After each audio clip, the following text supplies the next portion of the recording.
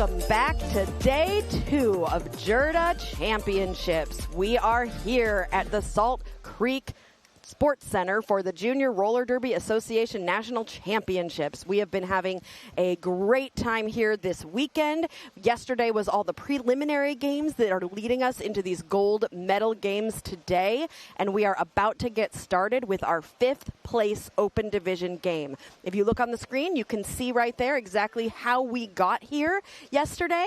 So both Columbia and Indianapolis did not win their first game, so they are both going for their first win at national championships. So Columbia is used to being here at nationals. They've been here a number of times before. This is IJRD's first appearance in over 10 years, and we're going to see how this shakes out. And then later today, we will be having the 3rd place game between Philly and Denver, and we will conclude the open division with the championship game today at 2 o'clock between Des Moines and Southside. All of these times are Central Times. I know you all are all over the country and maybe even out of the country, so be aware of that. And then in the girls division, we have 2 more games today. We are going to be having our 3rd place game at 10 a.m., so right after this game between Fort Walton and Nashville. And then our championship game will be our final game of the day between Santa Cruz and Rose City. Before we get too far into these lineups, let's introduce ourselves. My name is Aria Kiddingme, and I am one half of the Derby Date Night team. We travel around the Midwest and a little bit beyond, depending upon how long we're willing to drive. And we provide live streaming of roller derby. Our tagline is, we give you good derby and bad jokes. So don't be surprised if you're going to hear some jokes today. And speaking of which, my co-host, who really enjoyed our jokes yesterday. I'm Carnage. And where are you from, Carnage? Harrisburg, Pennsylvania area. So I announce for Philly Juniors. Wonderful. Among a couple other teams out that way. And you're a tournament head announcer today?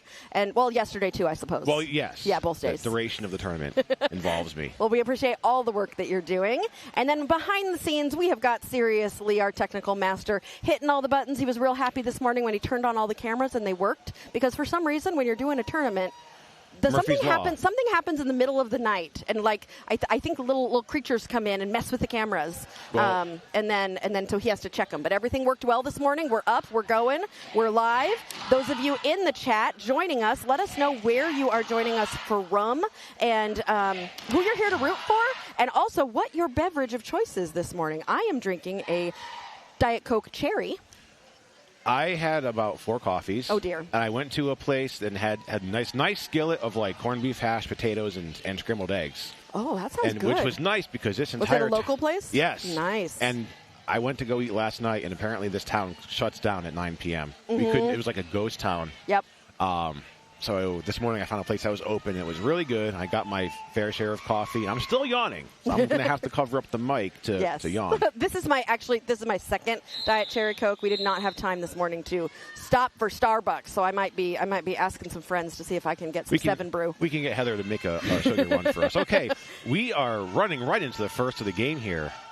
We have got Slaya on the line for Columbia, and we have got Slaya and Evil C for IJRD. Sirius just looked at me. He goes, "Oh, it's the 2 of them," because 2 years at playoffs, these 2 went up against each other almost, every other jam. So we are going to see these 2 quite a bit. The first lead jammer is going to be Evil C for IJRD. You mean Eric, right? That's what I call him for some reason. Yes, you heard me pause when I got to Evil C. I saw the gears were turning. Yeah, but you see how it looks like? It says E and then it says C. And then your mind just fills in the RI. It looks like, yeah. It just, and the eyes even, yeah. And Slaya gets out with an apex jump, but does not totally land it, and is going to be going to the box. Yeah. Oh, it was a low block, not a track cut. Well. Oh, a jammer bounce. Oh, no, where's my sound effects machine? I missed it. Oh, no. Oh. There we go. I was a little bit late, but when one jammer sits and the other jammer stands. Evil C's attacking that 4 wall of indie players up front. I'm sorry. I was just going to say, they're starting this the way they ended playoffs 2 years ago when they played. So Slaya used to be on Savannah, and Savannah and IJRD are the 2 teams that went into the overtime game during playoffs 2 years ago at Indy. You can find that on our channel at Derby Date Night if you want to watch that one. But they both went to the box in the last jam, and they just both went to the box. So we're just reminding people where we came from. But now Slaya is with Columbia, and this jam is going to go 2 full minutes, so we get to see these jammers show off their stuff for another 30 seconds. Both jammers stuck in the pack. Evil C just resetting at the back of the pack. Some nice defense coming from both teams here. Yeah, Columbia's really thrown those walls against Evil C, just reforming on the dot.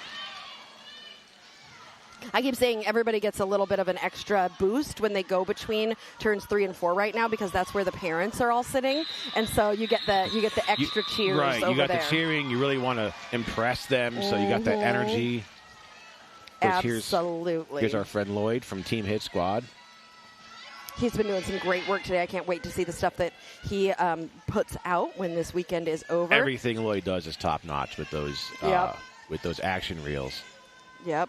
Okay, Biz is drinking a cup of Michigan cherry coffee. That sounds delightful. And Wild Irish Rosie has a Diet Pepsi, 28 ounces of water, and a strawberry fruit splash ginger ale. Nice and hydrated over there, Rosie. All right, Tiny Takia and Punky Bruiser. Tiny Takia coming up against Soul Crusher at the front. Now trying to get past Snow for right. Yeah, Snow for right with a takedown on Tiny. I think it's Tiny Takia. Takia. Yes, Takia, thank you. Punky Bruiser getting pushed to the outside line and pushed to recycle at the back. Takia is in that tripod on a scoring pass right now. And this time does get past Snow Fright and gets 4 points for Columbia. Meanwhile, Punky has that star off and is dealing with some great one-on-one blocking there from Lightweight, but is able to get around it and push that pack forward. Still has one to beat at the front, where Tiny Takia comes in on a second scoring pass and gets slowed down at the back of the pack. Yeah, just about cuts the track, too, by Snow Fright. Puts that toe stop out of bounds and quickly recycles back in.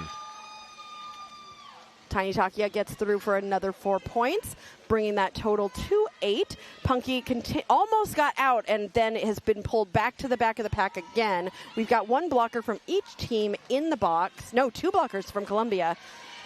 So Punky is trying to get through, ends up going down, gets tangled up a little bit with Mad Danger, but Mad Danger also goes down. So even though Punky did go out of bounds, because Mad Danger also went out of bounds, Punky was able to keep going and now will be eligible to score, but will not be able to as Tiny Takia. I wasn't sure if it was ta or ta. Yeah, and even like trying to spell it phonetically still leaves a lot to interpretation. So if anybody in the chat wants to help us, I love it when you try to teach me to phonetically spell things, and then I try to get it right. Unless you troll us and give us the wrong one deliberately. That happened yesterday, yes. So hopefully it doesn't happen again. Someone chose evil yesterday. Always fun when it's done. It's chaotically fun. You set us up to fail, basically. Yes. Salt is going to be your lead jammer for Columbia. Jaws is jamming for IJRD. Jaws almost getting out, takes a hit there from Imp the Shrimp, but is able to keep going and stay in bounds. Salt is through for 4 points, bringing Columbia into the lead. Jaws with an apex jump, making it look easy. I know it's not easy, but Jaws makes it look easy. Well, when you're that age, you're made out of rubber bands and Gumby dolls, and you don't even feel that. Yep. Jaws with an attempted bean dip. And a penalty on Salt. A low block is going to take Salt to the penalty box. This will now be a power jam for IJRD and Jaws. Nope, never mind. Jaws is headed there too. Now I'm going to be ready with my sound. We're ready. Okay, ready? 3, you got to time it 2, just right here. 1. It's my goal in life to time it perfectly. I always look at the camera so close. I'm like, I'm going to do it. Sat down. Okay. There's your bounce, and the jammer bounce. So neither jammer is going to sit for very long. So both are now back in the pack, and we have our second 2-minute jam. Mm-hmm. It's also, as a reminder, 8 a.m. and Central Time. Yes. And yes, it's 9 a.m. for us in Eastern Time, but we're here, so Central Time. But for these kids, they don't normally play early in the morning. Right. So that has to be a little bit of an adjustment for both of them. Plus, a lot of them may have some jet lag left over from the travel to get here, especially from the West Coast.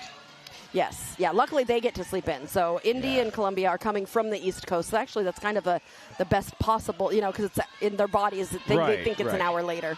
Salt is coming around on a scoring pass. This has been a high-scoring run for Salt, even though both jammers have been in the box. Salt ends up able to go around the track a few more times than Jaws, coming out with a total of 20. So Columbia, 23. Columbia now fairly solidly in the lead with 34-20. But as we all know in Derby, the score can change wildly. This is not the World Cup where 1 point is a really, really, really big deal until the very end. However, being that this is day 2, it's only going to get more intense. Now that these are the medal games, this is the 5th place medal game. We've got Little Bit for Columbia and Poison Dart for Indianapolis. Columbia just throwing their entire defense at Poison Dart. Oh, Tux was there, but goes down. Incomplete initial pass. In the middle of all of that, Poison Dart did come out with lead jammer. Little Bit had really almost gotten out, but Tux slowed Little Bit just enough. Just caught some air there, too. Yeah, Little Bit was definitely ahead, got that block, and then came back in front of that initiator who went out of bounds. So in that split second, we saw the whole thing turn around. We absolutely did. We've got Slaya and Evil C on the line. Love this matchup. 100% of the USDA recommended daily allowance for vitamins P, B, and J. Pivot, blocker, and jammer. Yeah. I'm going to guess there's a bit of a joke in there. I think that, so I was joking because one of the players out there for Indy is Peanut Butter Smackdown. We call him Peebs. But I think it would be really fun to have a blocker named Peanut Butter and a blocker named Jelly and have them block together all the time. There's you see the way people do salt and pepper? Yeah. Yeah. All right, Evil C is your lead jammer. I knew he was going to look at that apex. Both of these guys, if you give them an apex, they're going to take it. Both of them getting through for 4 points. Evil C coming in for another scoring pass. Slaya approaching the pack on a scoring pass of his own. Evil C backwards up on 1 foot, getting through that pack for 4 more points. Both jammers through the pack, matching each other point for point right now, as both are going into the pack on another scoring pass. Evil C gets through for another 4 and calls it, outscoring Indianapolis 12-8 in that jam. I never thought that cherry and coffee would go together, and I'm curious. Wait, Andrew Keys is trolling us. We're not getting trolled. We're getting a picture taken. And memes. There's going to be a meme within 4 days of this. I guarantee it. And are we both afraid to say Tiny Takia? Are we both hoping the other one is going to say it? I'm just like, I want to say it right. I was going to make another snarky comment about Andrew Keys. Oh, Andrew Keys, one of our photographers, doing a great job catching all of the action. Tournament head photographer. Oh, yes, wonderful. See, I love all the good information. Punky Bruiser up on those toe stops on the outside line, gets a push to the outside and is going to be forced to recycle at the back. Soul Crusher there and ready, but Peebs got there first to slow down Tiny Takia. Very defensive jam so far. Takia getting some offense there from Hippo. Yeah, Hippo trying to take out the brace of that tripod. Indy doing a nice job reforming to the front as the pack starts to bridge out. Lead jammer has been called, and Tiny Takia is through the pack. Yeah, they keep taking Punky to the outside line. That's your most vulnerable spot. You get taken to that line, it's almost game over. Yes, and Punky typically is it's deceptive because Punky also does I think karate in her spare time and has incredible. It's wrestling. So Punky has incredible core strength, and typically taking Punky to the lines does not work. So that shows you that Columbia really is making sure to get Punky out. I love hearing about what other sports the kids play, wrestling. It's all kinds of things and what they do outside of Derby. Yes, it's always fun. I think it's awesome that Punky does wrestling. Okay, so here's some information about flavored coffee. The cherry coffee plus, since it's Sunday, I added hot chocolate mix and creamer, so it's like a cherry cordial. That sounds delightful. Christina has had blueberry coffee, but never cherry. I actually usually do a raspberry latte. I really do like berry with coffee. It's a unique taste. Sirius says, pay attention, there's Derby. So Derby here at Champs. Salt. Bit of a barrel roll, but gets up with lead jammer. Jaws is out and will be chasing down Salt, but is about half a track behind as Salt comes into the pack on a first scoring pass.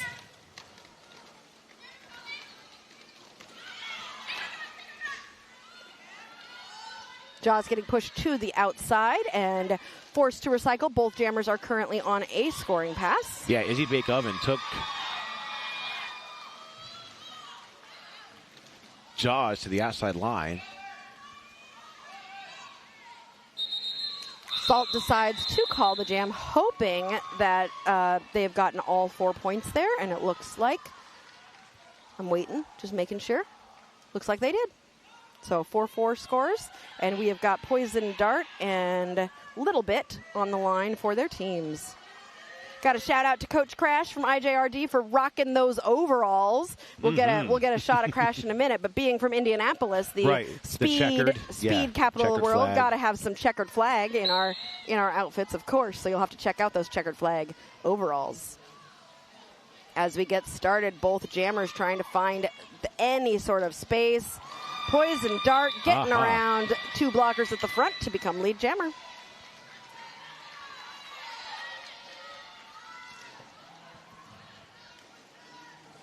Meanwhile, Little Bit continuing to push as Poison Dart tries to get through on a first scoring pass, but is unsuccessful and is going to be brought to the back of the pack. Little Bit also being brought to the back of the pack as this pack starts to stretch out back to turn 4. I think jammers have to, when you do a little bit, really just do a back bend to try and stay in bounds. I think jammers need to practice doing gymnastics. I'm willing to bet a lot of them probably do. The star has been passed for Columbia to Mad Danger, who is now the jammer for Columbia. Poison Dart in the pack, still on that first scoring pass. Mad Danger also on a first scoring pass, both in the pack. Poison Dart gets through for 4 points for IJRD. Tuxedo looking for that track cup. I don't think that... I don't think that jammer gained position or gained an advantage. It was close from our angle. Yep. So right now on the track for IJRD, you have 3 siblings. Blocking, you have Tuxedosaurus Rex and Peanut Butter Smackdown, and jamming, you have Poison Dart. Isn't that fun? Family affair here. We're going to just pause real quick for an injury timeout, and we will be right back.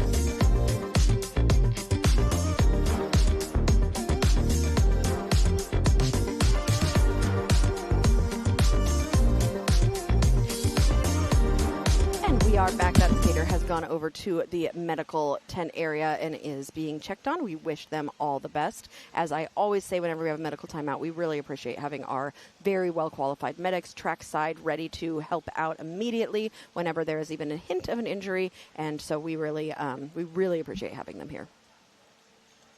With that being said, we are going to be getting back to the Derby again. I forgot to start my poll, so I'm gonna put a poll up because I'm curious to know how well do you know Derby out there? I know there's some parents out there. There's probably some skaters, but I really would like to know from you all. Let's test our viewers. What your level of Derby knowledge is. And so I'm going to type this up, and I can't type and talk at the same time, Carnage. So, Riff, go. All right, I guess I'll take over while you're typing. So we are coming out of this timeout. We did have to pay some attention to a skater who is taken off the track. I'm sure everything will be okay. Tiny Takia is back out there for Columbia, and I'm looking, is this number 7, Poison Dart? No. We do have 2 whistles. Tiny Takia was given lead, but came out of the pack and got swallowed back up by Mighty Mouse, so Tiny Takia is out. And okay, we've got Evil C out with a star for Indy. Tiny Takia is on a scoring pass, but crashes into a wall of IJRD blockers. Evil C comes out with 4 points, albeit not lead jammer.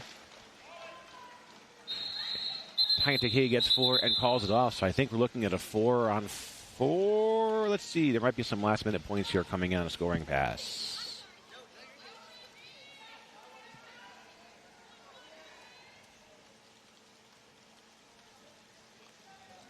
Okay, we're keeping that at 4-4. I did only see 1 scoring pass per jammer, so Slaya, 4-3-9 back out there for Columbia.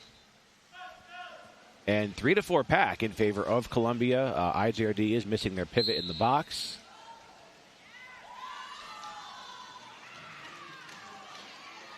All right. We've got Teehee is a junior, aged up with 1 season as an adult. Awesome. And we've got a junior going on your 2nd full season. Love to see it. We are happy that you're here, and you will be at champs eventually, and we're ready for it. Yeah. Punky Bruiser and Salea. Punky is your lead. They're both in the pack on a scoring pass right now. Nice backward waterfalling by Mad Danger to bring Punky all the way to the very, very back of the pack. Sabotage 29. I recognize that name. I am Roller Derby. Polarizing Pixie. I recognize that name from Instagram from years ago. K County. Yes, we know Pulverizing Pixie, who is an aged-up junior from 2019, 7th year in adults, and 10 to 11 years in general. You're also a coach, Pixie. Don't forget that. So I hope you clicked Expert I Am Roller Derby. I would hope so. Yes. I would expect nothing less. Yes, we've got a few options for your poll. We've got Expert I Am Roller Derby, Solid, I Know Some Things, and nobody here is a newbie or learning. I thought we might have some with parents, but it seems like parents know some derby. They know some things. For sure. Probably from their kids. or just from learning. I heard that the Philly parents practice their cheers at practice, so they actually have practice Philly parents with their are kids. a whole vibe. Jaws is going to be your lead jammer for IJRD, followed by Salt. The Philly crowd is only second behind the OG Lehigh Valley crowd. They could blow the roof off. I haven't seen the Lehigh Valley crowd, but yesterday the Rose City crowd, they have a drum. I mean, who can beat the drumming sounds? Yeah, did you see the drum though? It's a suitcase. Well, you got to make do. So right? No, it literally looks like a suitcase, and then you open the suitcase, and it's like a transformer. It transforms into a drum. That's genius, right? Can attest, parents know some things. Yes, they do. Parents do know some things. Some parents have been skaters themselves too, which I love it. I love it when sometimes when a junior ages up and they get to skate with their parent. It's so cool. I always love being able to announce those moments. How many parents are involved with either volunteering or officiating? Sometimes we just pick them and say, you. Tiny Takia is going to be your lead jammer for Columbia. Poison Dart taking that star off as he is pulled to the back of the pack.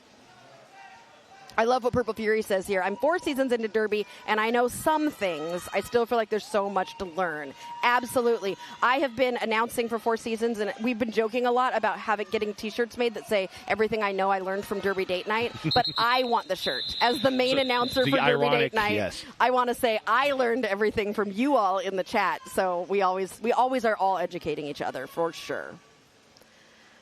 All right, getting ready for our next our next jam. Oh, Raspberry Tea, you played with IJRD for 9 years, and you're here to support your former team as an alumni. I love that. That's awesome. It must be fun to see your former team in the championships for the first time in over 10 years. Slaya and Evil C.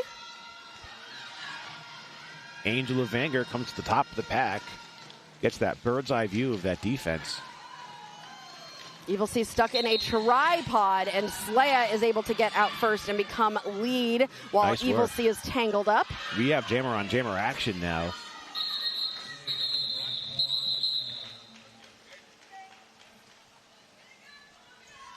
Biz, I love that you said, Biz says, I responded with, I know some things because I'd like to make sure I always leave myself space to learn. And Biz is an amazing official who's been involved in Derby for a long time.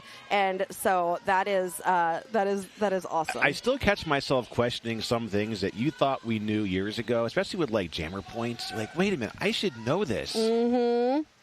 And we do have a couple newbies here who say, teach me all the things. So clearly we've got some experts and some solid Sunday level. morning Sunday school here is underway. It's the school. It's the Church of Derby on Sunday morning whenever we do Sunday morning Derby.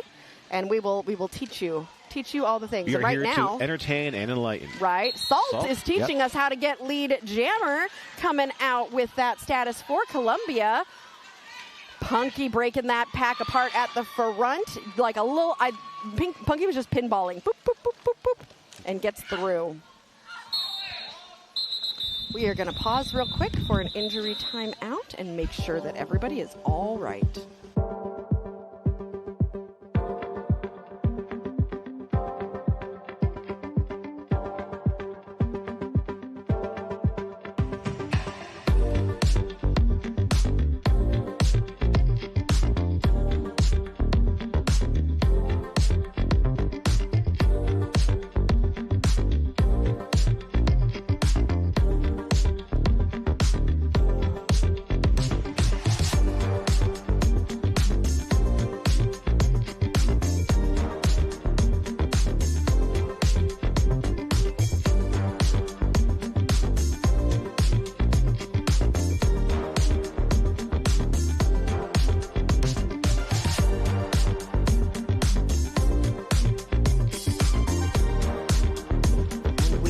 That skater was all right and able to skate off on their own. Just a bit shaken up, but absolutely no problems. We are confident that things are going to be okay. Yep, but we are still going to make sure they go to the medical tent and are checked out. For those of you who host roller derby events, something that JRDA is doing that I really like and I think other teams should think about doing, they've got a little pipe and drape over in the corner, and it's become a very private area. So if any skater is injured and they do need to go over to the medical tent for any reason, they have a private space to be. It's not a side, right. And I really love that. Yes. And I would love to see more teams do something like that just to be able to give them, just a little bit of privacy. So what a lot of teams Pipe will and do drape is cheap. is if their skater is down, they'll circle around them and they'll take a knee to kind of give that skater some privacy. Yeah, but I think the tent is nice because then you don't have all your teams. Exactly. You get to just be you and the medical team. They're off to the side and they have their own space. Yep, absolutely. Well, we are back to the action. Slaya and Jaws with a little bit less than 10 minutes left in this first half. We appreciate those of you who are here joining us in the morning for this 5th place medal game. Slaya coming out with lead jammer for Columbia. Columbia did come in ranked 5th, and IJRD came in ranked 6th to these playoffs. Jaws did not need to pass the star, had it off, but is putting it right back on. That Rapunzel just threw their entire body in front of Slaya. Rapunzel's very strong. Yes. All right, getting ready for this next jam. We've got Poison Dart for Indianapolis and Tiny Takia for Columbia.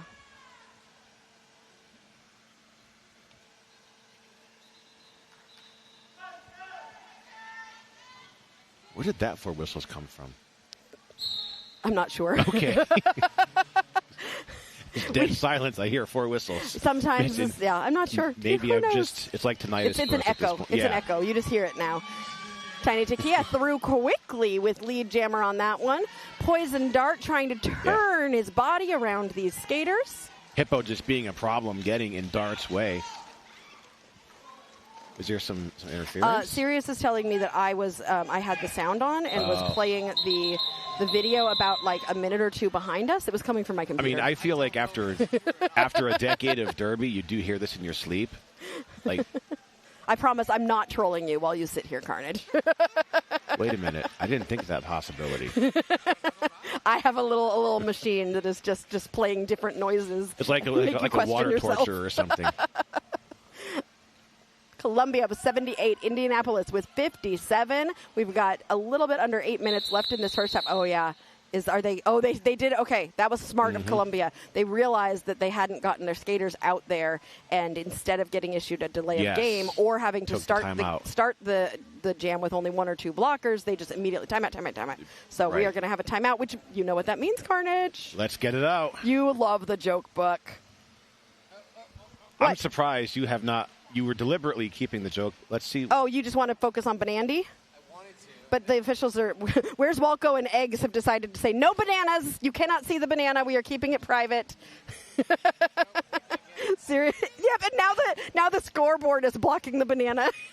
What we need Serious, you have 0 camera angles on Banandy. We would love to see the banana. No. Wait, is it blocked again? Yep, blocked by the crowd. Blocked by the... Oh! There we go. You know, everybody should announce with a banana hat, right? At least once. Mm-hmm. What did the flower say to the bicycle? What did the flower say to the bicycle? Pedal. My wife wants another baby, but do you think we should have kids after 40? That's a lot of kids. No, 40 children is enough.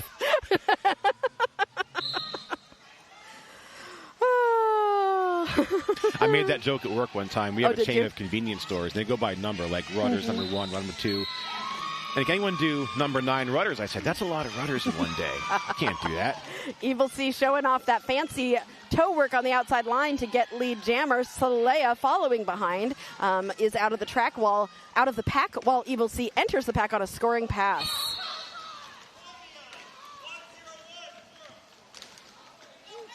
Evil C working his way through, just juking around skaters to get 4 points for IJRD. Saleya cutting to the inside, finds Mighty Mouse, who uses that shoulder. Oh.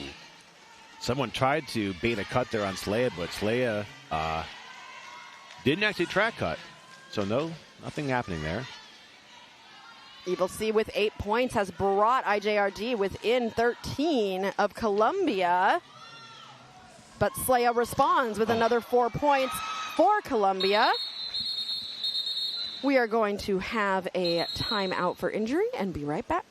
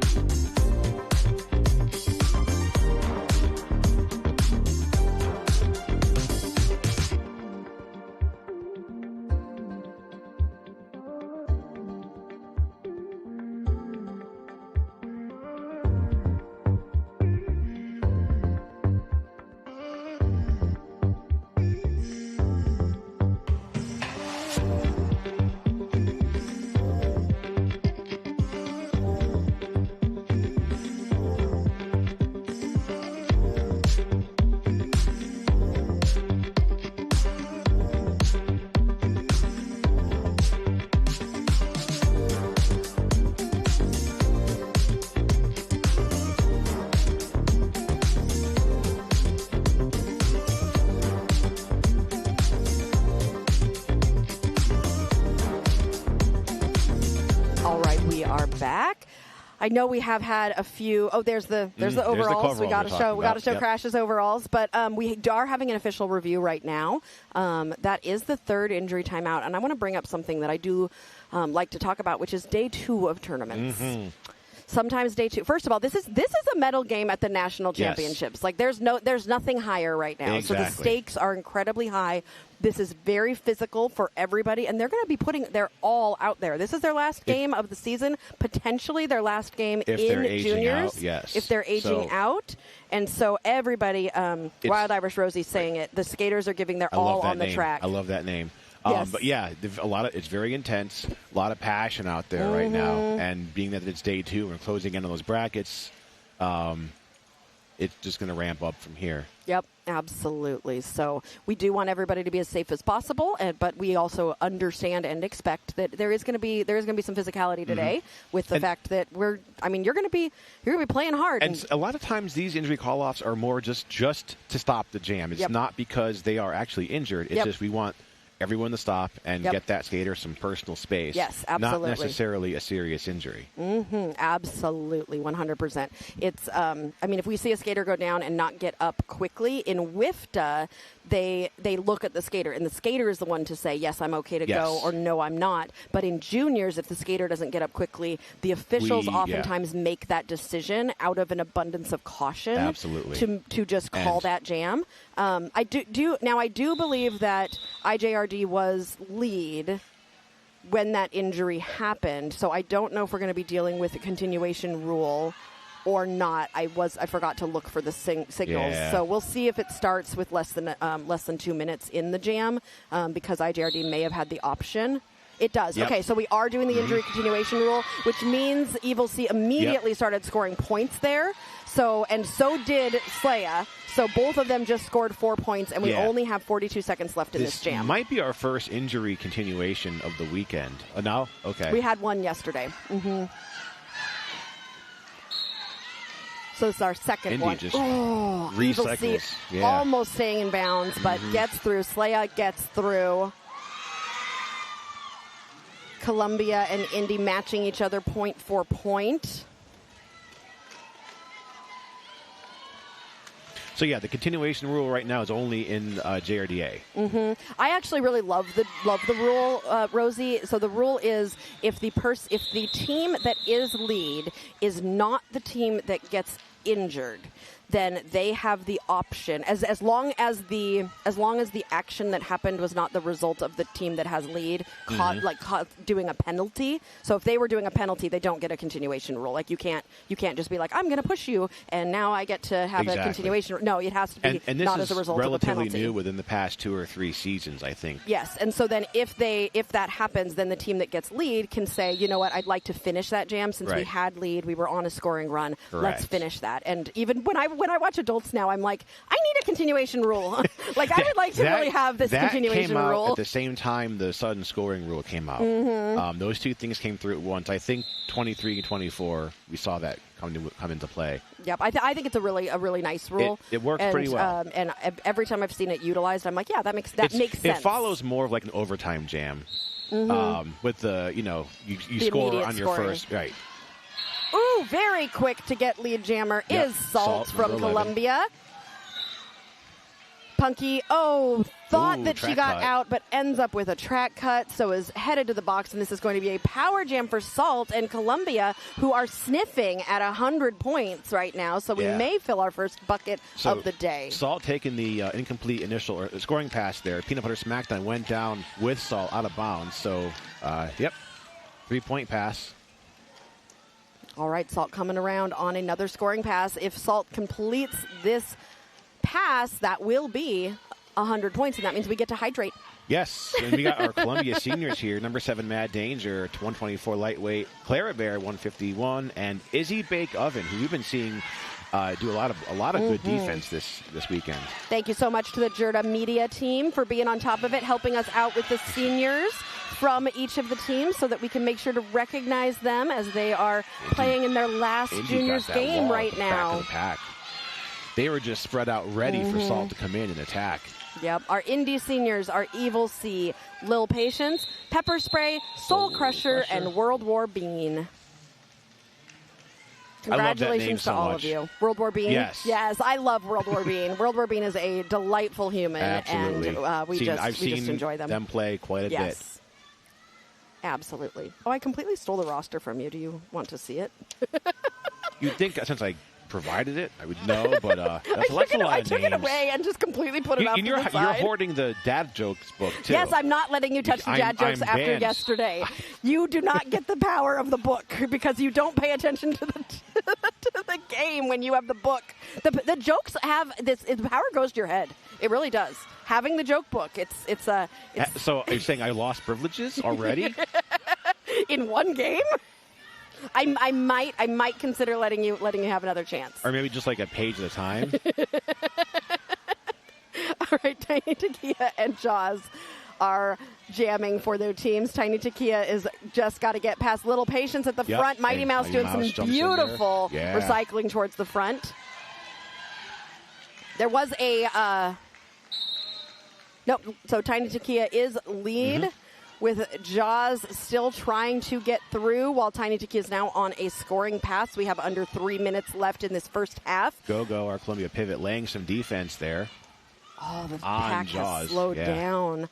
Jaws dealing with a block-to-puss of all 4 blockers. Just Clara Bear just giving that tripod everything she's got, too. Up front, working the brace.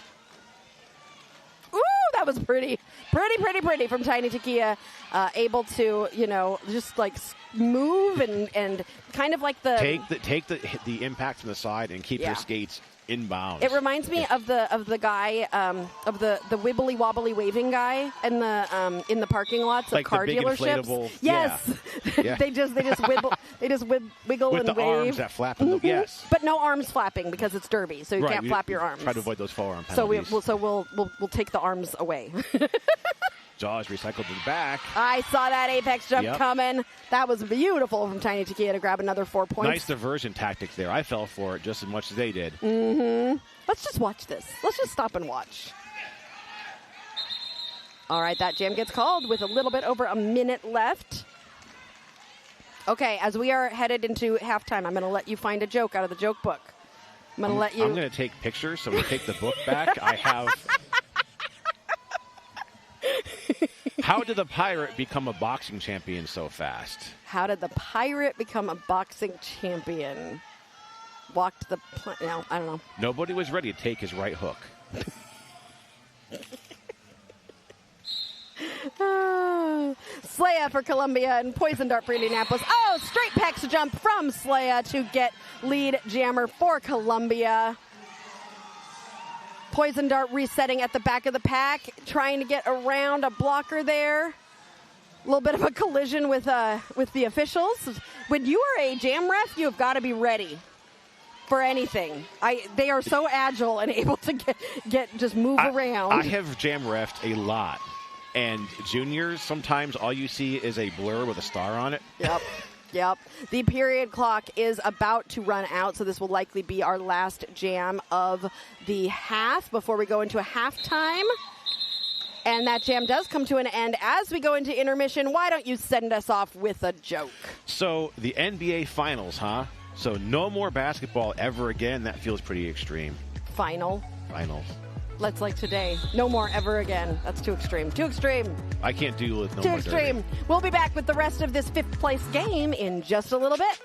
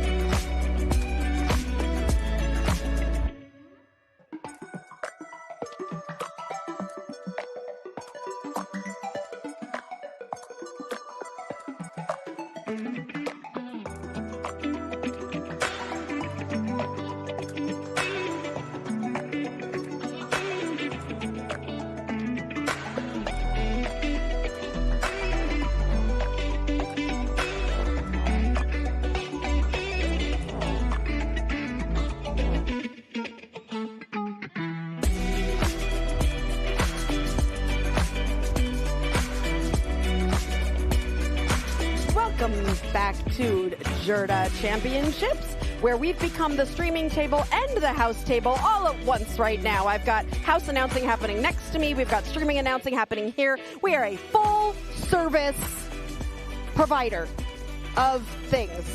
Anyway, stats. Here's what has happened in the first half. This is a closer game than it looks.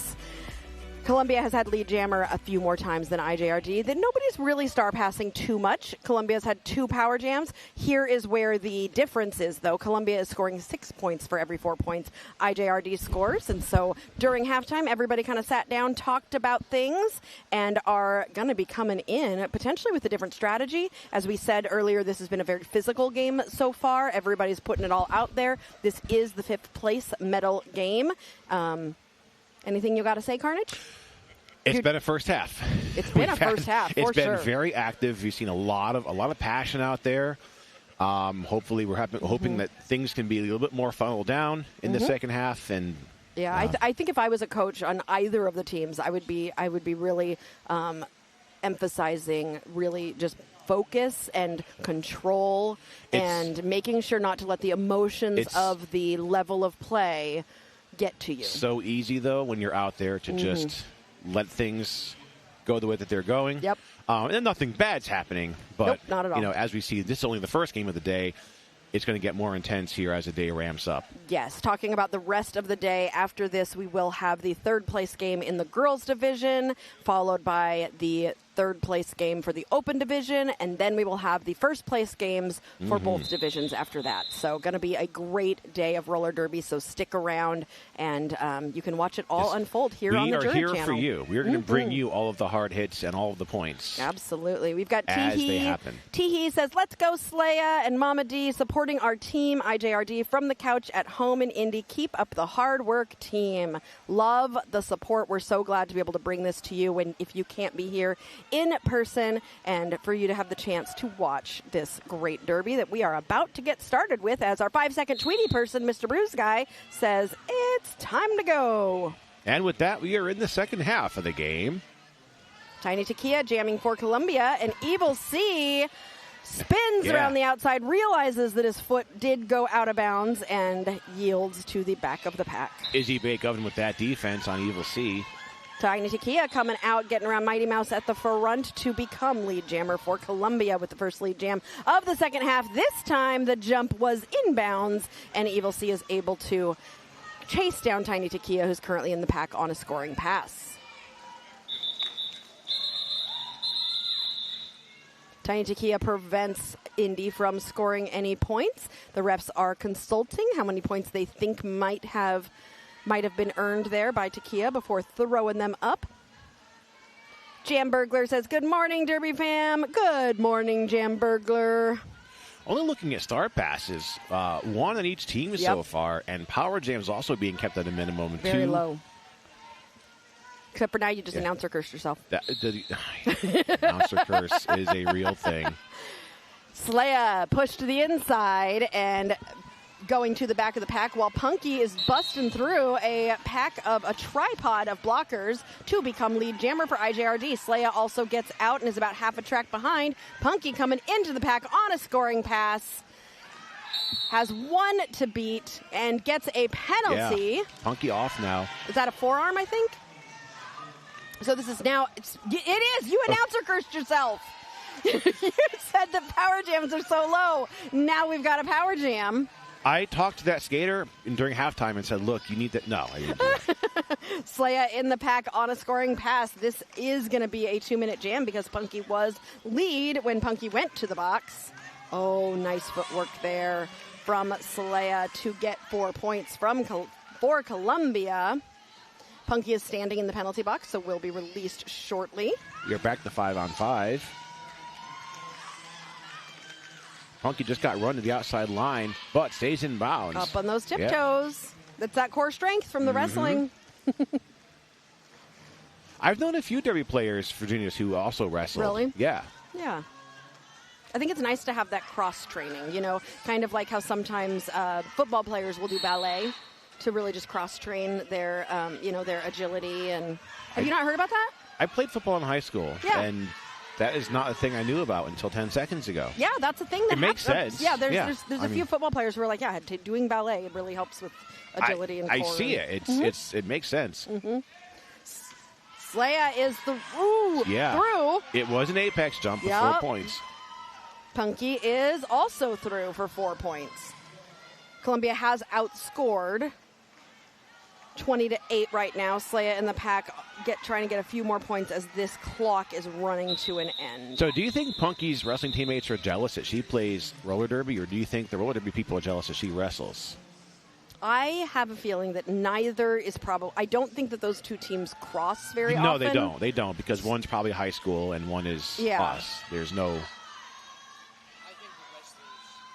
The wrestlers should be seeing this and being like, wow. Sirius says wrestlers should be jealous. I think so, too. Mother says Lynn Swan did ballet. Is that a football player? I don't watch throw ball. Throw ball? Sports ball. We're an obscure sports only family. I like the fact that most of the adult derby culture doesn't know the first thing about most other sports. Right? Salt is your lead jammer for Columbia. No, our family, we always say we're an obscure sports family. We only watch obscure sports. So our favorite sports are roller derby and F1 auto racing. Okay, yeah, my family does NASCAR. I have zero interest in it. I will go to out to eat or go to to get wings, and I'm like, why are there so many people here? And then there's 75 TVs playing football. Okay, I didn't know the whatever you call it. Yep. Super Bowl is what's on. Yeah. the Super Bowl. That thing.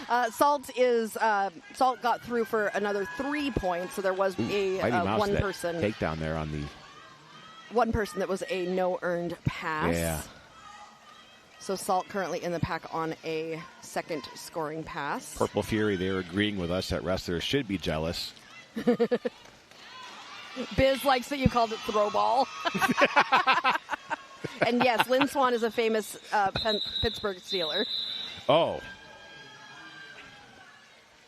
Being in Pennsylvania, where we have the Turnpike teams, I'm just going to backtrack and say... You're in Pennsylvania. You should know.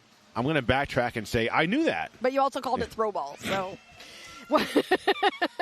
25 minutes left in this game. But don't you worry, we got so much more derby for you to watch today, and we can't wait for you to join us for all of it here in Chicago at the Salt Creek Sports Center, where we did have a pile of snow, but it is gone today. Is it? I was curious if it would be here again today. The pile of snow was about 3 inches wide last night. It was about the size of a lawnmower yesterday.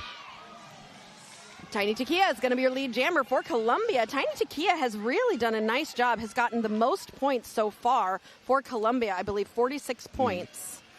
Did anybody tell us where that pile of snow came from? Because you know the scene in Pulp Fiction where John Travolta walks into a room and he's just got that confused look? That was me when I drove in the parking lot. Like, there's no way it's a pile of snow Sirius out there. and I were discussing that last night. We were like, that's not actually from weather. Like, we think there must be something some refrigeration somewhere facility or something, that put that pile of snow out there. But this will confuse people. It was funny to see, definitely. Yeah, Fury goes, snow, it's July. I have a photograph of that pile of snow. Oh, you took a photo? Yes. Poison Dart able to get through on that initial as Tiny Takia has completed one scoring pass and does decide to call that jam. Soccer equals kickball, which I agree with. But they call that football in Europe. In Europe. I've had so much fun with the World Cup being in America and seeing all of the goodwill from all these other countries. Yes. I've decided that I want to live in Norway. I want to... What's the one that bounces back and forth? Holland. They go, I bounce to the left, and then they go right. No idea what you're talking about. And they're all in orange. The fans. I haven't watched a bit of the soccer. All I've been watching is the fans. The Scots decorated all of the statues in Boston with traffic cones. That's something I would do when I was 17, though. Slaya is your lead jammer for Columbia. I'm not saying that we used to take cones and close off roads or anything because I'd be admitting guilt. Yeah. Well, no, but see, you are, I'm not going to age you here, but we have talked on this channel before about Evil C is out. We have talked before about how, for some reason, our generation, the Gen Xers, the chaos we did was we collected random road construction debris. So we would collect signs, we would collect traffic cones, we would cones were 10 points each, and I know for a fact that you can fit 46 of them in a Volkswagen. Like, why did we do this for fun? Because everybody I knew had a traffic sign in their room. 4 points for Columbia in that last jam, bringing them to 166. Indianapolis is at 90. There was a road near me that we named 400-point road because we had a system and every cone was worth 10 points. And only a few people nowadays get it when I say, 400-point road. Oh, okay. I see. Soul Crusher doing some nice recycling to the front to reestablish that tripod to try and block Salt. No one has been established as lead jammer yet, as both of these jammers are fighting in these packs. Punky has started to stretch the pack out to the front, up on those toe stops, does become lead jammer for IJRD. Meanwhile, Salt at the back dealing with Soul Crusher, who is, we always say, Soul Crusher, crushing souls with that beautiful hair. Oh, Punky got that cut there. That cut brought to you by Hippo, who was very aware that Hippo stayed inbound. Snowfright was down and unfortunately got a hit to the face by a teammate, but no harm there. Everything's good. Because the skaters are tough. Again, if you're on the fence about buying the helmet with the face shield, perfect example right there. It's absolutely. I would not. If I skate without the face shield helmet, I feel like I'm not complete. Punky sitting in the penalty box while Mad Danger has taken the star and is now the jammer for Columbia. Punky now standing, so less than 10 seconds remaining on that penalty. 24 seconds left in this jam. Punky was lead, so this is another 2-minute jam. So we've got 18 seconds more. Punky back in the pack as everybody is all tangled up here. Mad Danger pushed to the inside and pulled to the back. Punky is just got to get past lightweight at the front. There's some forearm hand signals being thrown up.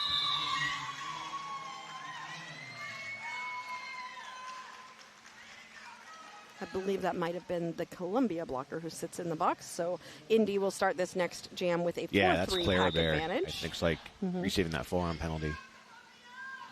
And the timeout. Yep. Being called by IJRD. Oh, you said Clarabelle, and Robert Louis said, go Clarabelle. Let's go Columbia. Here's the book again. What's the worst thing about ancient history class? The teacher's always Babylon. Babylon.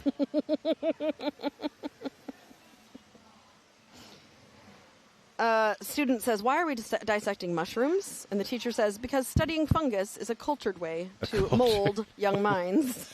There's a twofer in there. 2 for 1. Oh, Purple Tsunami. Hello, Purple Tsunami. That is Coach Eric's mom in the chat. We adore Purple Tsunami and wonders if the pile of snow would be from another ice rink on the property. Maybe? There is an ice rink, but it's about 1.5 miles from here. They came 1.5 miles to dump a bunch of ice. This is what we think of roller derby. Here's your snow. Yeah. There's going to be roller derby here. Let's put a big pile of snow to confuse them. That's something I would have done. Success, so Sirius says. They did it. They did it. I mean, there might be like a storage warehouse that... Yeah. So yesterday when I was coming in to Salt Creek Center, a clown held the door open for me. It was such a nice gesture. I did that, and then 15 minutes later, kids were still coming out the door. He didn't even get my joke. Oh, it was such a nice gesture. I thought you were telling me an actual story. I know. I was trying to make it sound like an actual story, but now it's completely was really natural, and it went over my head. Nope. Dusty Mars You ruined the joke. I got a dirty look because I let that one go right over my head. Now it's an official review called by Columbia. So it was a timeout by IJRD and now an official review called by Columbia. I know. That's why I looked there, Sirius. You always... Oh, inform my viewers. You weren't informing me. Okay, so Sirius is pointing at the scoreboard up in the upper left-hand corner where you see that blinking yellow. Sirius is trying to tell me that means it's an official review for Columbia. That's why it's separate from the other 3 that are for timeouts? Yes, the top 3 are for timeouts, and there's only 2 at the top for both Columbia and Indy, which means they've both used one of those 3. And then the very bottom one, that is your official review, and you get one of those per half. Unless you win, then you get another one. You both just said that simultaneously. Unless you win, and then you get to keep it. But you only get to do that once. My last annual performance review at work, they said I lacked passion and intensity. They've never seen me alone with a really big cheeseburger. Or on Derby Date Night, or here at JRDA Championships. I definitely do not lack passion and intensity, and neither do these skaters. I don't know. It's a toss-up between us and them. With the most passion and intensity? Yes. Yes. Love it. I wonder what they're official reviewing. Do you have a guess? The only penalty that I saw was the forearm. Usually it's because our... Wait, we got a wave coming. We're the only ones who did it on once they got to the official side. We ended the wave. Andrew Key is the official tournament photographer, making sure that he does an entire circle of the wave. Both of us also coming from Reading Roller Derby. Oh, he's trying it again. Let's see if we can not. But he's given up on the running, so yeah, it's not working that wave as well. is really, because I think he got tired. That's a ripple at that point. It made it halfway down the bench seats outside, yes. and then. Although crowd surfing. Hello, we are about to find out some information. Columbia was requesting a cut on the Indy Jam from previous jam, saying that while the initiator received a penalty, they cut a non-initiator. Columbia 241. Upon review, we did see that they cut the non-initiator, so he issued the penalty and they overturned the review. All right.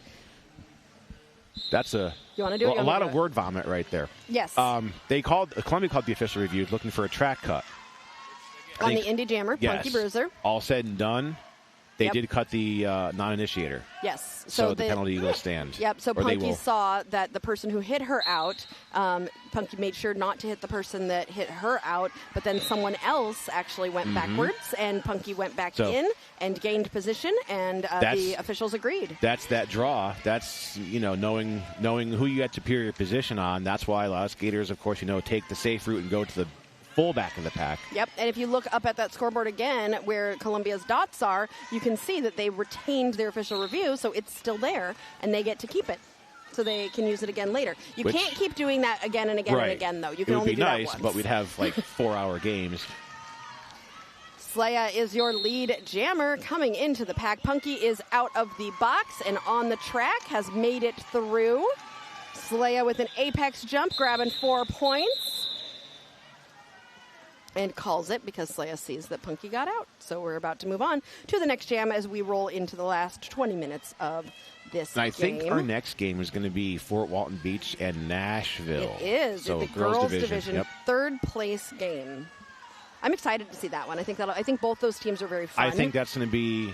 I think it's going to be a really fun game, and I'm going to really enjoy watching the parents. I've been enjoying watching the parents for all of these games, and just seeing the different crowds, and I have been really loving that because it's like we see the game, and then behind it is the parents, and I've just been enjoying the whole parent part of these championships. This is definitely not the Philly crowd with the wind section, or we don't have a drum.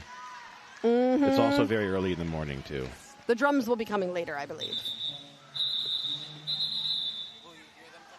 Well, Sirius goes, will you hear them coming? You'll hear a, what's what I'm looking for? Like a drum? Like when they're going marching to war and you have the drums. Snare drum. That's it. The cadence. It is almost marching band season. It is almost marching band season. I'm so excited for marching band season. Our kids are in percussion. Unfortunately, and, we love marching band. My niece is graduated, so I don't get to see any more of that. It's one of our favorite things about the fall is getting to watch our kids do marching band, and we have a senior and a junior, so we've only got a couple more years of doing it. Coach Eddie calling for that team timeout, so we're going to take another 60 seconds here. Not a joke. It doesn't matter if you want one or not. The other one went over my head. Redemption. I'm looking for redemption. Sometimes I tuck my knees into my chest and lean forward. That's just how I roll. Just how I roll. Just how I roll.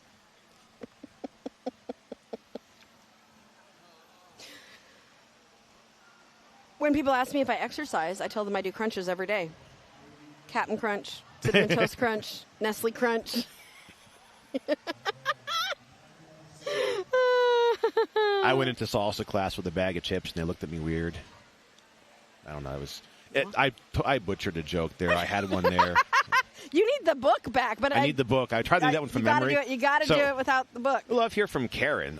Video coverage of these roller derby games is some of the best that she's seen. Oh, thank you. So, a grandmother watching from home. Thank you for tuning in. Thank you so much, Karen. We're so delighted to be able to bring you this footage and be able to showcase these kids at their best. Damage asking how I'm feeling after announcing 7 games yesterday. That's a lot. I think it was 6. It was, yeah. I'm actually all right. I typically on our channel, I announce all the games, and I used to struggle with my voice, but Sirius bought us these headphones, which make it so much nicer because we don't have to strain our voices. You hear your voice, and you know. Yeah, so I'm feeling pretty good. Yeah. Thank you for asking. I hope you're doing well. Is this an official timeout or an official review? It's a timeout. It was a team timeout, but I think we're back to an official timeout. Okay. So they're just checking on some things, making sure it's going well. But we're about to get back to the action. So Nashville, who's coming up next, Bambi is one of the coaches for Nashville, and I think Bambi knew that I had no idea that she was coaching for Nashville because we know her pretty well from Vet City. And then when she showed up yesterday, I was like, hey, and she goes, surprise. So it was fun to see Bambi, and can't wait to see Nashville play later today. ELC out with lead jammer for Indy.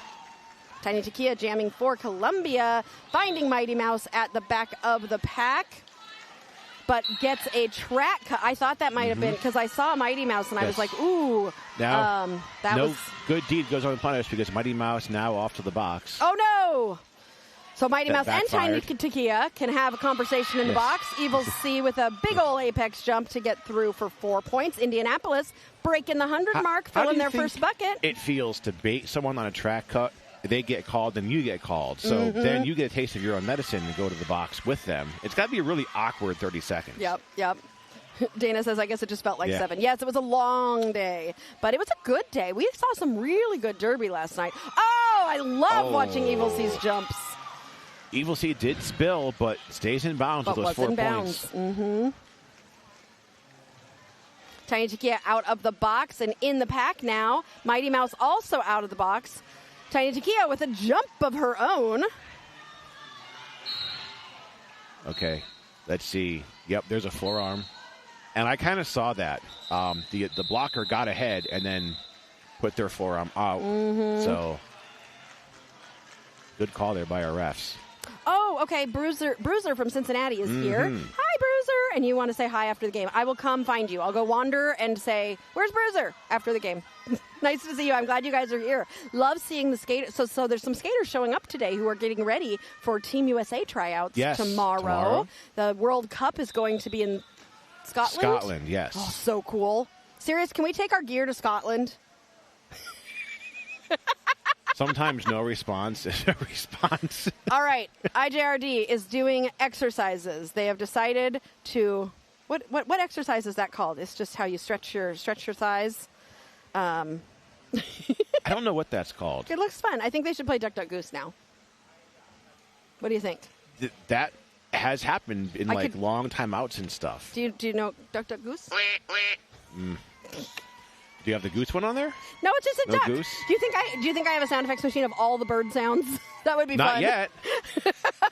Next year at Champs, though, I have higher expectations. I bet you there's a bird call noisemaker. I know somebody who had a bird call clock, and every hour was a different bird call. And I service security systems and alarms, and every couple months, it's beeping. And no, it's your bird clock. Okay, this is cracking me up. Your mom just asked you if Pinky was announcing. I said, no, it's Pinky's Derby twin. Pinky and I get that all the time because we sound similar, and we met each other for the first time earlier this year, and we definitely are our twin announcers. The butterfly stretch. No twinning today. It's Aria. Butterfly stretch. That's right. You just said that. And Damage says, I get it too. There's a lot of us announcers who sound similar, but we are all different. It's not just Inception of Announcers. Correct. I don't think anyone is gonna mix our voices up, though, Carnage. What are you saying about me? I don't think we sound that similar. Jaws is out here with a Indianapolis lead. Slaya is trying to get past Tuxedosaurus Rex. Jaws and Slaya have a little bit of a tumble up as Jaws gets through for 4 points. Slaya gets out on that initial pass. Jaws and Slaya both coming around on a scoring pass. And everybody kind of stops as they engage with the pack. 15 minutes left.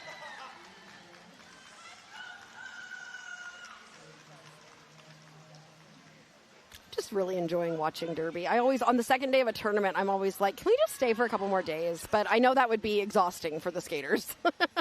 I'm not ready to leave yet.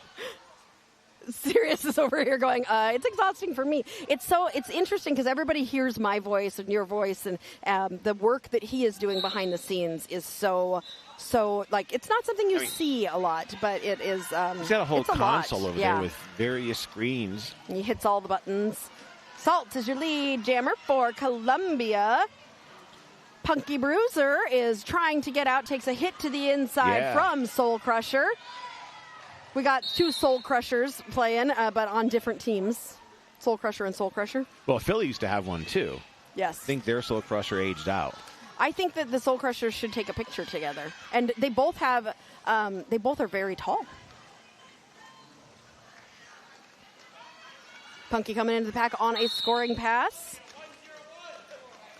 Oh, no. See, I said Soul Crusher, and then Soul Crusher went to the box. It's my fault. I'm so sorry. See, you got the curse this time. I do. I had the curse this time. Salt has scored 8 points as Punky is through the pack. Will be able to score points if Salt does not call it. Punky's able to use that size to kind of bean dip in the middle of the pack and get through underneath those blockers.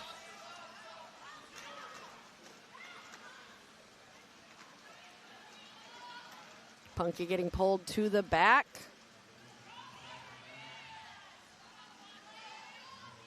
We've got two blockers in the box right now, one from each team. Punky getting pushed to the outside and pulled back there by Go-Go. Columbia putting another, just waiting for the score to come in on how many? 11 points on the board. JRDA able to put 3 down.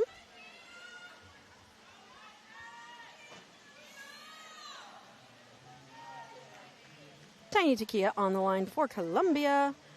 And Poison Dart, number 7. thank you.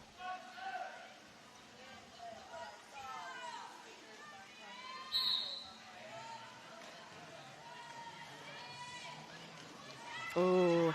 Soul Crusher with a hit out on Tiny Takia. Poison Dart up at the front. Has got to get past Lightweight and does so, but is not lead and will be chasing down. Oh no, is lead because Tiny Takia is headed to the penalty box. Yep. Poison Dart immediately calls that jam. Didn't to catch freeze. the hand signal there for the penalty. We'll see it in just a second.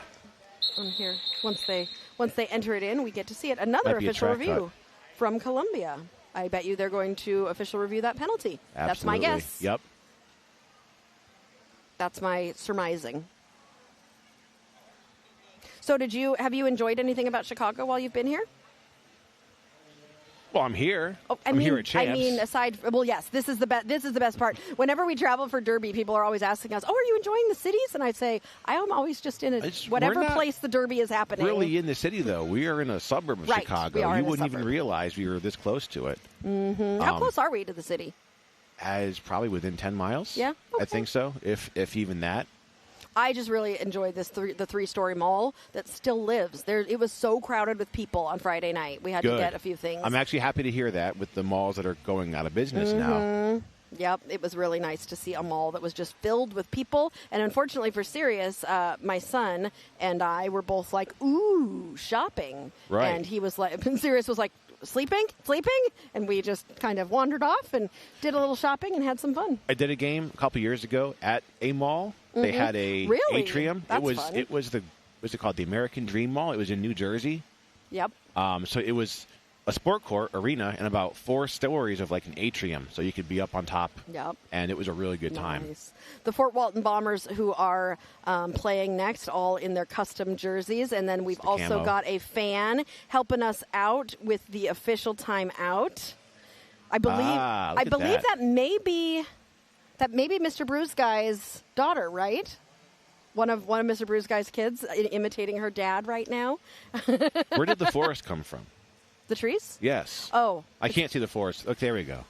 For those of you who don't know, our screensaver is a forest, and the screen, because we hadn't touched it in a while, and changed to a forest, and Carnage got confused. Didn't know screensavers were even a thing anymore. Wait, what? I don't think I've seen a screensaver pop up in many years at this point. Are you calling us old or out of touch? I'm with you right there, so obviously not. I'm picturing like the flying the stars screensaver. Oh, I Yes, remember that. Do you remember the one that would bounce around the screen? Yeah. And you would always wait to see it hit the corner, and it never hit the corner. It never hit the corner. I don't understand. Sirius wants me to talk about the bracket. He's like, let me give you a new topic. Let me give you a new topic. Yeah. So after this, we have the third place game between Fort Walton Beach. You just saw their awesome custom jerseys. I love it because the letters and the numbers are glittery. It's very cute. Versus the Nashvillians. So that will be our girls' third place game, followed by Philly and Denver at noon. And then we've got our 2 first place games. I'm going to guess they were looking for a cut. They were looking for that cut to be removed. We agreed with it. We overturned the call. There was out of play. We weren't issued. Okay. Initiator went All right. Okay. So that is the second official review won by Columbia because they did agree that they were out of play. And so the no call. You can come in front of that initiator if they are out of play. Yep, if they are out of play, then that's fine. So because the initiator was out of play, then there was no track cut, and so they did take away that penalty. Nice use of official reviews there by Columbia. Being on top of your game right? to undo or get one penalty and undo another one. Mm-hmm. Slaya is your lead jammer. Evil C is in the pack trying to find a way through as Slaya comes in on a second scoring pass. Evil C there taking a spill but gets back up. Dana says vintage, not old. That's true. Vintage is a much nicer way to say it. We are vintage. Sirius said, I'm just old. Got an eye roll over there. Slaya is through for another 4 points. Evil C is able to work out of that pack and will be eligible to score points as Evil C is coming around. That whistle brings this jam to a close. We're not ending the game. We've still got 10 minutes left. Yes. Although this half definitely not as drawn out as that first half was. Mm-hmm.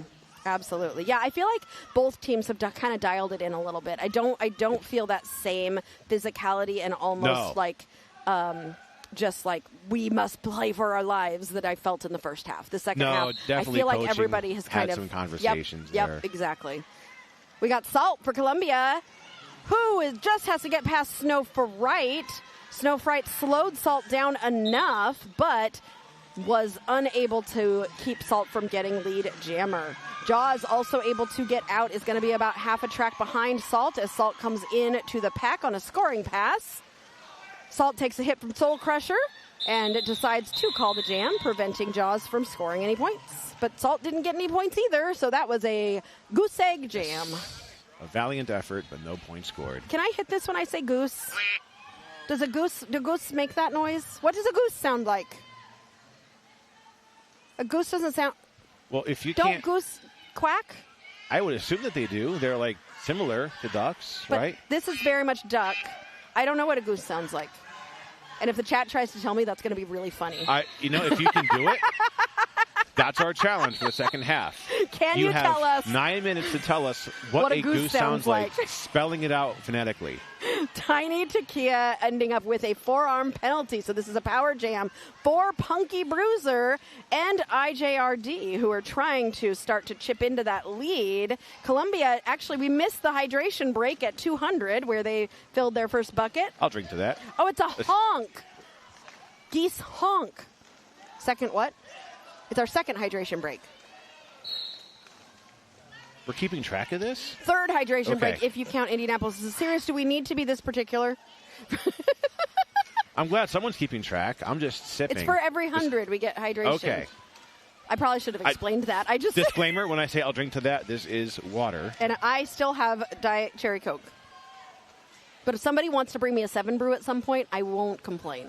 We could probably talk Heather into making a run for No, us. Heather is busy. She's been being shout out to IJRD Heather. president. She has been so busy. She's been working so hard. Shout out to Heather, all the love. Yes. Because very unsung hero. She helped us lay the track 2 days ago and running around making Yes. everything happen. Yes, and shout out to the entire IJRD leadership staff who have been working Right. so hard behind the scenes to make all of this happen so that we can showcase these skaters and allow them to Shine. shine. Yeah, thank you. Shine. See Honk the Musical. Oh, yeah, I've heard of that before. Punky has putting that star back on after getting out. We got 15 more seconds in this jam, so these jammers are going to have another opportunity to try and score some points for their teams.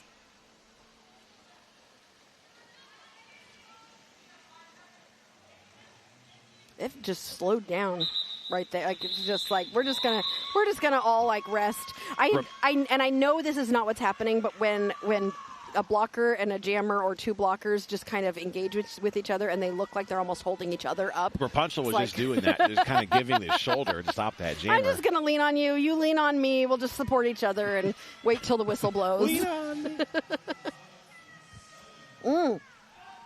That would be a fun video to make of people like, lean on me, and you show all the blockers leaning on each other. I think so. That'll be fun. Slaya and Poison Dart jamming for their teams. Poison Dart getting pushed to the outside and pulled to the back there. Poison Dart is somewhere in... Oh, Poison Dart's at the back there. Found Bodacious and is tiptoeing on that inside line. Ooh, track cut. Getting a track cut. Yep. That one was real close there on that track It cut. was. So Slaya is going to be your lead jammer for Columbia while Poison Dart waits in the penalty box.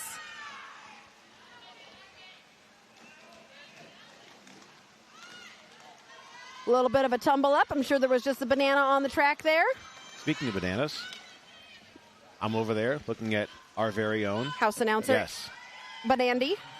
There was a Here time. he is. He's in our penalty box camera. There was a time when I had to address something here at halftime, and I said, "Where's Banandy?" And then literally you just see yellow coming out of that behind that I love it. the signage over there with the brackets on it. Just Yep. comes out of there like I heard my name. Yep, Slaya avoiding a really nice hit there by Soul Crusher to be able to stay in bounds and get through for 4 points for Columbia. Or 3, I think there was a no-earned pass there. Now another 4 for Slaya. Poison Dart is out of the box and in the pack. Slaya coming around on another scoring pass. Poison Dart just has to get past Captain Mad Danger and does so. Slaya sees Poison Dart coming, but looks like we might be running it instead of calling it. 10 seconds left. Nope. Never mind. Make a liar out of me. Snowfright jumps Make a in liar to out of brace me. that defense, and it works pretty solid. Yeah.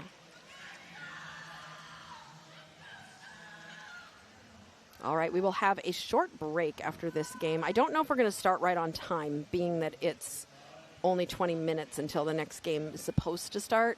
So I know they have to have warm-up time. So yes. definitely stay tuned here to see what we always try to make what sure the that we start know time that the is. times are tentative and we're going to go.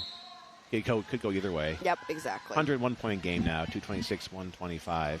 This has been a high-scoring game. Yes. Very high. This has been one of our higher-scoring games And of the tournament so far. Ooh. Okay. Just taking a second. Yeah. No, everything is okay with Gogo, it looks like. So Gogo was down, and Skater kind of went over her, and I was curious if there was going to be a blocking down Skater, but Gogo I think got it was back just up. incidental contact. It was, and Gogo, a little shaken up, but I think Gogo is fine.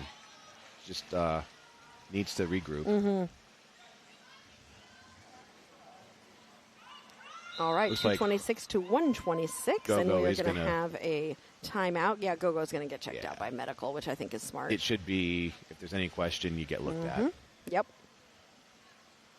It just got so quiet in here that there's, like everybody is just in a hush as we have this timeout right now. it is an official timeout. I wonder if they're talking about that down skater, the illegal contact. Maybe. Do you want to hear jokes? Let's go. Okay. Here we go. Here we go. Wow, it's a Hold on. awkward wait right now. Did you hear about the twins who got an apartment together? No. Before they were roommates. They were roommates.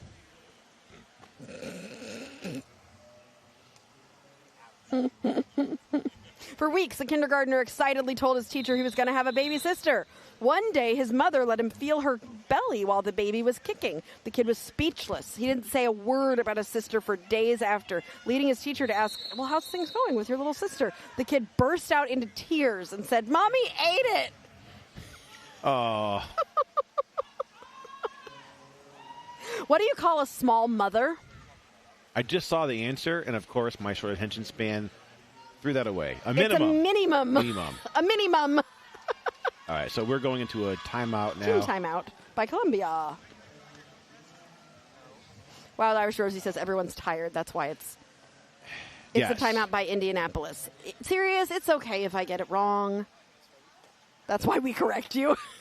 Sirius has a need to make sure that I let the audience We want to and make that's sure good. everybody that's good. is Sirius informed. does not want me giving the Right. audience incorrect information. So it is an Indianapolis timeout, which you can tell because the team timeout is in red. Also, the And Indianapolis's name jam is timer in red. making the hand signal. Is pointing Right. at the bench that called the timeout. Mr. Bruce Guy's arms must be tired today. As being the 5-second Tweety person for this 5 game, second. we have had Jam timer is fewer 5-second Tweety per. That's 7 syllables. That's but a it's lot. more fun to say than jam timer. Jam timer is very timer. official. I would This like is a jam I would timer. like to petition to officially change it to 5-second Tweety person. I will get behind that. Evil C coming into a tripod at the front. Is lead jammer, but got swallowed back up by the pack. Tiny Takia gets out. Evil C is lead. Looks like a senior wall for Columbia there. That's by, looks like Ian. Oh. Matt having a seat in the box here as a pivot for Columbia. Yep, Evil C controlling this jam.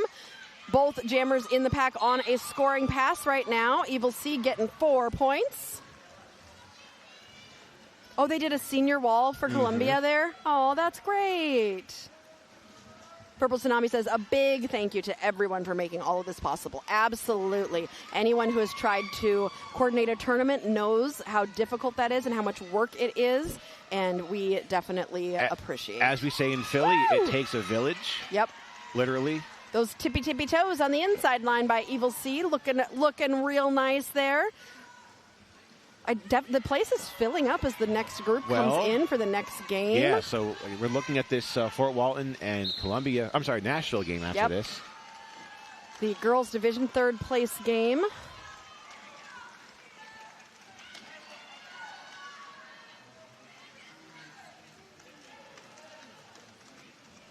Two minutes left in this game with less than 30 seconds left in this jam.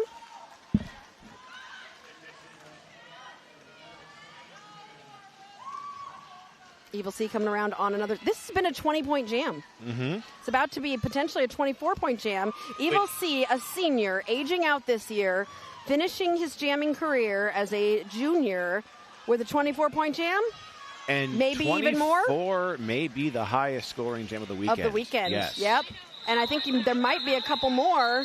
No, it was 24. But Evil C gets to be written on my list. Yes. 24 points. And moving into a timeout here by the Indy bench. Okay. We should do the timeout signal with Mr. Bruce Guy in solidarity. What if we got on camera and did the timeout? You can do that. I'm not doing it. You're the one who suggested it. It's either a group effort or it's nobody. You suggested it and then you chickened out. We can get Andrew Keys to do it. Andrew Keys is about to walk by. We're doing the jam timer motion. What do you mean wrong direction? No, we're facing that way. No, we're we're pointing at Columbia is over here. In our minds. Did he just roll his eyes at us and walk away? I love it when people tell me I'm Wow. wrong, and I 100% know I'm wrong, I and I just decide to say no. I I'm will right. go off on a tangent either way. I'm like, no. I have redefined the rules. I have a tendency to do that. If and we're calling the gym timer the 5-second Tweety person, Yep, then 5-second we can Tweety make our own person. rules here. I love making my own rules. None of them count. Did you know that? None of my rules Yeah, nothing count. we say is official. Nope. The lead pivot gets, We are the entertainment portion of this, and we have nothing official, nothing that people have to agree with. That's why we have a chat to correct us. Yes, I love our chat. We could call JT for Jam Timer. Or Sarah. Those would be fun. Lightweight jamming against Jaws. 1 minute and 30 seconds left.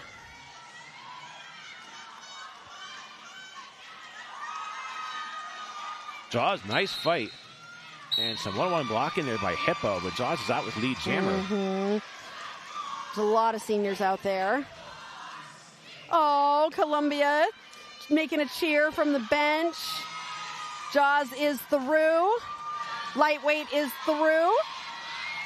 1 minute left in this game as Jaws comes around on a second scoring pass. Lightweight eligible to score. Yeah. Jaws goes to the outside, does take the hit out and calls it off. And we got time for one more jam. Maybe two. But I'm going to say one.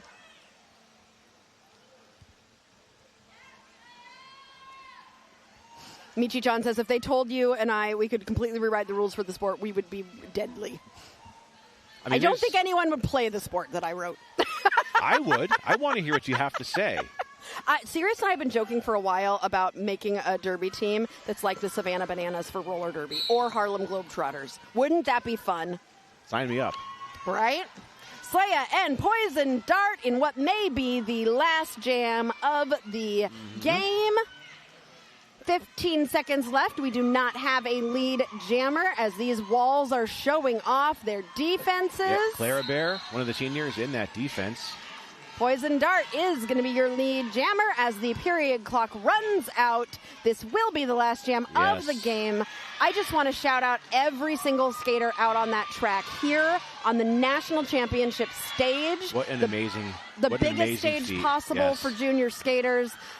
This is our 5th place game. If things stand as they are, we will have a 6th place finish for IJRD and a 5th place finish for Columbia. Regardless, everyone here is a winner. Just to make it here. Just to be here. Yes. Mm-hmm. No matter what happens, very proud of everybody. Absolutely. Okay, so with that being said, an unofficial score of Columbia 242, Indianapolis 158 is going to finish up the first game of our final day of the national championships.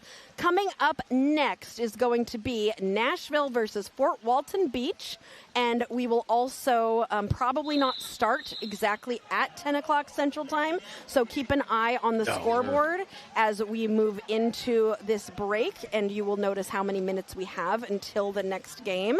I just saw the mohawk of one of our house announcers, and that is amazing. He's lined up in the high five section. Yes.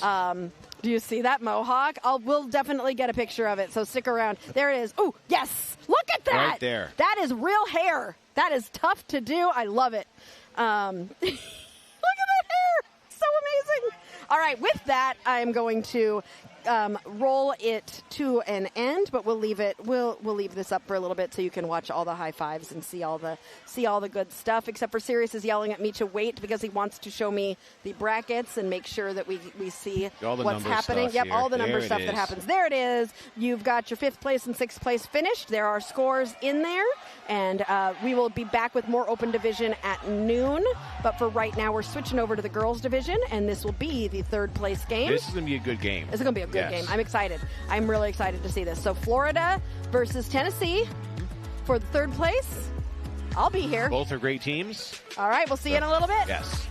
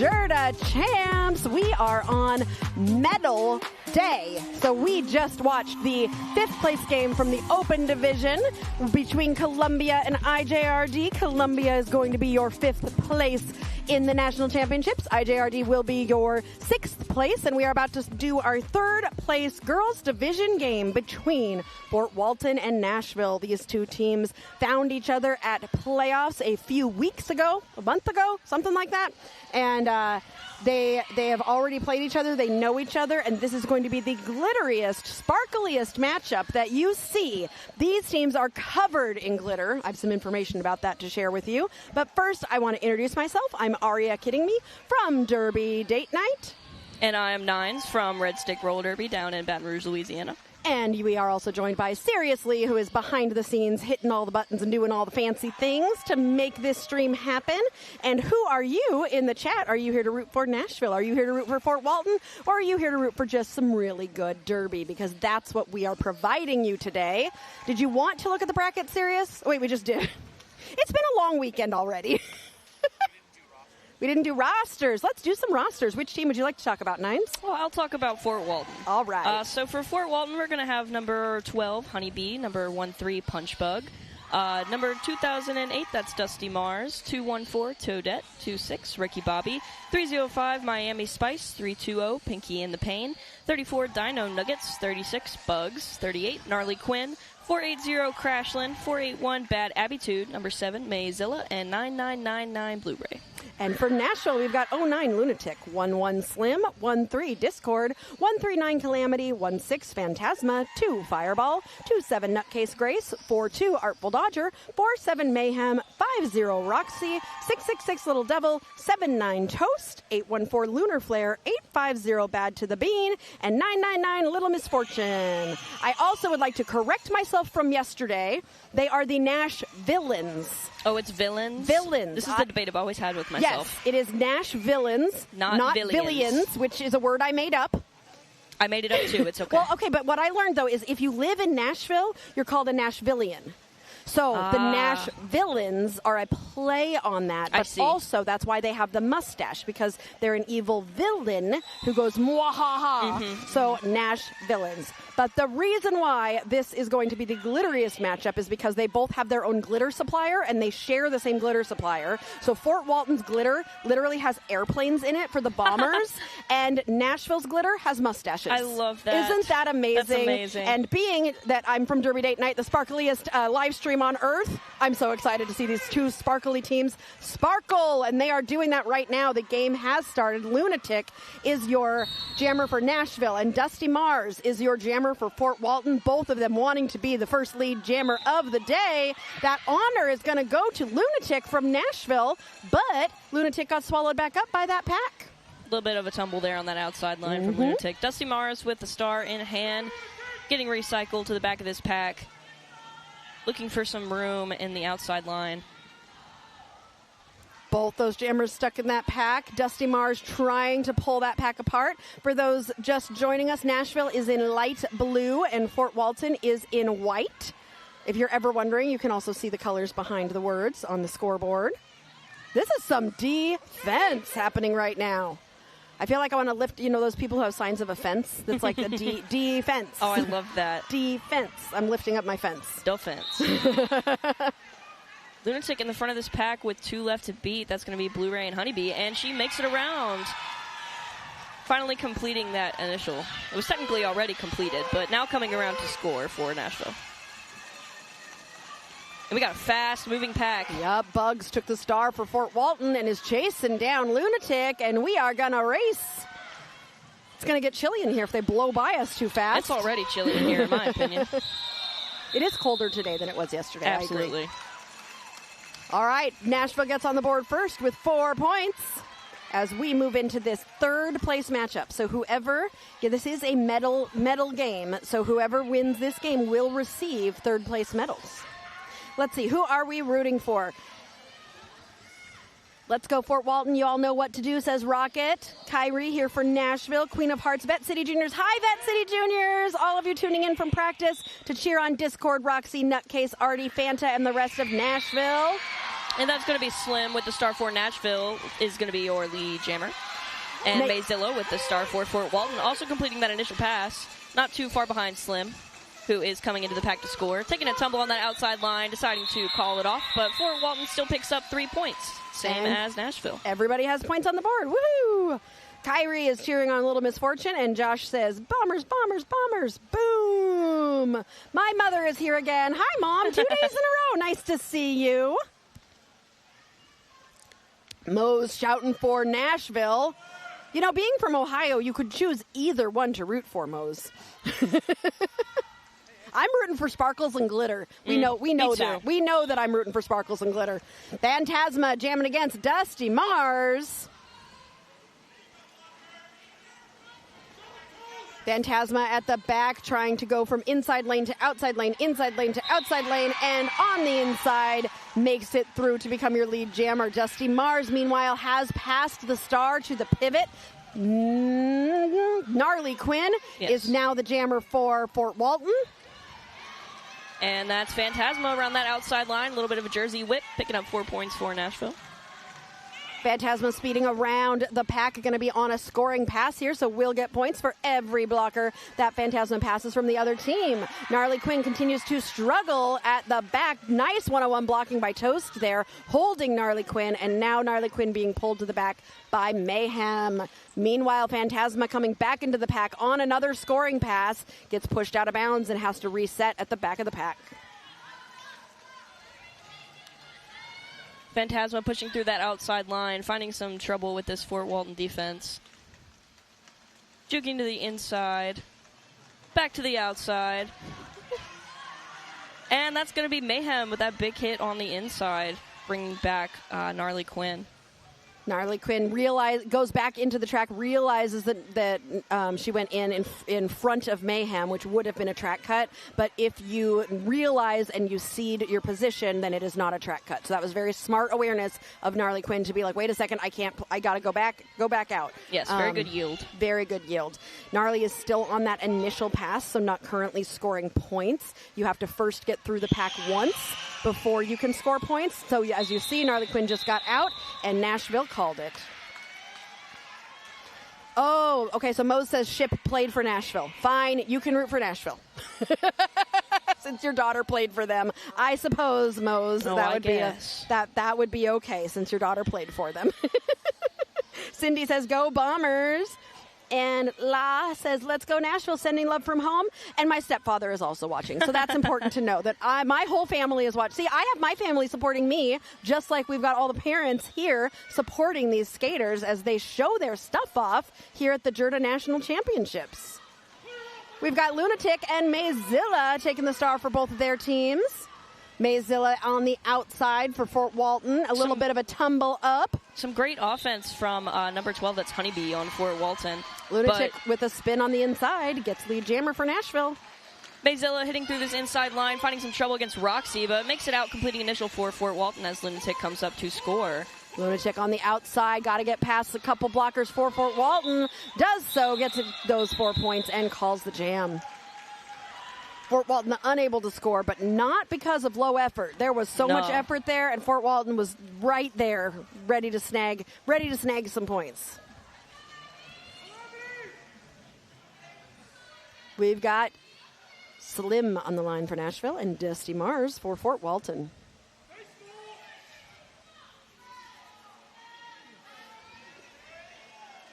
Both of these walls backing all the way up to that jam line to give them no room to build momentum. But it is Dusty Mars through that inside line, picking up lead for Fort Walton. That is your first Fort Walton lead. Slim getting through as well, about half a track behind as Dusty Mars enters the pack, getting real low, hoping to grab at least a point, and grabbed 1 point. Looks like 2. 2 points. For those new to Derby, you get a point for the hips that you pass for every skater of the opposite team. When your hips pass their hips. Yep, so if you lean your head forward, doesn't matter. It's got to be your hips, which is why you'll see a lot of skaters coming into the pack with their butts first, because it is the butts that get the point, not the head. So especially when you're running and you know there's another jammer behind you, you're going to want to try to get your hips in front, get that jam called off by tapping your hips, and grab your points before the other jammer can get points. We're going to have Artful Dodger for Nashville getting run back by number 26. That's Ricky Bobby on Fort Walton. Mayzilla doing some spinny work behind a tripod of Nashville blockers. Resetting at the back of that. That is a great-looking tripod there at the top from Nashville, holding Mayzilla. Some very good defense from both of these teams so far in this jam. Absolutely. Mayzilla taking a tumble on that outside line, getting ran back by Mayhem, the pivot on Nashville. Both of these jammers in the back of the pack. Artful Dodger trying to push through that outside line. Trying to get past Bugs. And joined by the rest of the blockers from Fort Walton, Artful Dodger is escorted to the outside of the track and brought to the back. By Ricky Bobby. But Mayzilla makes it through, picking up lead jammer status for Fort Walton. Artful Dodger is still fighting in that pack, has got 2 to beat, but gets pushed to the inside and is going to have to go to the back, while Mayzilla is in the pack right now on a scoring pass and finding that same tripod anchored by She-Devil. Nope, Little Devil. Attempted jersey whip there from Artful Dodger. That blocker, Lunar Flare, picking up a cut. So now there are 1 blocker from each team in the box. Artful Dodger ending up with a track cut penalty. So this is now going to be a power jam for Mayzilla. Very good news for Fort Walton. Very good news for Fort Walton, as they have not scored as many points as Nashville in these first 6 jams. So Mayzilla can keep going and keep scoring, or Mayzilla could decide to call this jam and freeze Artful Dodger in the penalty box and start the next jam as a power jam. And that is exactly what Mayzilla is going to do. Mayzilla also has 1 blocker in the box that is Mayzilla. Nashville also has 1 blocker in the box that is standing. So Fort Walton will have a 4-3 pack advantage and a power jam to start this next jam. This could be just what they need to close this gap. Change up the game here. It's only 14 points between the 2 teams, and as we know in Derby, we did have our highest scoring jam in the last game, which was 24 points, is the highest amount of points that has been scored in a jam during this tournament. So that was scored by Evil C in the last jam. We'll see if somebody else beats it today. And Dusty Mars taking a tumble on that inside line, getting recycled. Very strong wall put up by Nashville here. Oh, Artful Dodger almost out, gets a push out from, who is that? I believe that's Ricky Bobby. Ricky Bobby. They both fell, but Artful Dodger was going to be careful just because I think Artie knew that she couldn't see where the other blockers were. So just out of abundance of caution decided to go to the back. Smart move, always. Absolutely. Meanwhile, Dusty Mars trying to push through, takes that star off.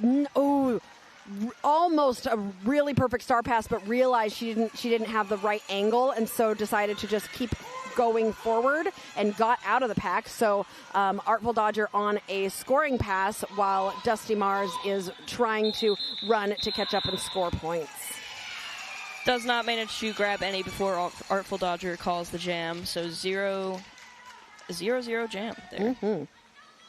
And a nice thank you, JRDA, for reminding us we are subject to the JRDA Code of Conduct here, and we've had such a great chat. You all have been interacting so nicely and kindly, and we appreciate you continuing to do that throughout this tournament as we support the amazingness of these junior skaters. We also would like to honor the graduating seniors who have been put in the chat, and I will read their names in a little bit. But first, we got to talk about this game. Mayzilla picking up lead jammer status for Fort Walton, coming around to score, and that's going to be Lunatic completing initial for Nashville.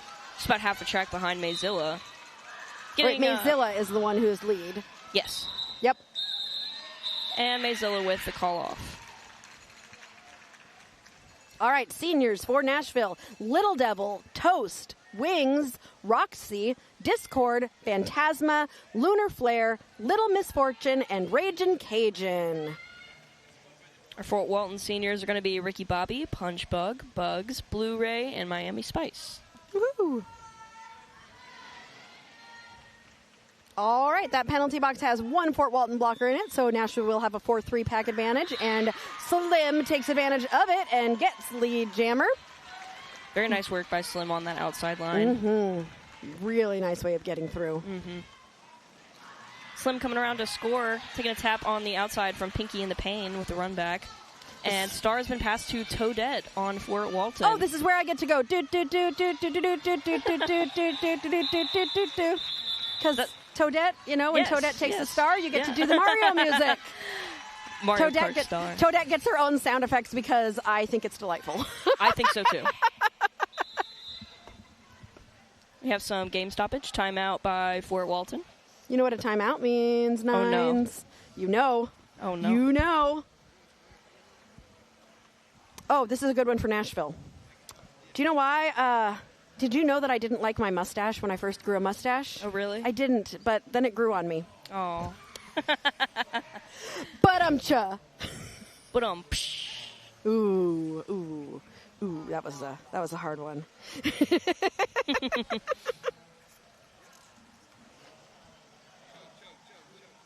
Doctor, you've got to help me. Why? One night I had a dream that I'm a car's mufflers, and the next night I had a dream that I'm part of the wheel. You want to know why that's such a big deal? Why? Because I wake up exhausted and tired. Oh. That one was something. Sirius is getting my sound effects machine. Oh, that one kind of deserved it, didn't it? Yeah. Yeah. Sorry, y'all. They can't all be winners. I told you, all I bring you is good derby and bad jokes. Never promise that they're good. They just At least sometimes you're are. self-aware. Yes, and consistent. Yes. Okay, we had a team timeout, and now we're having an official timeout. I think we might have a medic checking on a skater in the penalty box, making sure that we are being safe and making sure that, you know, if any injuries or scrapes or scratches happen, that everybody's all nice and covered up so that we're not, you know. Yeah. I'm using hand motions to show, like, putting a Band-Aid on something. I don't know if that's what they're doing, but, you know, sometimes you might need one.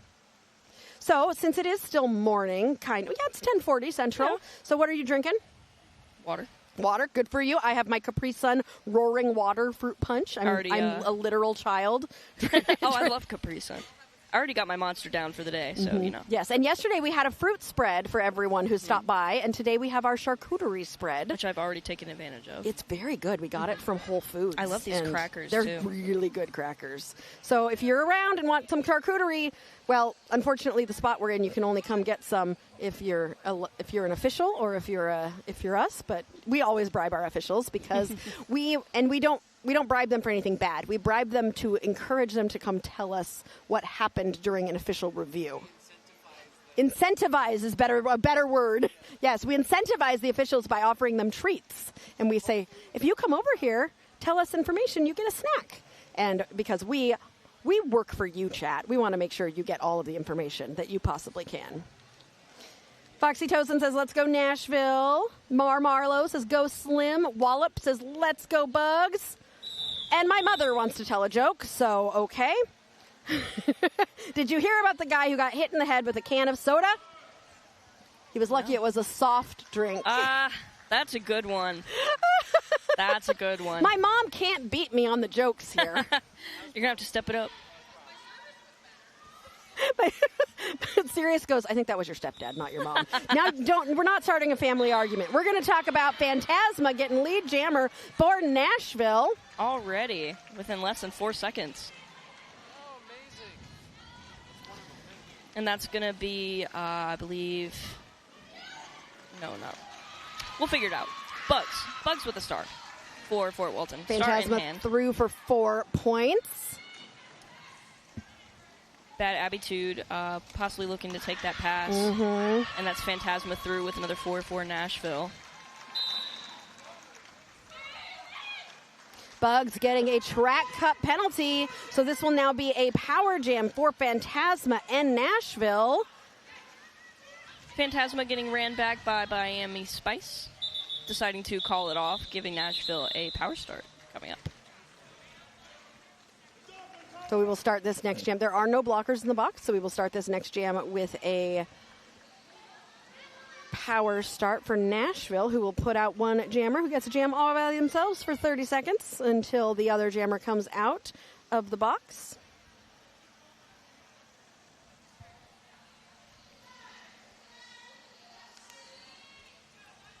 Oh, the Nashville blockers, the Nashville jammers all the way in the back. I was like, where's it? That's Slim. Slim was all the way almost back to turn 3 there, but is getting a running start and has just got to get past Pinky in the pain.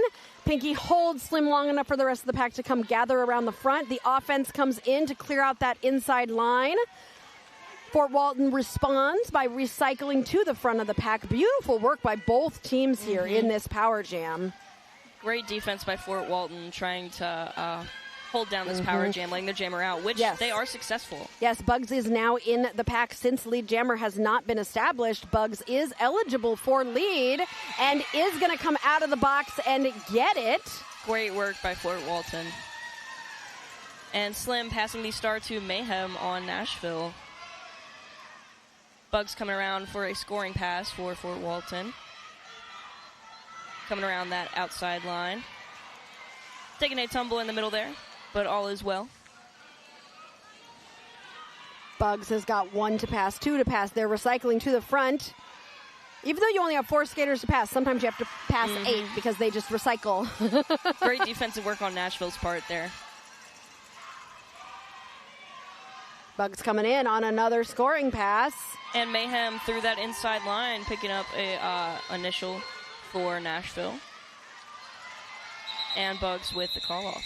Oh, you're saying that's Calamity, not Slim? It says, 139. I think you're right, because Slim, it said Slim number 11, but that number is 139. So that is Calamity. Thank you for the correction from the chat. We appreciate it. Apologies. And I want to know why somebody said they wanted to see Mayzilla and Lunatic, and I'm wondering if they have have they played together before? Do they know each other well? Is there a reason why you want to see that matchup? I always am curious. Let us know. Yes, let us know. Let us know. What is exciting about that matchup? And we have another team timeout. We got so much derby happening today. And they are all, at this point, we are into every single game is a medal. It's for a medal for the rest of the day today. We've got this third place open division, or this third place girls game right now, followed by the third place open division, which is going to be at 12 o'clock. Then at 2 o'clock, we start our first place games with open division first at 2, followed by the girls division at 4.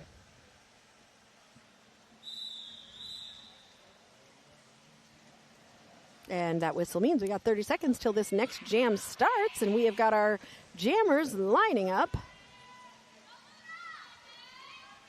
That's going to be Mayzilla, and I believe that is Lunatic. You got what you wished for. Hey, but now I need to find out why. I hope someone tells me. Okay, here we go with this matchup that was requested by the chat. You manifested it. So here is your matchup between Lunatic and Mayzilla. Lunatic fighting through his Fort Walton tripod at the front of the pack here. Some defense putting in the work. And Mayzilla one hand out, meaning she's still in bounds, picking up lead jammer status for Nashville. Great work there by Mayzilla. Absolutely. We are under 15 minutes in the first half of this game. Mayzilla in the pack on a scoring pass. Taking a tumble to the inside. Lunar Flare with the run back on Mayzilla as Lunatic completing initial for Nashville, coming around to jam. And Mayzilla with the call off, picking up 3 points for the Bombers. Ranger Sarah says, go Pinky. Great work being done by all of the skaters out there today.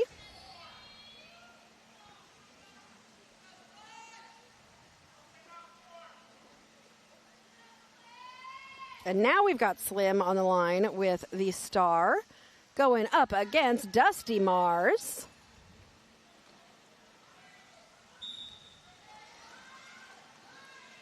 Slim tries the outside, but is stopped by Miami Spice. And that's Dusty Mars pushing in the front of the pack. Very strong Nashville tripod. Anchored by Mayhem there, holding on to that tripod with Roxy and Toast as the rest of that tripod. But that's going to be Slim, making it through with lead jammer status for Nashville. Great work on that outside line. We have got 7-year-old Rainbow Dash glued to the TV, cheering for her favorite jammer, Mayzilla. I love to hear that. What a great skate name. Yeah, right. And Toadette taking the star for Fort Walton. Slim with an attempted apex jump, taking a tap by, I think that's Ricky Bobby. Oh, that's Bugs. Sorry. Both of these jammers fighting through these walls. Right. Toadette in the front of the pack with 2 left to beat. Some beautiful bridging going on from both teams' part. Slim busting apart that tripod at the back, has just got 1 to beat at the front as the pack is recycling to the front to try to stop Slim, but to no avail, and Slim gets through for another 4 points. Toadette now stuck in the back, trying to take some room on that outside line. Big tumble there. Slim in the pack on a scoring pass, getting pulled to the back by Miami Spice. Miami Spice with these runbacks today. Good awareness there by Toadette. So Miami Spice was all the way in the back of the pack, and Toadette was also being pulled to the back, but the only person behind Toadette was Miami Spice, and because that's a teammate, you are allowed to cut one of your teammates. Correct. So even though technically Toadette gained position on Miami Spice, you can gain position on one of your teammates. We are from Weird Music Nerd. Great name, by the way. We're love that. We're from the South, and we don't care who wins. Shout out to Mayzilla and Lunatic from Atlanta Junior Derby and Cat a Glory. Also, another great name. Cat a Glory. Phantasma and Mayzilla. Rainbow Dash, we got Mayzilla out there for you to cheer for. And Mayzilla is chasing down Phantasma, and this jam is going to be a big ol' goose egg. We learned in the last game that a goose does not sound like this, but it's a honk, but we don't know what a honk sounds like. Honk. Oh, good. That was so good. That was so good. Thank you. The voice crack was not planned, but it definitely helped. The voice crack had to happen. It was amazing. Like, because that's really how a goose Yes, honks. it is, yes. I'm gonna bring you along with me. So every time there's a goose egg jam, we're gonna use that sound. I'm the new soundboard. You're the new soundboard because I need a sound for it. Lunatic and Mayzilla, again, I think we're going to get this matchup a few times. Lunatic just has to get past Bugs. And makes it through, picking up lead jammer status for Nashville. Mayzilla trying to pass the star to Bugs and is successful. Bugs completing that initial pass for Fort Walton as Lunatic comes around to score. Lunatic trying to get some offensive help. Is unable to capitalize and does end up calling that jam. And we got you ready to honk again? Oh, no. Honk. Yes! It's the best. Nines, you're cracking me up. I love it. Nines used to be a junior derby player. So if any of you are watching and don't know, like you're kind of curious about what it's like to play junior derby, go ahead and pop those questions in the chat, and Nines can talk to you about what it's like and giving the perspective from a junior derby player. I started playing when I was 35, so I got nothing. I started when I was 13, so... Okay. Okay. As I said earlier, I am vintage, not old. And that's going to be Dusty Mars with lead jammer status for Fort Walton. Slim following very close behind, trying to catch up to Dusty to pull that call off. Dusty hitting the pack for some points. Beautiful bean dip with the call off. Not picking up any points, though. No. Did have one skate go out on the outside there. Yep. As soon as that skate goes out, you are no longer getting points. Yes. So that's important to know, because sometimes skaters will come into the pack and they're like, okay, let me just pass it, but you have to pass them upright and in bounds in order to get those points. Nines, the request from Genevieve to have brought your French horn. Oh, so sorry. Oh, also, Nines, I would like you to talk about your sibling and their hair, please. Oh, so Tuscan Skater, my youngest sibling of 2, is also announcing at this tournament, but only in-house. It is his first time announcing, and I believe this is also the first time he's ever had his mohawk up, and I will say the shape on it is beautiful. We had no idea that the shape was going to be so perfect. It's a perfect really mohawk shape. Yes. We will definitely make sure to feature it at some point. My dad is a veteran. Oh, we're featuring it right now. Sirius has got it. There it is. Banandy is... I love this. The banana and the mohawk. Like, I feel like it's a TV show. I think they're best friends, actually. Well, I think they are. Tusk seems to believe that is his new best friend. Oh, really? Oh, I love Yes. that. That's so cute. And I love the fact that we've got juniors here announcing, because not only are we having junior skaters, we've also got juniors on our cameras. We've got Rollover Beethoven on turn 3. Juniors in our penalty boxes. We've got juniors in our penalty Officials. boxes, officials. So, wonderful job. Lunatic is going to be your lead jammer for Nashville. And that's going to be Dusty Mars with the star for Fort Walton. Finding some trouble on that outside line, taking off the star. And that is number 3-8, Gnarly Quinn with the run back on Lunatic. Bugs finding a tripod at the front, going to try to get past that, and is just got Discord and Roxy, and a penalty is called on Bugs. I believe that was a high high block.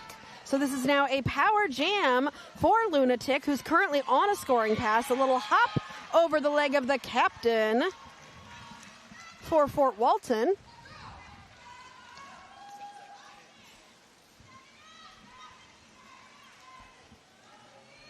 Fast moving pack here. Lunatic picking up some speed to catch up, and is successful. This pack reforming, and Lunatic with the call off, picking up 1 point for Nashville. Yep, Lunatic. A total of 5 for that jam. Lunatic is going to be freezing Bugs in the box as jammer. Bugs is standing, so less than 10 seconds left on that penalty. Mike some noise saying, good morning, Aria, Mines, and Sirius from a very tired RollerCon. We're packing and starting to head out. Aww. But there's still pool time and rollouts today for those taking a recovery day in Las Vegas. Well, I hope that you are enjoying RollerCon and staying cool. We are very cool here in the Salt Creek Sports Center as we are watching Slim jam for Nashville and get lead jammer up against Bugs, who just got out of the box. And Zilla catching a out-of-play block, sending the pivot for Fort Walton to the box there. No pivot needed. Bugs got through, but might need a fourth blocker. Slim says, how about we keep you with 3 blockers? I'm going to call it, and we're going to start with a 4-3 pack advantage for Nashville. Barnaby says, great job, Pinky. Jessica, let's go Fort Walton. Love all the supportive people in the chat, here to root on these girls and this amazing derby today. I mean, 3rd place at Nationals is nothing to sneeze at. Absolutely not. Nope. These teams have worked hard to be here, and they definitely deserve it. Absolutely. Phantasma jamming for Nashville and getting lead on that outside line. Meanwhile, Dusty Mars is looking for some space, juking from the inside to the outside. Making that progress forward, definitely, but finding a tripod of Nashville skaters holding Dusty Mars at the front. And Phantasma coming around that outside line. Finding some trouble against Honeybee. That's number 12 from Fort Walton. And Mayzilla with a beautiful 2-wall in the front here. Absolutely. Phantasma continuing to work at the front. Has got 2 to beat. Mayzilla trying to move Phantasma over to the line to try and get Phantasma out. Phantasma determined to stay in the center and just trying to push Mayzilla out. Beautiful bridging being done by everybody as this pack starts to stretch out. That's some great track awareness. Dusty Mars still stuck in the back of this pack. Toadette coming around to provide a little bit of help, taking a big hit to the outside from, I believe that was Mayhem. No, that was Toast on Nashville. This tripod, like I'm really studying these tripods here at Nationals because they are so hard for these skaters to get through. And it's really that combination of the anchor with the strong arms and then the 2 in the back are really working hard on getting low because there's not a lot of legal hitting. There's not a lot of places you can legally hit someone when they are literally like squatting so low to the ground. So it becomes very difficult to get through. Okay, here's our information we wanted to know about why Mayzilla versus Lunatic. They are both phenomenal jammers on their teams. Absolutely agree. They see each other on the track at least 3 times a year. So these two have a let's call it a friendly rivalry. These two and probably enjoy. Okay, they know each other's tricks. I'm guessing. Love a good friendly rivalry. And guess what? They both have 2 and 4 years left on juniors. I swear, I think every single junior is aging out because I'm like, there's no way they can be younger than 17 or 18. And then they're like, oh, no, that person's 12. Oh, right. Okay. Yeah. We are in a official review, so hopefully we can incentivize those officials to come snack and tell us what the official review is about. They are telling them the result of this. Where does an electric cord go when they go shopping? Where? An outlet mall. Ah. What do you call a fish with no eye? Ooh, fish. I've heard that one before. Fish. What did the coach say to the broken vending machine? What? Give me my quarterback. That's a knee slapper. It's still funny today. Everybody here wasn't here yesterday. And we do get some information. We will incentivize you with snacks for the information or just share snacks.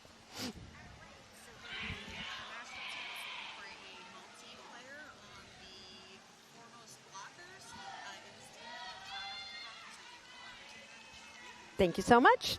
So they were looking for a multiplayer on the Fort Wayne, one of the foremost blocker. There was not enough impact, so they will not retain their review. And our official did take a little snack on the way out. Lovely.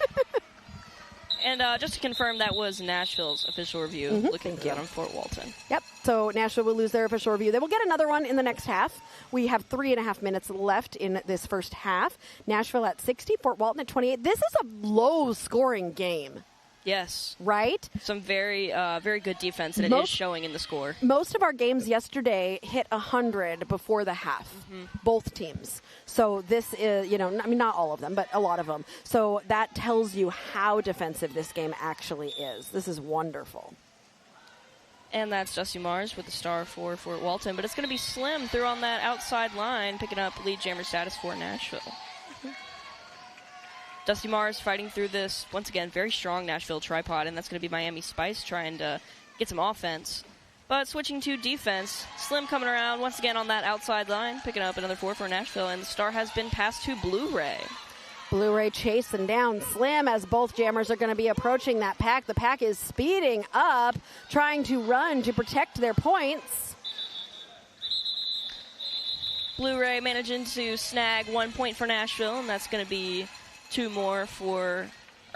Blu-ray picking up 1 for the Bombers. That's going to be 2 more for Nashville, so 6 total in that. Yes, Ivana says, love seeing that Bombers fan section. We love all these fan sections. Nashville, the Nashvilleans fan section, the Bombers fan section, and what I love, too, about Nationals is everyone has been really good about letting the parents of the current kids skating, that fan section gets to come in and sit down. And then when the game switches, the parent section also switches. It's been great to see. Absolutely. And as an announcer, I just enjoy the vibes that come in from all of the parents. And the coordinated outfits, too. I love them. Oh, love it.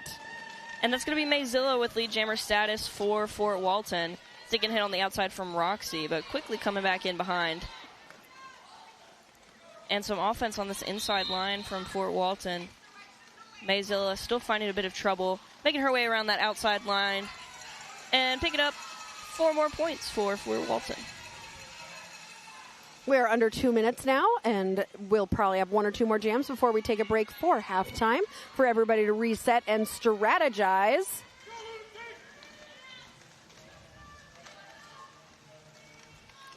Nines is getting flashbacks of Comet. Yes, absolutely. What does that mean? One of our coaches, Comet Kazi, is known for her bad jokes. So, you're like, I can't escape them. Right. Kayla says, let's go Bombers. Ivana says, yes, May. Mad Dog said, let's go, May.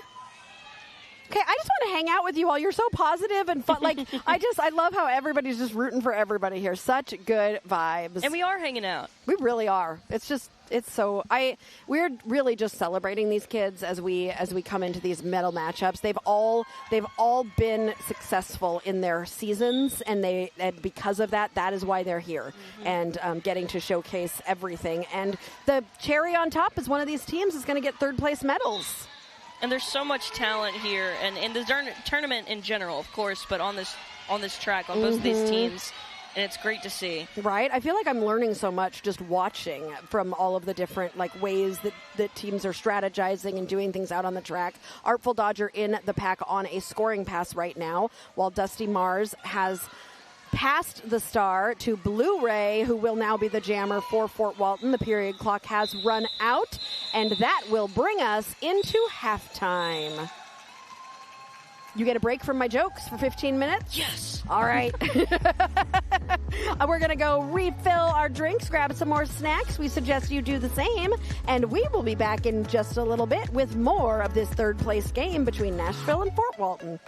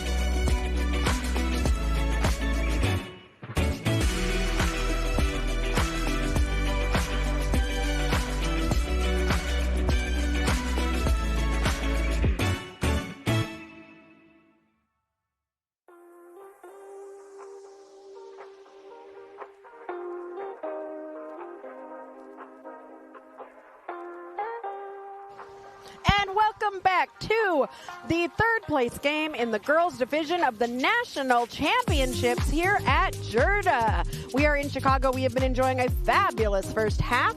You can see on our stats here, Nashville is getting lead jammer almost double, what's the thing, half. Fort Walton is getting lead jammer half the amount of time that Nashville is. So that is what Fort Walton is going to be working on in this second half. But Fort Walton is doing a really good job making sure to do those star passes. And a lot of those pivots have been getting out very quickly and forcing that call off, part of which is leading to this very low scoring game for both teams. We have not hit 100 yet for either team, which is kind of unusual this weekend. We've had a few power jams for each team. Average jam points very low, 3 to 2, and not really any concerns about penalties. So we are going to jump in to this second half. D. Holman ready to watch. Let's go. Gremlin was like, did I miss it? Nope, Gremlin, you are here, and you are sitting, and you are watching some derby with us. We got a whole nother half to go. Nines, did you enjoy some snacks during the halftime? Yes, I did. How about you? I did. We tried gooseberries. Yes, I had my first gooseberry. What do you think about the gooseberry? They taste like kumquats, which is great because I developed an allergy to kumquats and I've missed them. So. I really hope that you do not have an allergy to gooseberries. I do not. I guess well, you don't know that. Well, it would have happened already. Oh, okay, good. See, but the things that I'm allergic to, it doesn't happen immediately. I start itching after. I'm like, ooh, itchy, itchy, itchy. All right, so you can have gooseberries, and that's delightful. That's what we know. Lunatic and Mayzilla, I know you've got a lot of fans in the chat for both of those skaters, and the amazing defense from both teams showing us why it is hard to get lead jammer here between Nashville and Fort Walton. Mayzilla getting pushed to the outside. Lunatic is going to be trying to pull Mayzilla back, and now we are killing the clock, as they say. Yep, trying to eat the baby, which most jammers don't really want to deal with. Yeah. But at this point, we're killing clock time. Mm-hmm. Do you want to play some cards or get a crossword? You have Uno? We could do connections, New York Times connections while we wait. Help me out with the Wordle. I'm so bad at it. Oh, yeah, let's play Wordle because there's no derby happening.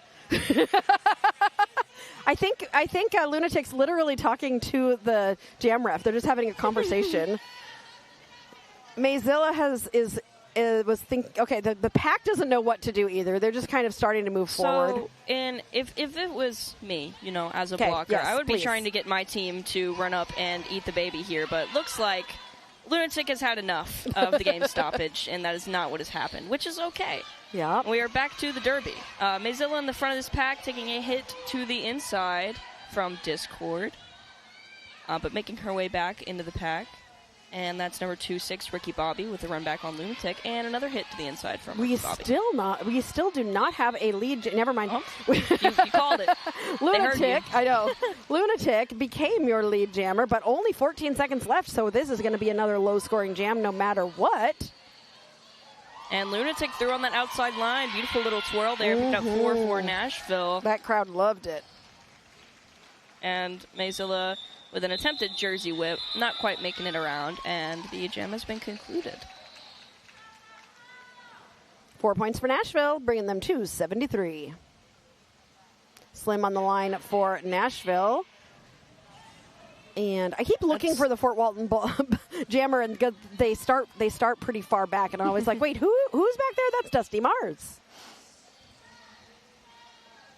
The zebra's in the way of I love that the coach. view. I love that. Yeah, the zebras are always there. Zebras are always in front of our cameras. I love the Fort Walton camo. Like the coaches are in it, the parents are in it. It's just a really cool vibe. It's very uniform. Thank you. That was funny. That was very quick. Good job, Nines. And that's going to be number 2-6, Ricky Bobby, with the run back on Slim. Once again, Ricky Bobby hitting Slim to that outside line and with the run back. Dusty Mars in the front of the pack with 2 of these Nashville blockers left to beat. That's going to be Discord and Little Devil. Now just Little Devil. Some nice one-on-one blocking Beautiful job.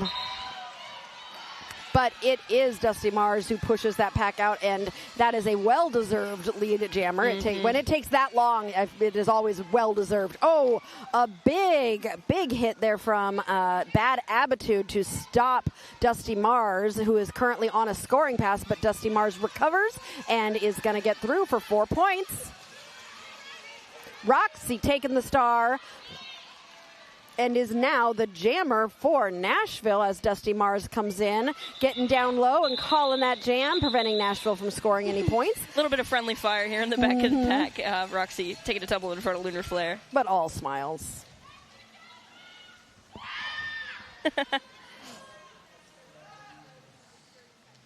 And that is going to be Phantasma for Nashville, joined by Mayzilla for Walton. Ivana liked your uniform joke. Oh, thank you. It wasn't even intentional. It just kind of slipped out.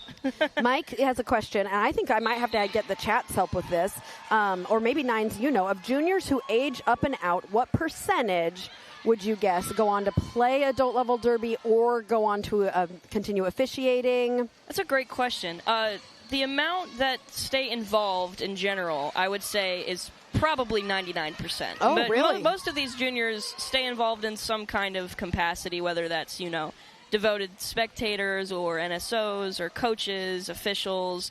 But it's the question of how many go on to continue to play is interesting to me because I did not go on to continue to play personally. But you're still involved. I am still very involved, yes. So, when you grow up playing it and then there's more opportunities to be a part of it, there's so many opportunities to be a part of it, it becomes a very important part of a lot of these people's lives. Yeah, Phantasma is your lead jammer, but Blu-ray did take a star pass and got tangled up in the pack there a little bit. So it was a little, everybody was kind of all jumbled up for a while, but Phantasma did end up calling it after grabbing 4 points for Nashville. Again, just a very slow. Like, Nashville is making progress, but it is slow. It is 4 points here, 4 points here. Let me see. What was the largest jam we've had? 4, 4, 3, 3, 4, 4, 5, 8. Okay, we had an 8. Goodness. And a 7. And the very first jam was a 9. That's the highest. When we have not broken double digits with a total 4 points in a jam. Once again, very good defense from both of these teams, and that's definitely reflected in the score. Yes. Henry the Eggplant says hello. That's my partner. Oh, that's okay. That's a great name, too. Thank you, John. Lunatic is your lead jammer coming in on a scoring pass, finds the side of a Fort Walton blocker and gets knocked down. That was Ricky Bobby. And Lunatic with the call off there. Another 3 points for Nashville.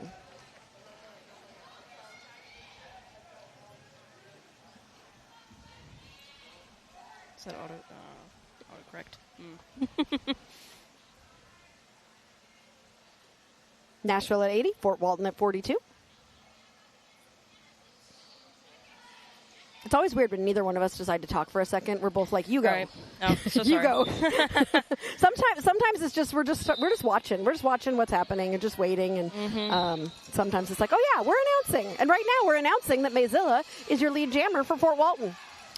And that is going to be Mayhem. No, not Mayhem. 139. That's Calamity. Calamity. Yes, I forgot the name. So close. Yeah, I don't know why the board says Discord. Okay, there, they changed it to Calamity. Because that's the second time that Calamity's come out and the board has said something different. So I was like, did they not have Calamity's number in there maybe? And they're just going to say, well, I choose this one. Discord is 13 and Calamity is 139. So yeah, I bet you it's a numbers. Good call, Sirius. Ivana says, I couldn't pass the stat, but I play for Pikes Peak. We've had quite a few aged up juniors. Some many years past their junior years, but they definitely have that earlier developed derby brain, and it's awesome. Yes, absolutely, Ivana. Any other juniors in the chat who want to share kind of about what your plans are post-derby or post-juniors, if you're going to stay in derby, or if you have aged out, talking about how you're still involved, we'd love to hear it. Nutcase Grace is jamming against Dusty Mars. You know how I torture you with these jokes? Yes. Gotta show you. Aw. The jokes were a gift from Nutcase Grace, That's and I love awesome. to bring my joke book from Nutcase Grace. She was the first one to gift me with jokes, which I assume that just encourages me, right? That just Right. and Feeding the Nutcase Grace monster. Nutcase Grace becomes your lead jammer. And Nutcase Grace's first time jamming in this game so far. Yes, for Vet City, Nutcase also plays for Vet City, and Nutcase is often a jammer for Vet City, but has been blocking today or yesterday, and so this first time getting to jam and getting lead, got to be pretty cool to be able to say you jammed at the national championships. Where is Vet City out of, Aria? Vet City, they're out of Bowling Green, Kentucky, but sometimes they play in Owensboro, Kentucky. Okay. So they're just Kentucky. And Kentucky. Vet City and Nashville are pretty close. Like, those teams, they know each other really well, and they do intermingle a little bit, and I think they all root each other on all the That's time. nice. I love that. Yep. Love a good sister league. Oh, what I didn't know that, MC Peak. One of Nashville's coaches is Qzilla, who aged out last year. I do remember Qzilla. I've announced Qzilla a number of times. I did not know that they aged up to be a coach. That's great. And that's going to be Lunatic through with a very quick lead for Nashville. Hustling around this track, coming around to score. And the star has been passed to Bugs on Fort Walton, who has completed an initial pass. Beautiful spin. Right on that toe stop, Bugs managing to stay in bounds. And Lunatic with the call-off, rendering Fort Walton scoreless for this jam. Picking up 4 for Nashville. Mission Bean is really proving your .9s, aged out this season, and is playing on an adult team and a bunch of other adult teams. That's awesome. That's awesome. And you plan on coming back to your junior team to help coach. Lovely. Love to see it. I really do feel like as junior teams are starting to really, I've just seen so much good talent, and I think that they're really starting to influence the adult teams as more and more skaters are aging out. The resurgence of Derby was really 20 years ago, because there was a bunch of teams this year that are celebrating their 20th anniversary. 2006. Yeah, so 2006 is when. Stop making me feel old. I got married a year before you were born. So did my parents. So there you go. Okay, well, there you go.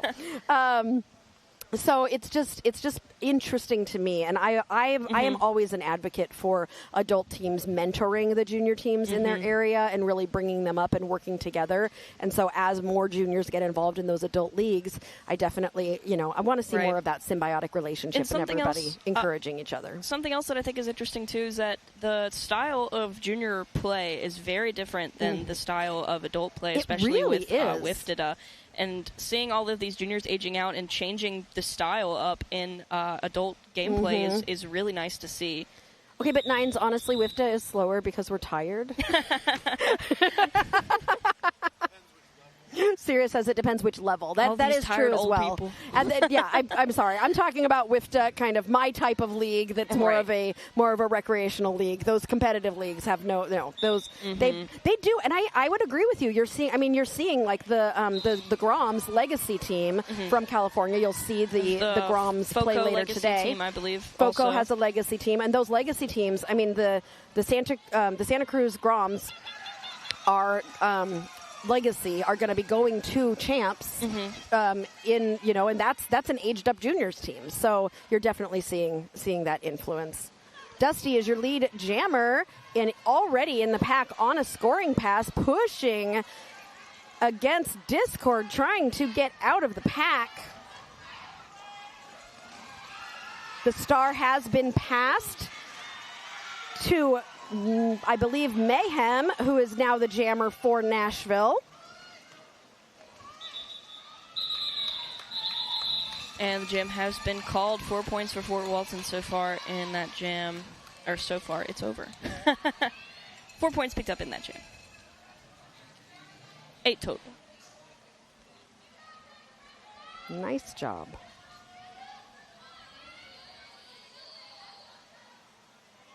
I'm trying to get photos of my dogs from one of my teenagers who's at home, and he just said they're fine, but did not send me a photo. So I am like, I need a photo, please. Did not understand these. I did not ask him for a photo of himself. I don't need a photo of my child. I need a photo of my dogs. Much more important, obviously.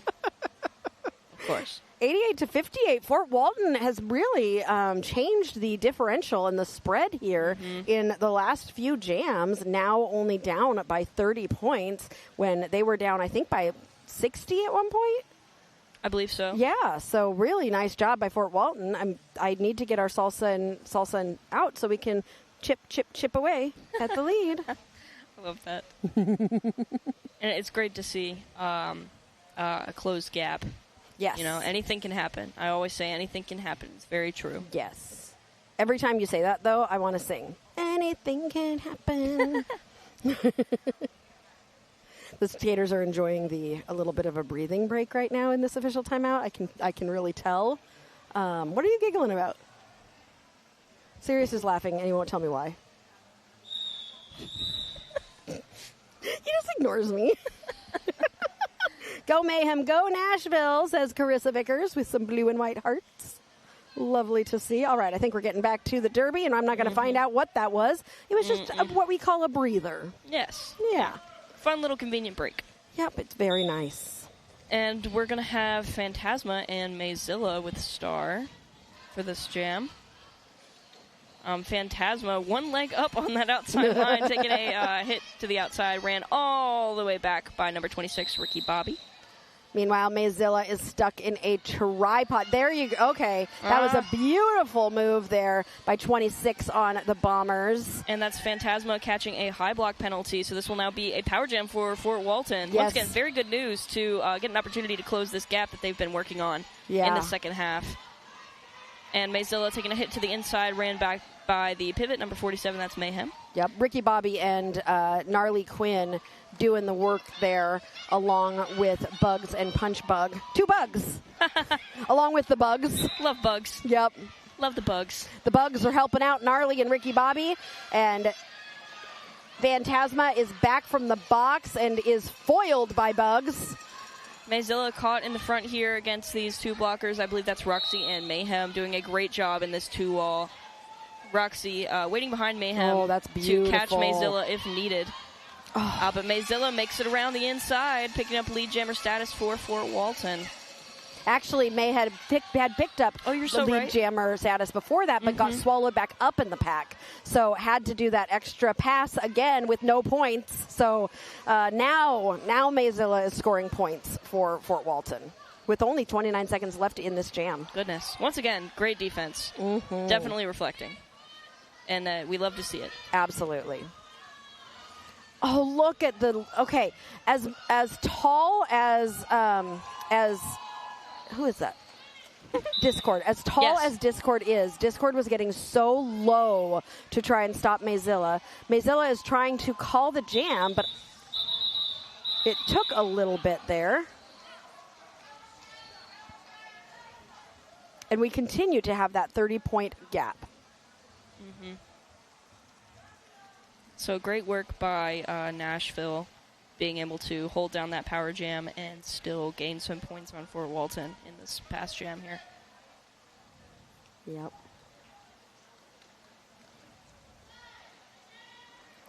And that's going to be Lunatic, joined by Bad Attitude with the star. Ooh. No, not Bad. Is it?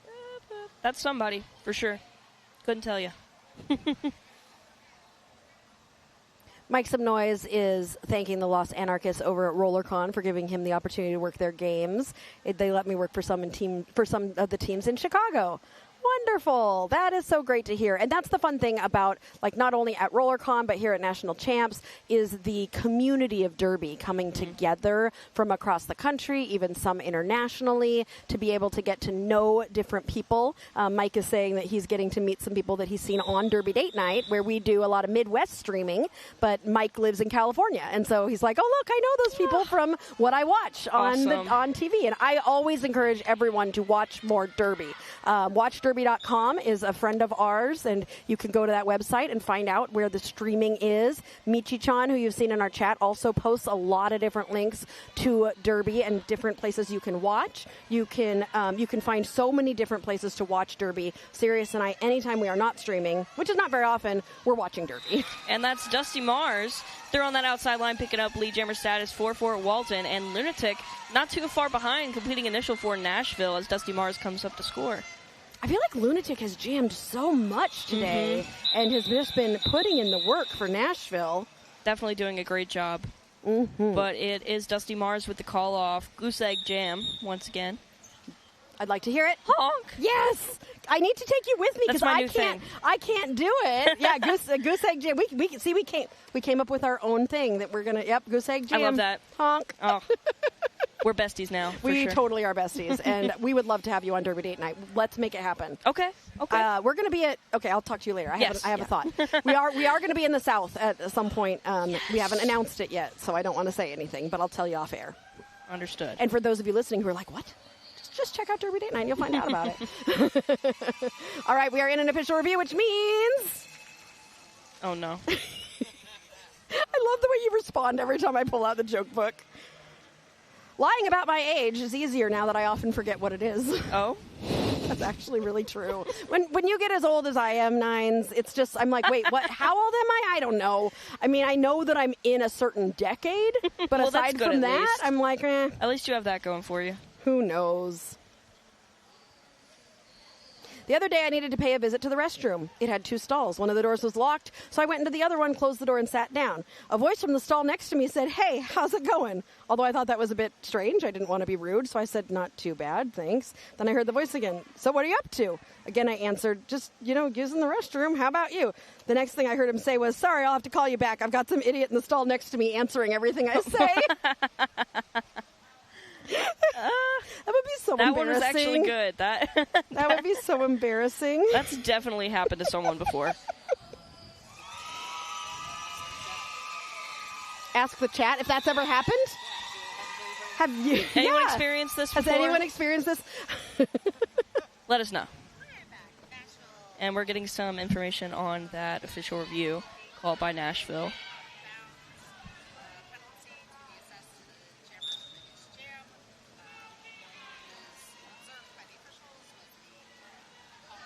That's going to be Calamity and Mayzilla. Calamity with the star for Nashville, getting hit to the inside and ran back. And we're going to let you know about that official review. Okay, so I'm not surprised about this. Who called that official? Nashville was asking for a skating out of bounds penalty on the Fort Walton jammer for skating out of bounds. But what happened was the call, they were trying to call it. So they weren't actually skating out of bounds. Yes. They were trying to call it. It was just a little bit late on the call off. So the no penalty will stand and Nashville will lose their official review. And a star pass to Bad Attitude, who I happen to be a big fan of. First star pass to Bad Attitude so far this game. And Calamity with the call off. Great call off. Great timing there. 4 points for Nashville. They are within 4 of 100 points as we roll into the last 15 minutes of this third place medal game. And as you watch all of the skaters play today, I do want to remind you all that there is going to be an age out ceremony later today at the conclusion of all of the games, and so we will get to honor all of those aged out skaters. So if you have an age out skater or want to celebrate an age out skater, we will be having a special link that we will be sending you to for that. Big tumble on that outside from Fort Walton pivot, but Artful Dodger with the star for Nashville getting ran back. And Dusty Mars in the pack there for Fort Walton, dealing with a blocktopus at the front. Everybody's focused on defense. I've heard that these floors are slippery, so a lot of these skaters are not just tripping over their own feet. A lot of people have been having a little bit of trouble with it that I've heard. That's good. That's good information to know. Artful Dodger is your lead jammer and coming in on a scoring pass. Artful Dodger hit to the inside. Getting pulled back there by Ricky Bobby. Meanwhile, Dusty Mars passed that star to Bugs. A beautiful star pass. That was very well done. Bugs perfectly positioned to just run right out of the pack. Artful Dodger threw on that inside line, picking up 4 with a call-off. And that's going to bring us to 100 points for Nashville. Time to hydrate and hit in their first bucket. I love that we literally actually do it. We don't just say it. We're like, no, we literally are just going to take a minute. I love water. I still am drinking Diet Coke. Oh, I really should have some water. I did drink a Capri Sun Roaring Waters earlier, which that's almost water. It's almost water. I can't believe it's not water. Oh, that's a good. We should start our water company. Oh, wait, I guess it wouldn't be a water company if I can't believe it's not water. Lunatic jamming against Mayzilla. These two jammers who know each other very well. Mayzilla hopping out on that outside line, picking up lead for Fort Walton. Yes, we'll just share sentences. A little bit of dominoes happening in the back of this pack, lots of falls. Ooh. But Mayzilla beautifully almost threw on that outside line. Ran back by number 13, I believe that's Discord. Yes. Mayzilla taking advantage of all of her teammates on that inside line, coming through, picking up 4 for Fort Walton. Lunatic finding a little bit of trouble. Big hit there by Lunatic. Beautifully done. Lunatic is so tough. I don't know if you noticed, but Lunatic, I think something happened with her arm when she fell. Yeah. And her face kind of looked like, oh, this hurts so bad. And then she immediately goes into the pack and is just like, boom, boom. Like, she is tough. Using that frustration for sure in a very productive way. Yes, you can see she was like, okay, I'm gonna focus. I'm gonna do this. And I remember that used to happen when I would play Derby too. Like I would get hit in the face and I would just be like, shake it off, go, go, go. Like just don't focus on the pain, focus on the playing. Correct. And you really, when you play Derby, you really do have to push through the pain because you'll get hit and it'll be like, ooh, that stings, and maybe you're gonna get a bruise, but it's not gonna, like, you're not down, you know. And so I think you have to learn how to do that with Derby. I think with juniors, it's a very good life lesson, in my opinion, and it helps in a lot of other aspects. Yeah, like I was saying, I do notice that we're going to get checked out there, and I don't know if that was skater initiated or medic initiated. But again, we make sure that safety is really important. So even if we notice, hey, you look like you're in a little bit of pain, let's go over here. Always, like we're going to make sure, better safe than sorry. You're okay. Absolutely. And that is going to be Slim. Yes, Slim with the star for Nashville. And Dusty Mars with the star for Fort Walton. Beautiful bean dip by Dusty Mars. Oh, just barely. Dusty was so proud of herself. She was like, did I do it? And then you saw her just go, oh, darn. And she, I think she realized, too, she didn't have to run back, but because she was already started out of the engagement. Was she out of the engagement zone by the time she went out? I believe so, but, still made it out. Yeah, anyways. it was on the edge of the engagement zone, and so I think she just wanted to, she's like, is it 20 feet? I don't know. Great work there by Dusty Mars. And that's going to be Mayzilla and Calamity on the jam line. As a reminder, chat, you've all been doing such a great job interacting with each other. We are under the JRDA Code of Conduct here, and so we are going to be always encouraging and polite and positive to everybody in the chat. Nobody did anything wrong. I'm just remembering that I'm supposed to say that sometimes, so I just want to check that box and make sure that you all know that, but you've been doing a great job, and I appreciate you keeping it that way. Mayzilla picking up a cut track penalty. This will now be a power jam for Calamity, who has just gained lead jammer status for Nashville. Calamity coming around, communicating to the pack with what she would like to see as they come in to play some offense. Beautiful offense, but that is going to be Ricky Bobby with the recycle, and Calamity deciding to call it off. So this will be a power start for Nashville coming up. Mayzilla still stuck in that box. We have Dusty Mars with the pivot cover for Fort Walton. It's just something to look out for. A jammer with a pivot cover going into a power start for the opposite team. Probably looking for a quick pass here. But you never know. Anything can happen. Oh, for a second. Yes, I love that. That's your phrase. For a second, I was just looking at the camera, and I was like, is that the jammer line? And she's behind the jammer line is the pivot? No, that was the pivot line. Ooh! Beautiful work by Slim getting out of that pack with lead jammer status. I'm not sure if that was an apex jump or a step, but it was pretty. It was pretty. Whatever it was pretty. Whatever it was pretty. We are under 10 minutes now in this game, as Slim is going to be pulled back, and Mayzilla is going to come out of that box.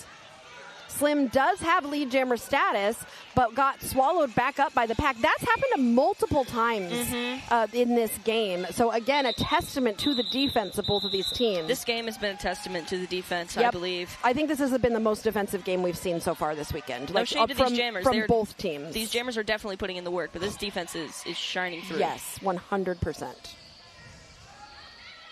Okay, nobody wanted to share any stories about overhearing someone on the phone. I did one time. I remember when I was a kid going up to a parent who wasn't my parent and just starting to talk to them because I looked at their shoes and I thought it was my dad. And then so I just start talking, and I looked up and I was like, and I'm looking at a stranger and just like, and I think I just walked away. I used to, my dad is very tall and very bald, and I used to see C's of people and just find the bald people and assume it was my dad, and had some very awkward interactions as a kid. And Dusty Mars with the lead and the quick call off, picking up 2 for Fort Walton and 0 for Nashville in that jam. It's not 3. a palindrome, but it's pretty. That's what we always say. It's so close to being a palindrome. It can't be. No. No, you're right. If we start with Fort Walton, 7-1, it is a 1-1-7. palindrome. Yes. Love that. Woohoo! I also love palindromes. I'll hydrate for a palindrome too. And that's Mayzilla and Phantasma. No, 20.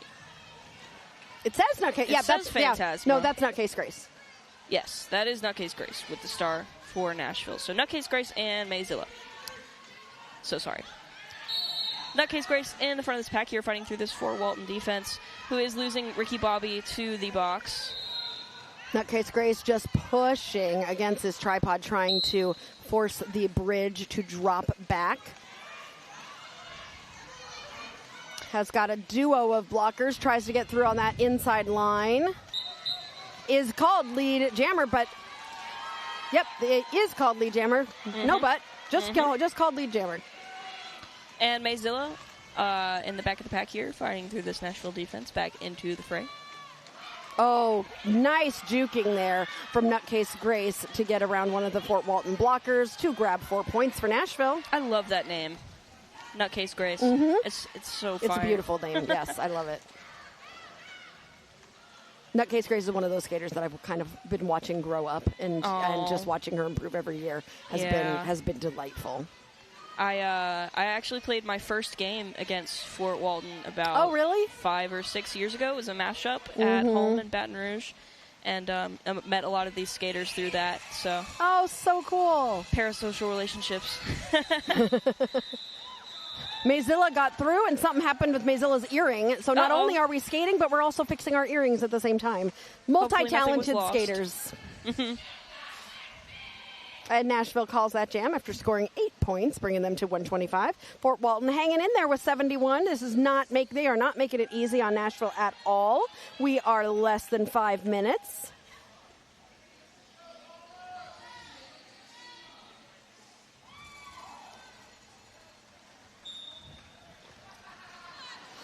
Slim jamming for Nashville and Fort Walton for Dusty Mars. Nope. Dusty Mars. Dusty Mars for Fort Walton. And that's Slim through with lead jammer status for Nashville. Dusty Mars start in hand is completing that initial for Fort Walton as Slim comes around to jam, asking for a little bit of help from some friends. That pack is broken up, and Slim is just hopping through to get those 4 points. Great work by Slim. Getting through, picking up those points, and calling it. Absolutely.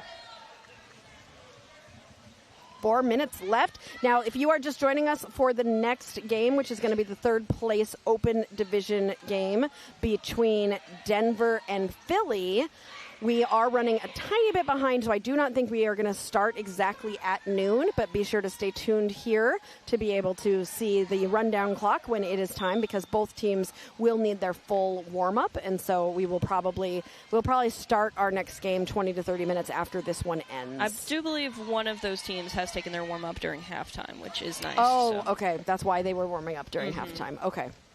Well, that's nice. Yeah. And that's going to be Mayzilla with the star for Fort Walton, joined by, I believe, Lunatic. Yes, Lunatic with the star for Nashville, who has made it through as your lead jammer. just barely, as Mayzilla keeping herself in bounds. Very good work there, very good awareness, but hit out by Mayhem and ran back. Lunatic coming into the pack, and I love what Lunatic just did there. Came to a screeching stop, and then just turned on a dime and zigzagged through. I mean, that's hard to hard to block. So much power behind it too. Hard to block for sure. And Mayzilla is through completing initial, but Lunatic decides to call it off. Smart call off there. I have been told that we will have Mayzilla on the mic later, so for those of you enjoying Fort Walton Beach, we will be having Mayzilla on the mic later, so you can hear the perspective of a junior. And we are going to take a short time out for an injury, and we will be right back.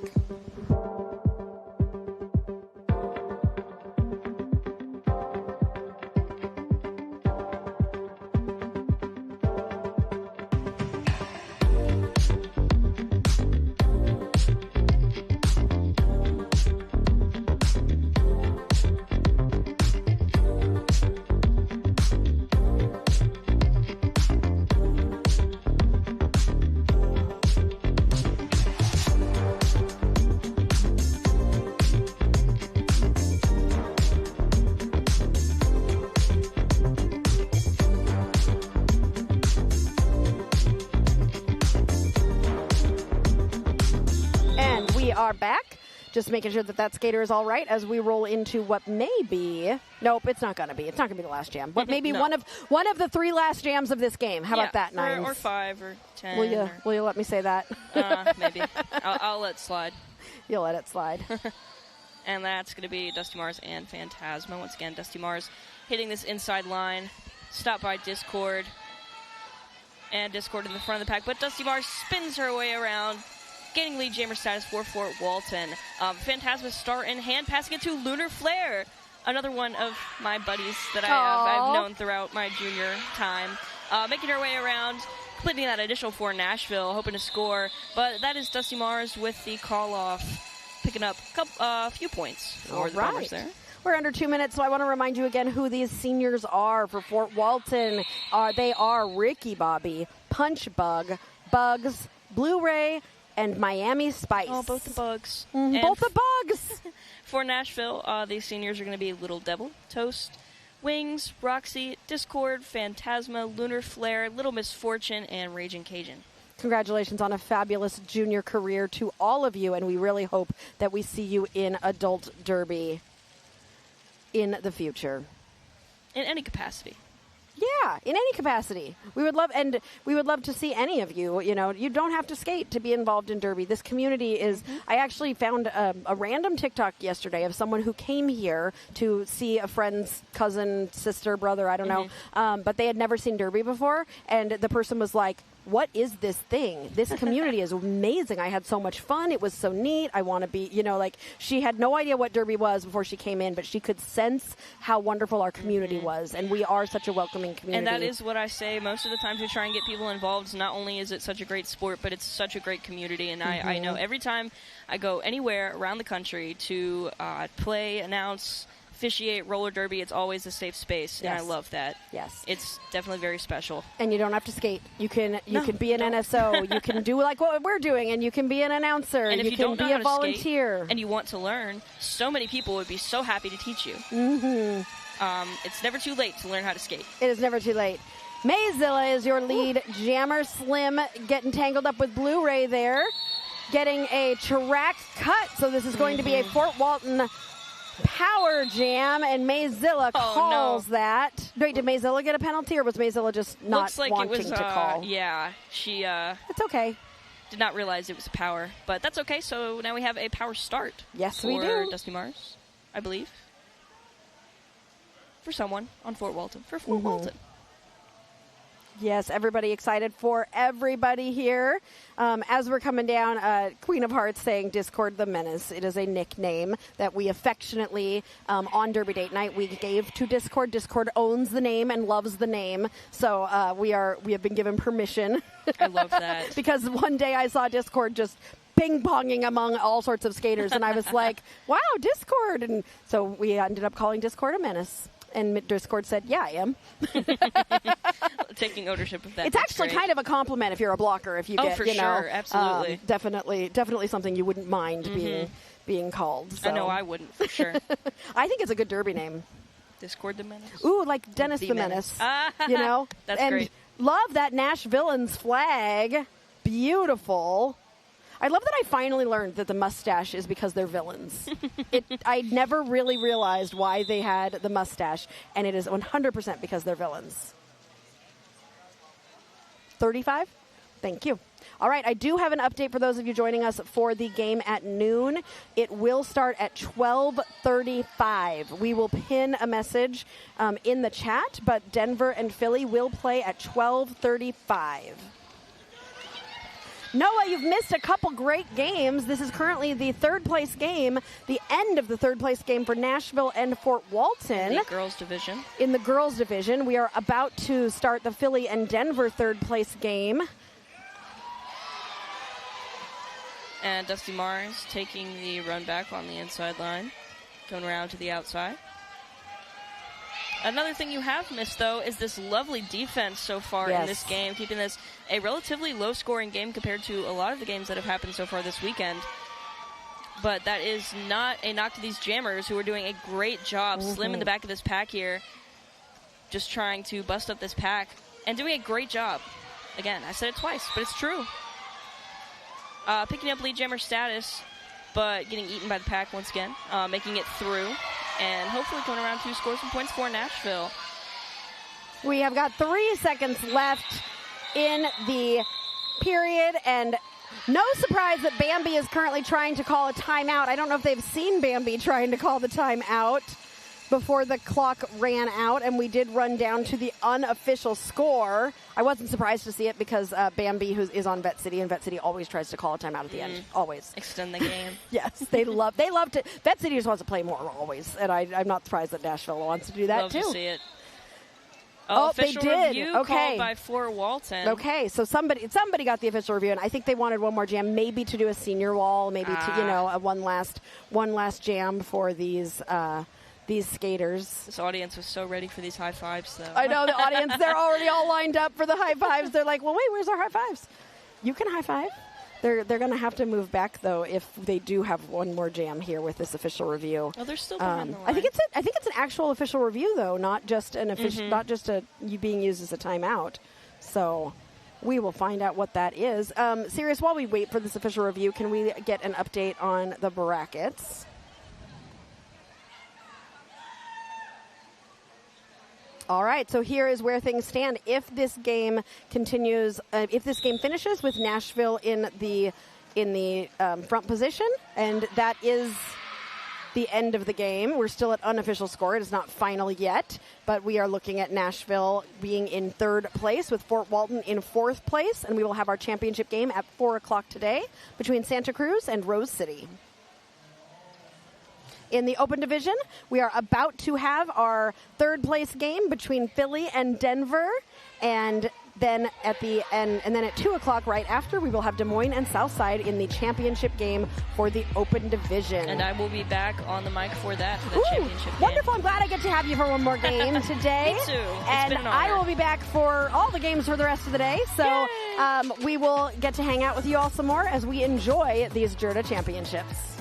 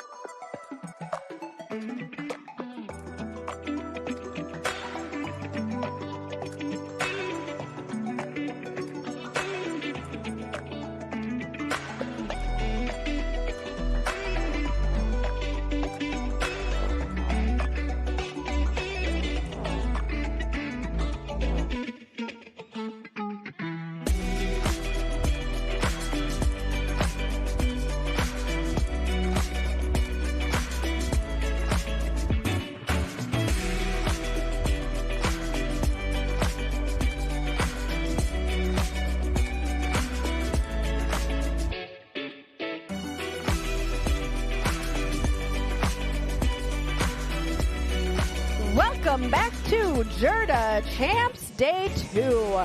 You are joining us for the third game of the day. We have had two fabulous games this morning. We had our 5th place game for the Open Division, our 3rd place game for the Girls Division, and you are joining us for our 3rd place game for the Open Division. I am Aria Kidding Me from Derby Date Night, and I am joined by a junior co-host today.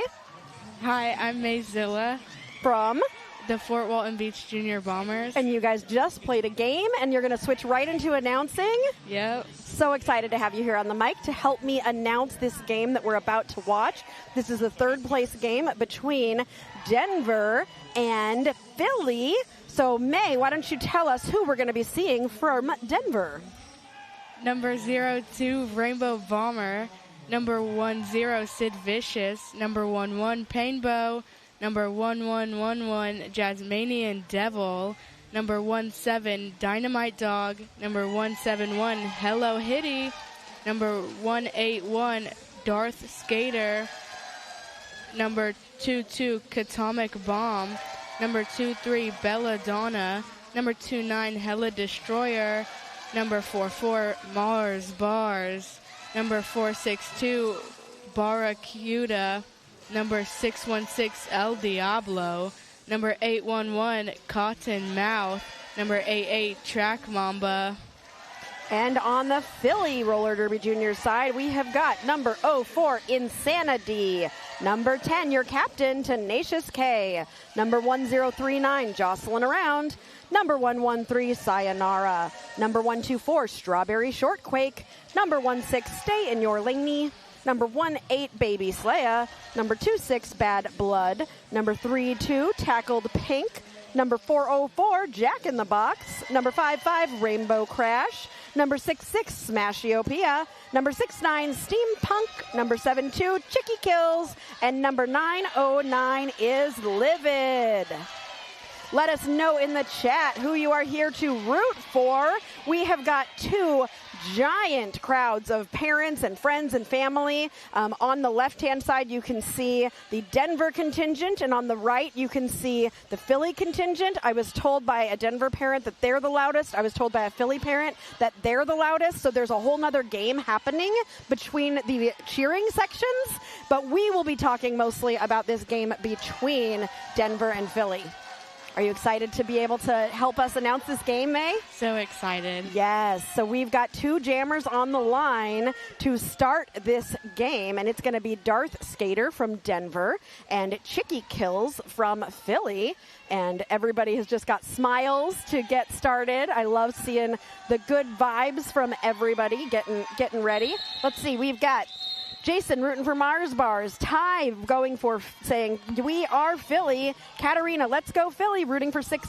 Smashiopia, Nova, and her teammates.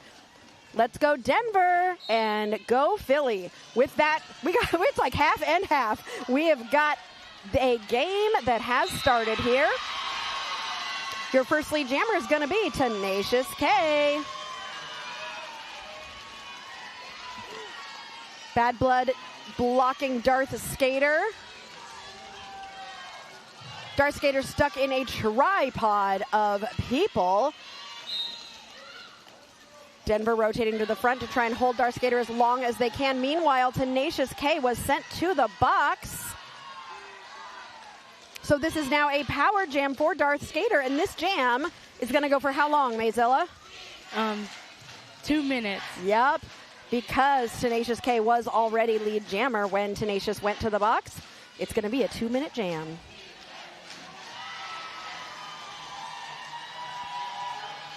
Darth Skater scoring 4 points for Denver.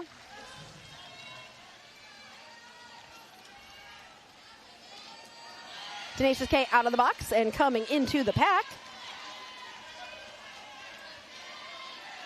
Tenacious K comes in and zooms to the inside.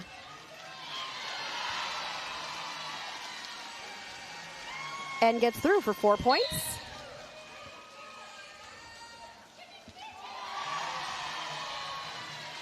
And Tenacious K is through for another 4 points. Darth Skater is through for another 4. We are at 8 and 8. Tenacious K in the pack on another scoring pass. That pack is starting to spread out as Tenacious K is getting pulled to the back of the pack. Darth Skater pulled to the front of the pack. Another 4 points for Darth Skater. We have 6 seconds left. This jam is almost coming to conclusion.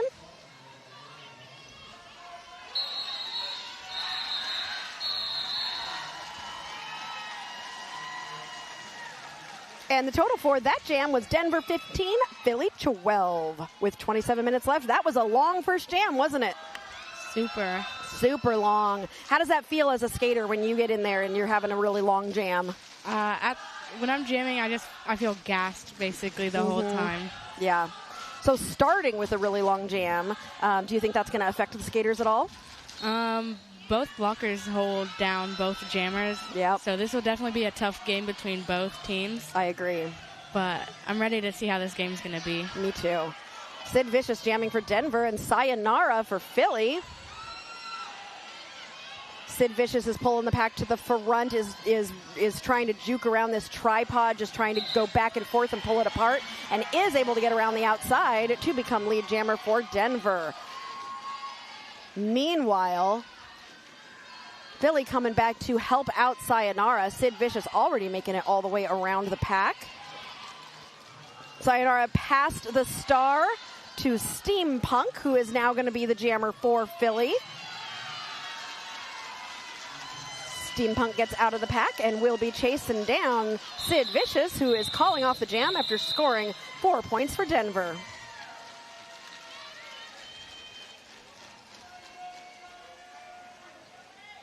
Rainbow Dash is still here cheering for Mayzilla even when she's on the call. Rainbow Dash is there watching you. You got to say hi to Rainbow Dash. Hi, Rainbow Dash. Lego Batman excited for Darth. Stafford says call out to Denver and Catatomic Bomb. Great last game, May. They were watching you. You did so good. Are you tired from that game? I am so tired. It was such a hard game. It looked like a hard game. It was very defensive. Super. Jasmanian Devil jamming for Denver and Tenacious K for Philly.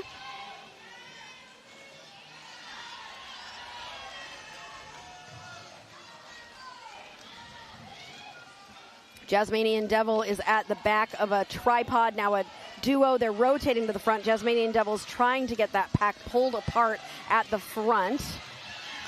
Tenacious K on the outside is going to get through and will be your lead jammer for Philly.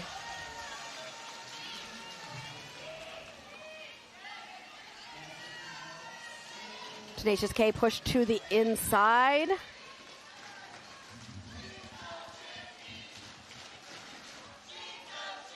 Defense, right? It all just slowed down. Yeah. Talk to me about this. Okay, so I'm seeing this tripod here at the back. Talk to me about how do you as a jammer, when you get stuck in a tripod like that, are you just waiting for your offense, or how are you trying to get through that tripod? Sometimes I'll obviously wait for my O, or I will try different things that I don't normally do, because most of the time, if I'm just sinking into the wall, they have my number, and yeah.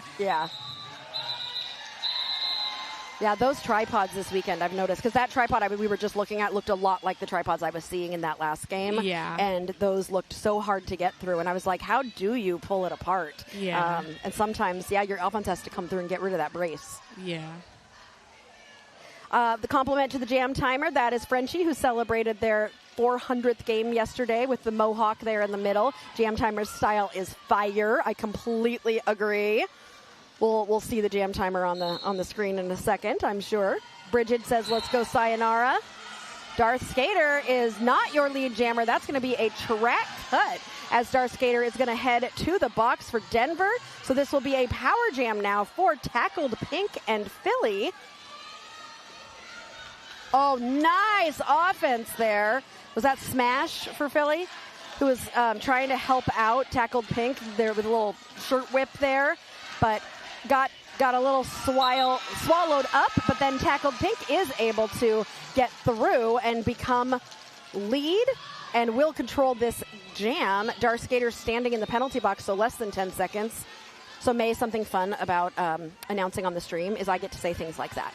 You don't get to say things like that in house because they can hear you when you're a house announcer. But when you're a stream announcer, we can kind of tell people what's happening because it's not going to influence the game at all because they can't actually hear us on the track. Yeah. Both jammers in the pack right now.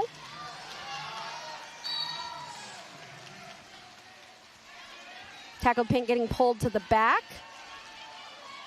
Getting stuck in a Denver tripod at the back. Darth Skater has pulled the pack apart at the front and does get through. Will be eligible to score points if Tackled Pink does not call it. And as we talked about a lot yesterday, Philly likes to run their jams. They like to really rely on They know the Philly blockers are strong, and so they do try to run those jams. So I'm not surprised they didn't call it there as Tackled Pink does get through for 4 points and is going to be coming around on a potential lead-changing pass if Tackled Pink can make this entire pass. But I think Darth Skater's got some points in there too, so I'm not sure. Okay, that comes to an end. I do not think we're going to have a lead change, but we're going to have to wait until all the points go up to see. So Denver did get 4 points. Philly was able to get 3, but we still have us a 4-point game. This is a really good game I so know. far. What did you see in that last jam that you liked? I love the defense on both teams. I can definitely tell that both of the walls are super hard to get through. I can tell that, too. It looks like they're working really hard for all of. I mean, Philly, as we talked about yesterday, Philly is the reigning champs. They have been champs for many years, so they are not used to being in the third place game.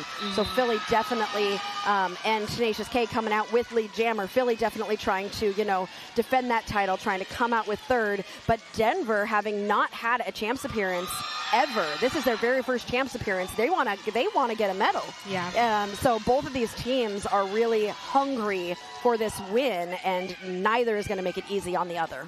Yeah, for their first appearance, they're definitely doing amazing. Right? The fact that, because Philly's used to being here, and Denver's like, third place game, no big deal, we're fine. I would not be chill. Oh, we've got currently a tie. But let's see how it continues as Painbow took the star. It was a star pass, as you can see by that blue circle right there. That shows you that Painbow took a star pass. But Tenacious K having that green blinking star means that Tenacious K is the lead jammer.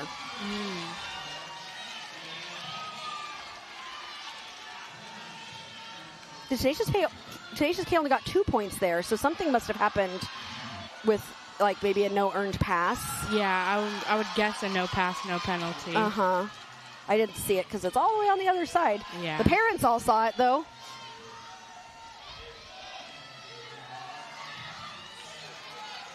Painbow Denver is up at the front of the pack while Painbow is at the back of the pack with 30 seconds left. Are these all long jams, or is that just my imagination? Yeah, both defenses are. It's crazy looking at this because both defenses are so good. They're just having everybody. Every single point we're having to work for it. Got a lead change. We do. Okay. Do you know the sound for the lead change? That is a lead change as Philly takes the lead by 2 points. I have a feeling that is not the last time I'm going to use that noise in this game. Lego Batman says jazz hands for Jazzmanian Devil. Alyssa says go Philly. Good luck to all the teams playing this weekend. All of you kids rock. That's for you too, May. Thank you. Jazzmanian Devil and Sayonara. We also had Bridget rooting for Sayonara. Both jammers right now having lots of fans in the chat rooting them on.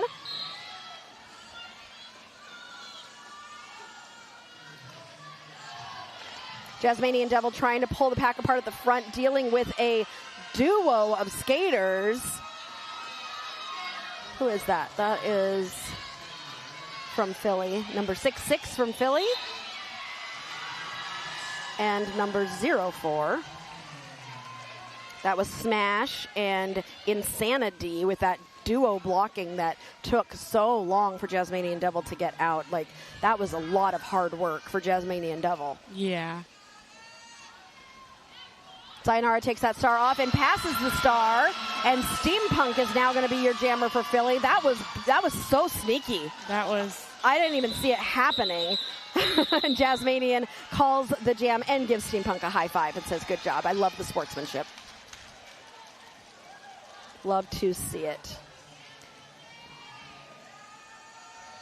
Baruka is excited to see Painbow taking a star pass, and Bridget says, your best friend loves you, sayonara. Lego Batman, woo, Barracuda, 4-6-2. This defense, my goodness. Okay, so Philly maintains the, oh no, wait, I have to hit it again. Another now lead Denver's change. in the lead. We got to get ready. This thing is going to be, this is going to be a great game. Such a close game. I know. We're almost halfway through the first half. It doesn't feel like it. Like, I've been watching so intently. It's been going so fast. Right. Somebody's getting a forearm. It doesn't, nope, not the jammer. It's going to be a Denver blocker. Philly comes out with a lead. Darth Skater currently trying to find space, but instead finds Smash. Smash is so good at that one-on-one blocking and really just putting the jammer in the pocket. So right there, like in between the arm and the side. And that is so hard to get out of as a jammer. Like when they've got their arm out, and so like you're stuck there. It's like, you live here now. Yeah. Okay, when you're going low in the tripod like Darth Skater just did, what are you trying to do? So there were some times where I would try to get low, and then sometimes like they're like too used to being at that level, and then you just juke them, like go up and like, I don't know if this makes sense, but like go up and juke them. Yes, it does. Juke the wall, and then they're like, oh wait, I'm stuck right here, so it's harder to get. Oh, because they've gone so far down. Right. Oh, that makes sense. Another way is they can, like, I tried, like, during my jam, like, when I would get stuck in those walls, I would sync them and try to move them to each line. And then I would just, so the butts were on the line instead of just there being a regular tripod the way they normally are. And then keeping it like that is, And then you can just take one of those lines. It works pretty well. Nice, thank you. I've been wondering, so I really appreciate hearing your insight. I love having a jammer sit next to me. I got all the questions for you. Tackled Pink. That was beautiful work, but was not able to avoid that hit from, who was that? 2-9. Hella Destroyer. I think Hella is Ginger Spices, who's been on the, who has been announcing with us. I think that's her daughter. I'm pretty sure. You can correct me if I'm wrong, Denver folks. Sid Vicious getting through to. Okay, Tackled Pink is in the box with a pivot. So, and Sid Vicious was not called lead jammer. So we do not have a lead jammer. This is going to be another 2-minute jam, and both jammers are going to have an opportunity to score some points.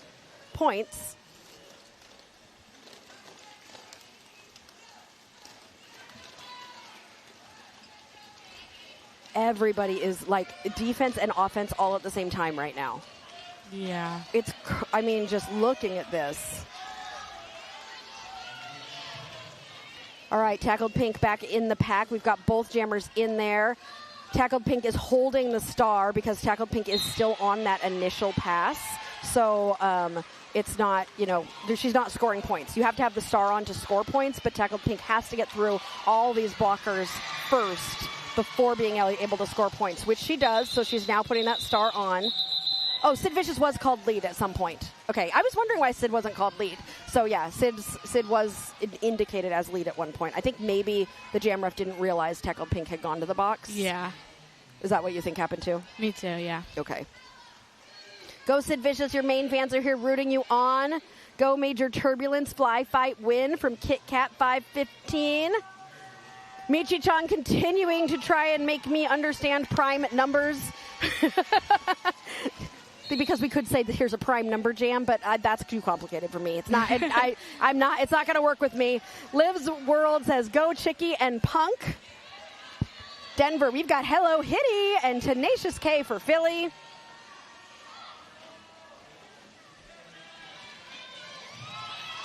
Tenacious K getting through for Philly. Denver maintains that lead, but only by 3 points. So Philly is going to try to get some points here. And I wonder if they're going. Now, Philly likes to run it. So are they going to run it? It does look like they are. Some offense coming in. Chicky breaking up that tripod for Tenacious K. That was really well done. Yeah, I was just about to say that was beautiful.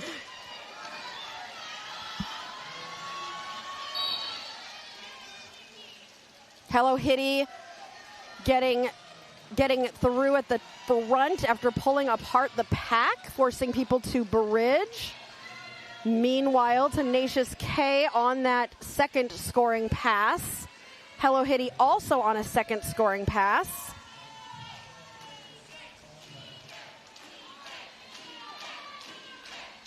Gosh, both of these walls are so amazing. Yeah. So one group of parents just started yelling defense, but I think the other group should have just done it as well. Because in roller derby, you actually technically could chant the same thing at the same time. You know how in like baseball, it's only one team that would chant defense, but in derby, since they're both doing it, because that was literally like I would have rooted for defense for both of those teams. Right. Lovely. Go, May. Your coaches are so proud of you.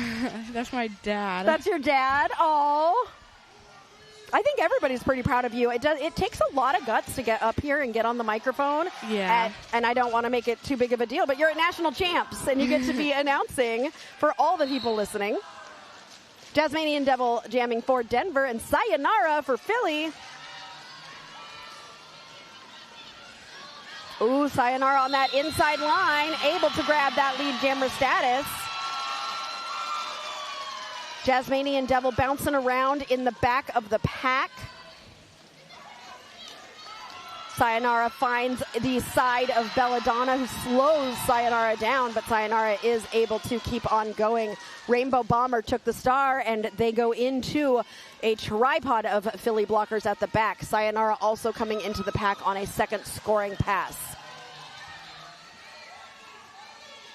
I just could watch these tripods all day. Yeah, they're so good at it. They're just so good at what they do. Right? Well, and they get into those tripods so fast, too. Right. Like, there's no tripod there, and then all of a sudden you're like, oh, there's a tripod. Right. Bad Blood providing some offense there for Sayonara. Sayonara doing a spin on the outside, trying to maintain. Denver blocker headed to the box on that one, and Sayonara finally finds some space and gets through for 4 points for Philly. Ooh, oh, that was beautiful. How did Sayonara avoid that? How? I think that was gorgeous. Magic. No, like literally, I think the skaters were blocking her, and she went through them somehow. That was so crazy. There was a glitch in the Matrix. Yeah, she just went boop, boop, from one to another. And is that another? Is that another lead change? Is that another lead change? Whoo! I've hit this 3 times in 20 minutes. Oh my goodness! Gosh, this game is so good.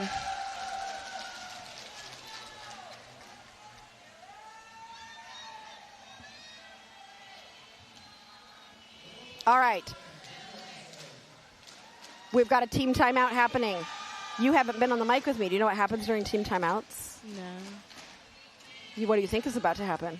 I'm guessing a joke. A joke! Why did the police go to the baseball game? I don't know why. They heard somebody stole second base. Oh, my gosh. Did you see the movie about the hot dog? No. It was an Oscar wiener. Oh, my Lord. Okay, both of you just said, oh, my God. two lobsters are in a tank. One of them turns to the other and says, hey, do you know how to drive this thing? Because it's a tank. Get it? Oh.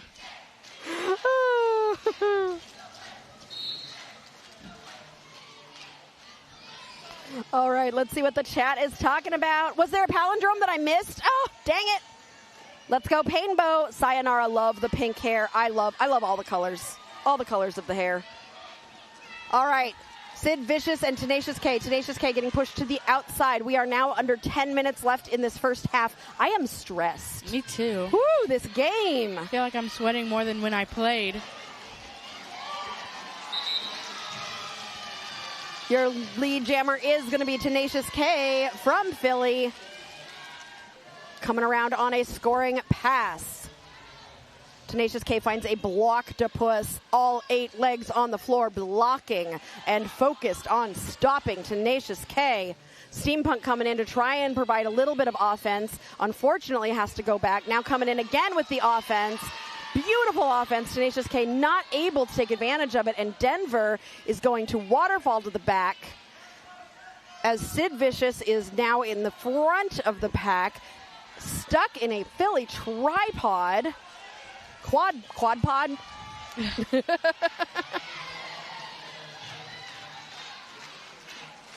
And Sid is able to get through, and Philly calls it, but not before putting another 4 points on the board for Philly.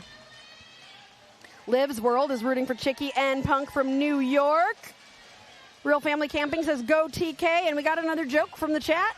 Did you see the latest pirate movie? It was rated R. That was pretty bad. Thanks, Michi. Thanks, Michi. We love your bad jokes. Oh, do you see those Denver parents? They had what are those called? Pom-poms. Oh, cute. Yeah. Darth Skater versus Tackled Pink. Darth Skater pulling the pack to the front. Oh, I love the footwork happening here from Darth Skater, really working on pulling that pack, and is able to do so and grabs lead jammer status. Meanwhile, Tackled Pink is fighting at the back as the pack gets all sorts of mushed up with both jammers in the pack. Darth Skater currently scoring points. Tackled Pink still trying to get out on that initial. Darth Skater is through for 4 points for Denver. Tackled Pink has the star off. And, oh, beautiful star pass. That was so sneaky. Right? Steampunk, now the jammer, took that star pass from the back and dashed around the inside and gets that forced call off. I don't know if this is going to be a tie or not at this point. How many points did they get?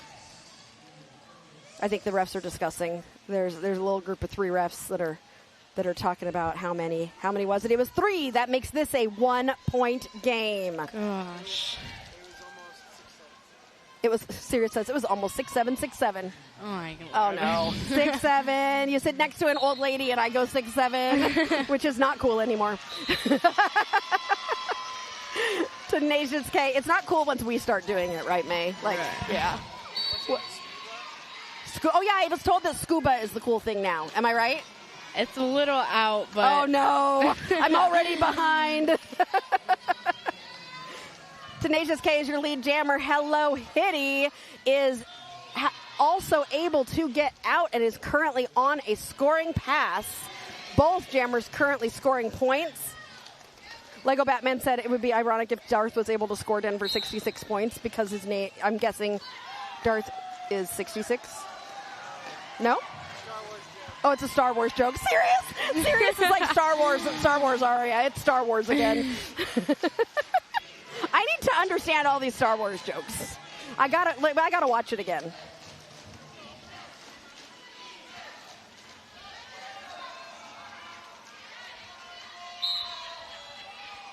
All right, Tenacious K ended up in the box for Philly. Denver has taken the lead. Oh, we are going to have a potential jammer bounce, or one jammer comes into the box, the other jammer will immediately leave.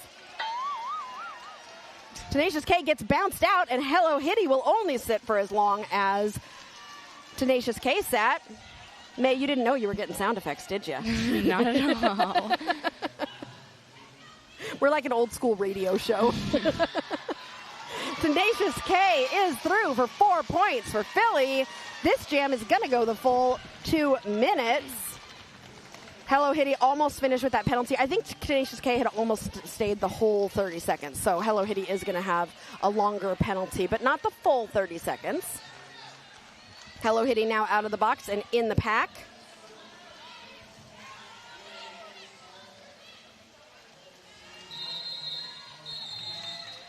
Whew.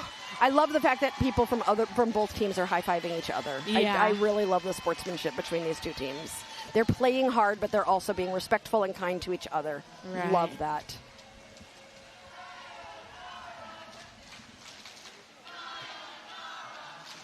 Denver 71, Philly 74. Sayonara on the line for Philly, and on the line for Denver, we have got Sid Vicious. Sayonara push to the inside. Sid Vicious trying to stay in the middle of the pack and push this tripod forward. Sid is able to get out as a penalty is called and will be lead jammer for Denver, currently down by 3, hoping to bring this score to change that lead. Sayonara trying to get out at the back. And these defenses continuing to show off what they can do. Some offense being played there by Belladonna to try and open up this, or some defense being played there by Belladonna to try and help hold Sayonara, who's starting to pull the pack apart at the front. This tripod, my goodness! Whenever they get right in front of us, I forget to talk because I just want to watch. It's just delightful to see. Sayonara is holding the star in hand right now, but Denver is focused solely on defense as the pivot for Philly is in the back of the pack working on defense as well. Sid Vicious in the pack on a scoring pass, but not able to get through. Sayonara did get out and will be eligible to score points, but Denver did not want her to because they currently got the lead change. We need to start counting. That's 4. I think that's 4 times I've hit it. I'm gonna make a little tally. 1, 2, 3, 4. What is black and bad for your teeth? I don't know. A hockey puck. It's gonna hit you right in the face. Hockey. Oh. That was from Chris Garrity. Chris Garrity, it does not fly with the younger generation. I got it. Darth Skaters, your lead jammer for Denver, hoping to take this momentum and see what they can do with it. Tenacious K able to get out and will be chasing down Darth Skater, who's trying to get 4 points before calling this jam. He was able to get all 4, and that extends this lead by 5. It's still not a big lead. Like a 1 jam. Right. Darth Skater has scored 50% of Denver's points. That's almost 40 points for Darth Skater. Gosh. Crazy, huh? I love the cheers. And they all are talented with their fans. Yeah. The clacky fans that they've all got. Yeah. An official timeout is being called.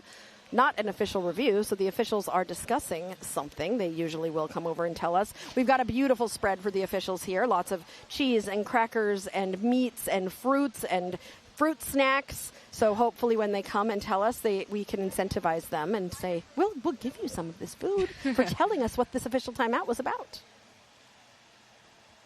Muna says, Chicky Punk and Livid, go Philly. Love it. All right. They're showing that circle, which means we're going to get started again soon. And I don't think the alt ref is going to come tell me anything. Maybe. We'll find out. If not, we can make it up. You got any guesses? I would guess most of the time what they're discussing, at least I think, are about the points, maybe. Oh, yeah, that's a good one. That might be it. Oh, a beautiful hit there from number 17 on Denver. That is Dynamite Dog, but Dynamite Dog unfortunately went out of bounds, which means that Tenacious K was able to keep going, and but did not get lead jammer because Dynamite Dog was out of bounds. So that was a no earned pass there, and you have to earn a pass on all 4 blockers in order to become lead. So Jasmanian Devil can't be lead because she kept going. And so what would you do in that case? Would you, because if you decide to yield and go back and get that point legally, or you just keep going and now you've got to score, now you're scoring, but you're not eligible for lead. Like, how do you make that decision? You look at your coach, don't you?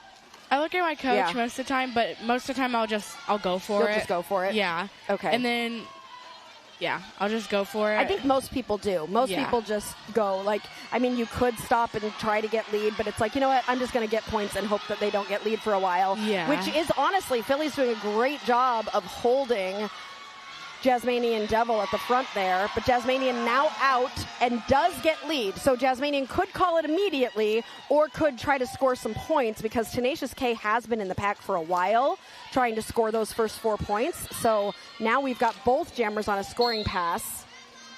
Is that probably what you would have done there? Huh? I think that's what I would have done there too, because Tenacious K has had already gotten some points. So I think Jasmanian Devil was like, you know what, I need some points too. So now they both can get some points. But now that Tenacious K is out, I don't know if Jasmanian Devil is going to. Yep, Jasmanian is going to call it. That's exactly how I would have done it. Not like I'm in charge of anything. We are at intermission already. Oh my gosh, that was so quick. Been such a good game so far. And Denver maintaining their lead, but only by 5 points. This is a game. You got to sit down for one of the most exciting games of this weekend. Get the best seat in the house. Right, and we still get one more half to find out who is going to become the 3rd place medalists here at the 2026 JRDA Champs. We'll be back in just a few minutes.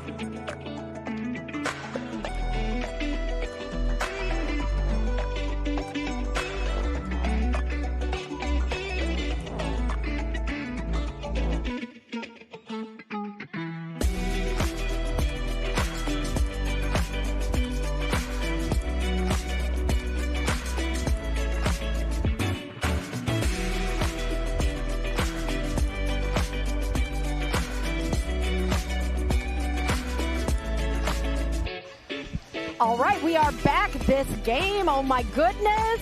I'm Aria Kidding Me from Derby Date Night, and I am here with... Mayzilla from the Fort Walton Beach Junior Bombers. Yay! We just watched you play in the last game in the third place medal championship for the girls division, and you did a wonderful job, and we've been getting some great Jammer insights from you. Thank you. In this amazing 5-point game between Denver and Philly. Glit is asking, what are the flags for? Would you like to show the Philly coach, Brett? We've been talking about Brett's flags all day. We've been joking that they are his pants, but they are not. Those are flags, and they're amazing. And I love the fact that Long Island Legend says it's a secret. It's actually not a secret. Everybody knows what the flags are for. It is how they communicate to the jammers as the jammers are coming around, and each of those flags means something. That is what the secret is. We don't necessarily know. We can surmise that like green means go and red means stop. Yeah. But it's their decision, and they communicate among their teams. So when a jammer is jamming, they look for that third base coach to see if they're saying go, stop, go, and then call it, whatever that might be. So Brett is the third base communicator with the flags. What does your team use? You guys don't use flags, do you? Our team, no, not really. We used to use bandanas, but we stopped using that because, I don't know, I think our coach forgot. And then I just like, when I'm going around on the turns, I'll have my third base coach, I'll look at her, and she'll tell me, either power jam, or she'll do the signal for it, or she'll tell me to get in and call it because she gets it from my main coach. Yeah. I like to keep her the skate goes. Not even sure if the skaters even know. LOL, just kidding. Also, one of those flags is a pirate flag, and I've never seen him put up the pirate flag. I want to know what that is, but I would love to see the pirate flag go up at some point. Anyway, Sid Vicious and Tenacious K are going to be your jammers to start the second half. What I find really interesting about this game, Mayzilla, it's Mayzilla, right? Mm-hmm. Okay. Is that yesterday watching Philly, it was Tenacious K and Callahan were really the ones that were jamming every other jam. Yeah. Callahan took a little hit to the head yesterday, and so I'm guessing out of an abundance of caution, they're gonna, that Callahan. That is why we don't see Callahan out there jamming. But Philly has done a great job sticking with Denver and really being right there, even without Callahan, who is one of their main jammers.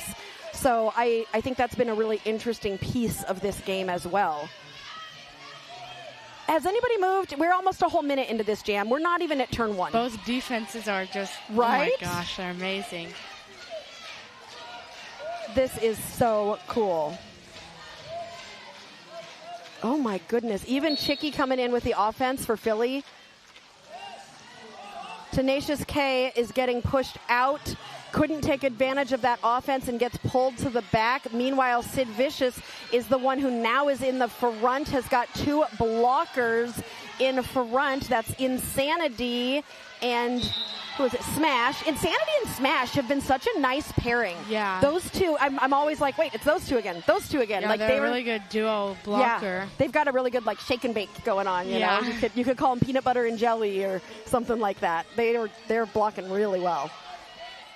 So Sid is now your lead jammer, was able to get past those two and has come in again to yet another tripod.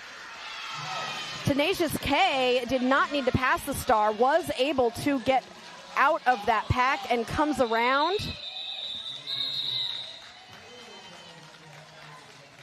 Two points, two well-earned points for Denver in that jam. Whew. I'm tired. Close game. I know. I'm tired just watching it. Oh, the pirate. I have an answer on the pirate flag. So he told Ghostface that it is a joke flag, but didn't tell me what it meant. And then T-Bone says pirate flag was Burpee, number 207, Denmark skater who skated with Philly last year. It was their favorite. It's my favorite, too, I think. Yeah. And I just really want to see it get used. I highly doubt in a game like this that this is this close that we're going to get a pirate flag. Yeah. Sayonara is stuck in a tripod. Chicky with the offense there to try and help Sayonara out. But Sayonara is finding, number 11 for Denver. And so that's Painbow and Cottonmouth and Who was that third one? That was Rainbow Bomber. The three of them, that was some beautiful defense from them as well. Being so defensive, I'm trying to call out these blockers. As a former pivot myself, I always want those blockers to get called out. Oh, Sayonara in the pack. Hello Hitty also in the pack. We've got one blocker from each team in the box right now.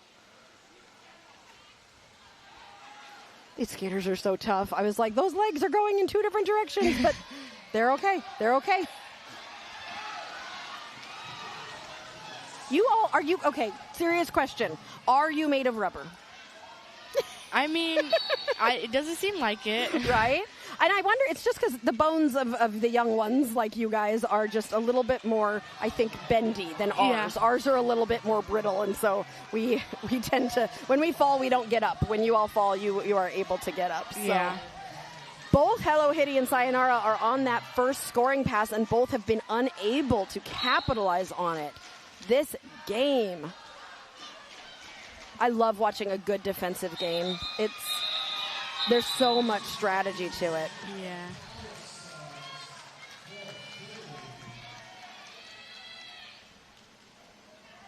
Right? Thomas Jordan says, great defense. Holy. Migraine says, let's go, Sid. Thomas says, I think checkered is points and call it. I bet you they change it up, too. I wouldn't be surprised. Yeah. But or maybe they're just like, you know what? You can know what these flags mean. It doesn't matter. Yeah, props to the skaters, too, for remembering all that. What? What about catcher-pitcher? Oh, yeah, because catcher-pitchers do signs as well. Oh, like, yeah. you know, a 2, a 1, a 5. All right, Hello Hitty is in the box on an illegal contact. And Tenacious K is going to be your lead jammer for Philly. Philly down by 8 points. This is an opportunity for Philly to try to get closer to Denver, who was just by a couple points trying to start, pull it away. And that's 4 points for Tenacious K, while Hello Hitty is now coming out of the box. Hello Hitty is still on that initial pass, so it's going to have to pass these 4 blockers from Philly before being able to score points. Tenacious K has tied the game. That's our tie sound. I get to use all my sounds in this game. It's such a good one.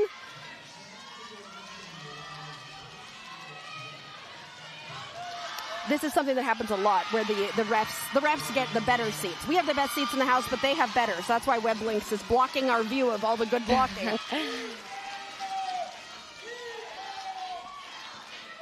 Okay, both jammers in the pack now, both on scoring passes, but Tenacious K has outscored Hello Hitty 12-0. Now, Hello Hitty does have a couple points there. Hello Hitty through for 4.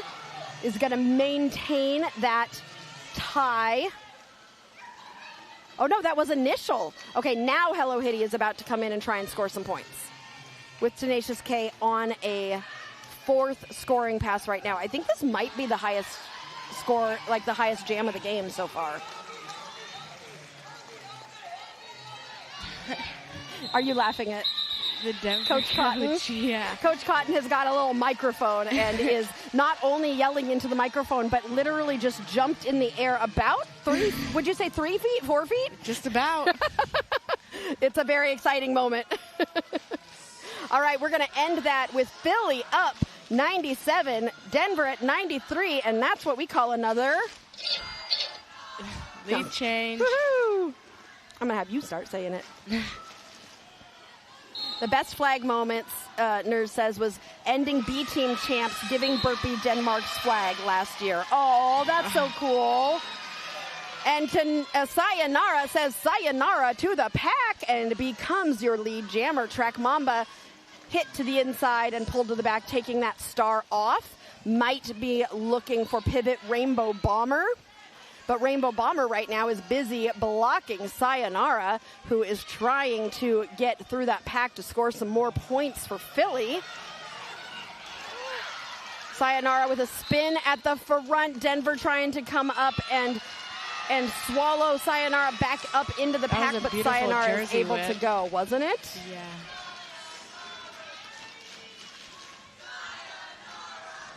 Track Mamba still has that star in hand. Sayonara came into the pack and immediately found this tripod at the front of Denver. Sayonara again almost out, is found by Hella Destroyer, but Hella was unable to push Sayonara out, and Sayonara was able to get another 4 points. We are above the 100 mark now for Philly, so it's time to hydrate because we just got past 100. Where's your drink? You should Right be here, drinking right water. here. Okay, good. I was like, you just played a whole game of roller derby. You should have water.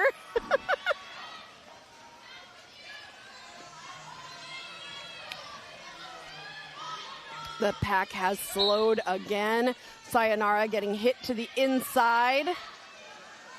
Sayonara is currently on a third scoring pass track. Mamba is still on that initial.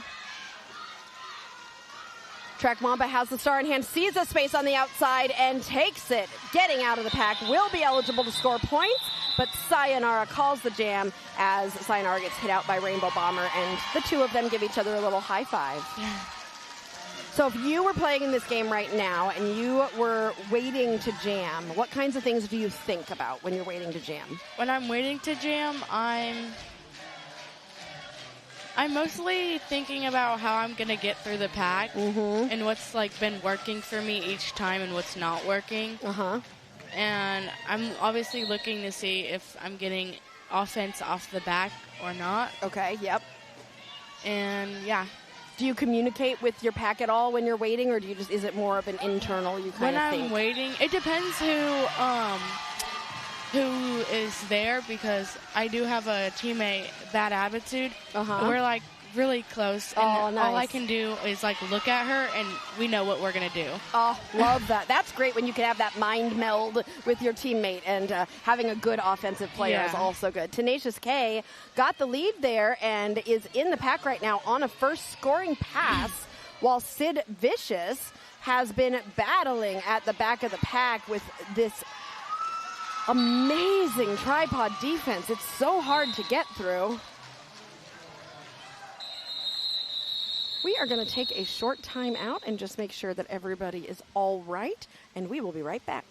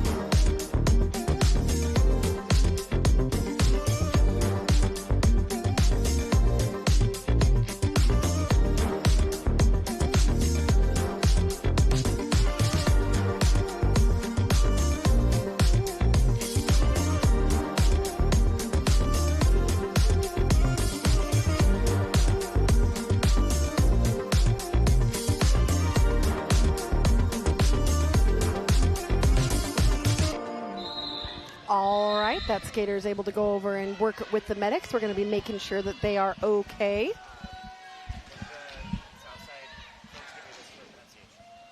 And we are going to get started again. This game has stretched out a little bit to a 20-point stretch.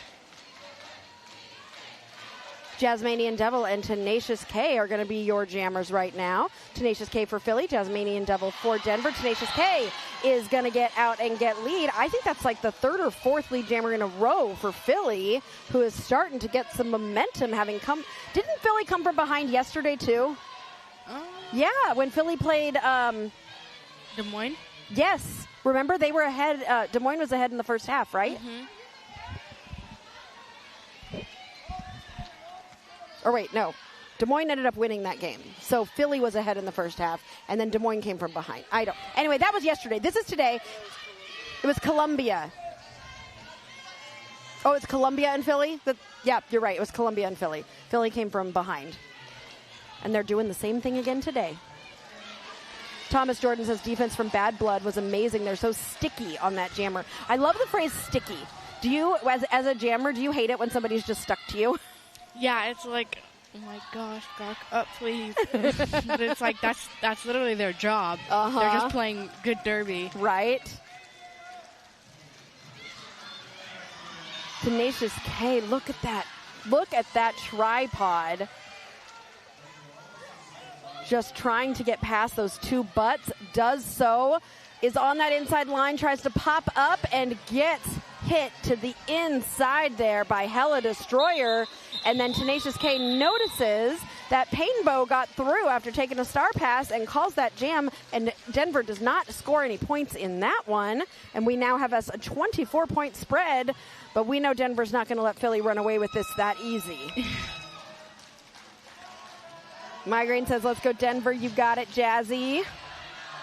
I like that they do jazz hands for Jasmanian Devil. Yeah. I think it's fun. Hello Hitty now on the line. I think for the first time for Denver. And Sayonara for Philly. Ginger, who was announcing with me from Denver when we were talking yesterday about the two-jammer we saw a couple two-jammer rotations. Ginger said, we have a 6-jammer rotation. Gosh. So Denver has 6 different jammers they can choose from at any time. So, which I think is pretty cool to have that deep of choices, right? Hello Hitty, though, is going to be coming around. Whose star fell down? The pivot is in the box without the stripe? Because the stripe is on the ground. Okay. I think the pivot knows, though, so they can just go pick that up. All right, 2 points for Philly and 4 for Denver. Denver sniffing at 100 points. That was Denver's first lead in 5 jams. Gosh. And they're going to see if they can continue that. That was really smart, actually, of Denver, though. They put out a new jammer. Oh, yeah. Yeah, because they put out Hello Hitty, who hasn't jammed in a while or hasn't jammed in this game. And sometimes just putting a change of pace jammer out there, the other team has gotten used to the jammer. And, so Denver is calling a team timeout right now. I love how the third base coaches do go over to talk to their teams. Yeah. I noticed Brett and Cotton both, they as soon as a timeout happens, they both kind of go over to their team and are a part of those conversations. Yeah. Bridget says amazing star pass in that last jam. Thomas, love watching these games way faster paced than Murda games. Philly is kazooing. What song are they? Okay, can you tell me, May? Can you tell what song they're singing? Let's see. I think it was the. Yeah. Is that a Philly? That's Rocky, right? Dun, dun, dun, dun, dun, dun, dun, dun, dun, dun. Oh, Hitty has jammed. Keeper of the Skate says, thank you. I wasn't sure. So much was happening in the first half, so any help you all can give me in the chat is always appreciated. But Hitty hasn't jammed in a while. It's not a regular jammer, so that's where I do appreciate seeing that. I think that was super, super good of Denver to break up the rotation a little bit. So we will see how Philly responds as we go into this next jam. When Brett retires, he needs to publish a book called The Meaning of the Flags. I would buy it. Ooh, the pack is moving really fast. Hello Hitty's in the box on a high block, so Tenacious K is is jamming, well, now lead, but Denver decided to run it off the line. Oh, beautiful hit there from Belladonna. Tenacious K is lead, but has not yet gotten out of that pack. Hello Hitty is standing in the penalty box. Tenacious K trying to pull that pack apart at the front, and Belladonna is just like tape. Yeah. Right? Yeah. Want to talk about sticky? Very sticky. Tenacious K is through. That is not for points, though, because Tenacious K got swallowed back up. Hello Hitty is in the pack now on an initial pass. Tenacious K coming in on a scoring pass. Takes a hit to the inside and is getting pulled back by Cottonmouth. That was really. Did you see how Cottonmouth avoided a directional there? Yeah. You want to talk about that? Yeah. What did she do to make sure she didn't get that directional? She had to like go around. I always hate like if I rarely block, but when I do, and I hit a jammer out, and then there's just that blocker right there, I have to like just stop myself in that moment because I'm already going so fast, but it's like it's just like I just have to stop. Yeah. I feel like Cottonmouth just kind of made that a bigger turn instead of like she could have hit the jammer a little bit earlier, but decided to wait until she was fully turned around so she was not hitting in opposite derby direction. Yeah. Tenacious K getting pushed to the inside. Hello Hitty is just pushing at the back. We've got the pivot from Philly headed to the box. They are both currently... Okay, that jam does get called. And Philly was able to put a few more points on the board there, stretching this lead to 26 with less than 15 minutes to go in this game. This is still anybody's game. Yeah. It really is. We've had 5 lead changes. Go Bella, a.k.a. Mo, says keeper of the skate. Josh says go Philly Kazoos. Sid Vicious and Sayonara. Sayonara getting a chant from the crowd. Sid Vicious trying to get some help there from Hella Destroyer, who's in there providing that offense. Sayonara has a tripod at the front as Sayonara is trying to push this pack apart, forcing anybody to bridge. Sayonara does get called lead jammer. Beautiful. That was a beautiful rotation by Sayonara.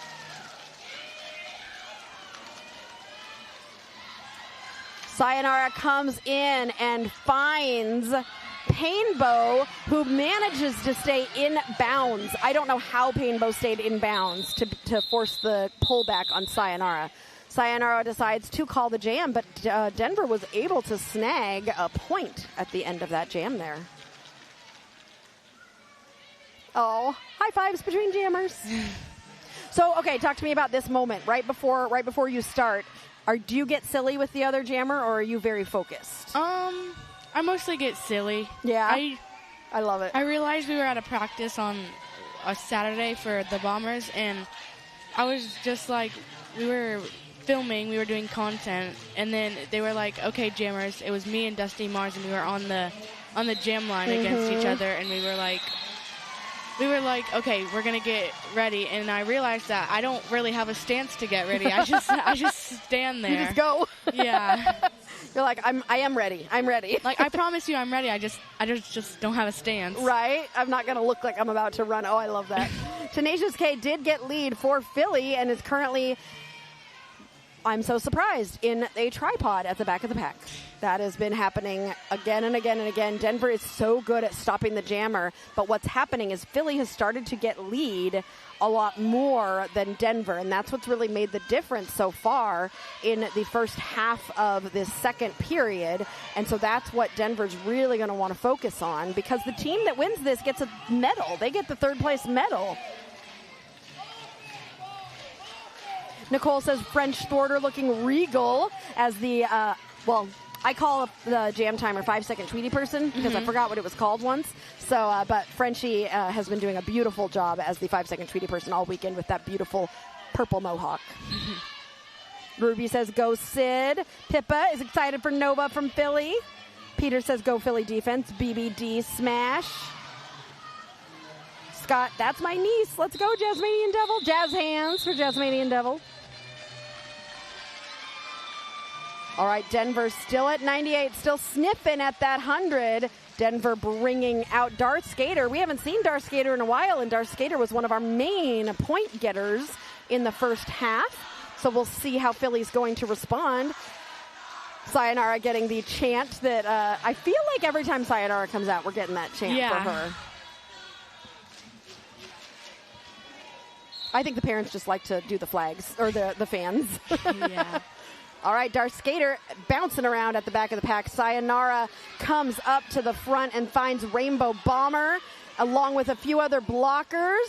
Darth Skater around the outside, getting lead for Denver Roller Derby. Sayonara taking that star off, is at the back of the pack. Oh! That was a straight pecs jump. That wasn't even the apex. That was gorgeous. Oh! Beautiful. Oh! Pretty spin on those toe stops for 8 quick points for Denver. We are above 100. We filled our first bucket for Denver, and Darth Skater is closing the gap. Meanwhile, Steampunk took the pass and is booking it into the pack on a scoring pass themselves. Darth Skater scoring another 4. Steampunk getting through for 4 as well. I feel like when these jammers are getting momentum, when they can get moving, they are able to get through. Yeah. More high fives between teams. I love seeing it. Everybody excited for Darth in the chat. Okay, here we go. Another Denver-Philly matchup, and it's a timeout. Okay, you know what? We're stressed right now because it just became a closer game, so we have to tell a joke. What's the difference between ignorance, apathy, and ambivalence? I don't know. Yeah, I don't know, and I don't care one way or the other. Yes! They love our snacks. The refs come over to get our snacks. We appreciate it.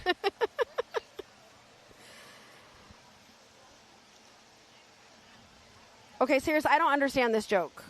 The entire purpose of shin bones is so we can find trailer hitches in the dark. Oh, because we run into things... The entire purpose of your shin bone is to run into, so we can bang our feet against things. Because trailer hitches are right about the level of your shin bone. So I think that's also the purpose of, the top of your bed or the top of a chair or the coffee table. Do you run into, as a skater and someone who plays derby, when I am out of my skates, I oftentimes fall a lot and I trip a lot and I'm very clumsy, but not as much on my skates. Are you the same as me, or are you more graceful when you are off your skates? I feel like I skate better than I walk half the time. Really? So, yeah. Yeah, me too. I used to come home from the place I practiced at. We used to have really late practices, and I would come home at night, and it literally was like a rhinoceros. And I was like, boom, boom, boom. And my husband would just be like, why are you making so much noise? It was because I was bumping into everything in the dark. All right, everybody's excited that we are giving the refs snacks. If you ever see Derby Date Night at the place that you are at, we usually will have snacks to share with you. Lauren says, let's go Philly. Keeper of the Skate says, go Denver. Great jam, Darth. Stafford, go Catatonic Bomb. Noah says, I usually have pocket snacks when I ref. Yes, pocket snacks. Can you have pocket snacks as a player? I've never tried it. I know, I've never tried it either. What if you were what if on the jam line you were like, here, do you want some snacks? You would get all sweaty and then the food gets gross. You'd have to be really careful with what kind of pocket snacks you would have. Catatomic Bomb jamming against Tenacious K as we go under 10 minutes left in this game. Oh my goodness. I made a mistake. I just popped candy in my mouth and I'm announcing. I shouldn't have done that. Sirius keeps trying to take my candy away. Ooh, really pretty move by Tenacious K, but was that... No penalty on Tenacious K. There is going to be a penalty on a Denver blocker, though. Chicky coming in to break up the pack. Tenacious K tries to take that shirt whip. Chicky is like an offensive expert. Chicky is like a specialist, I feel like. Are you just enjoying watching Cotton, the third base coach?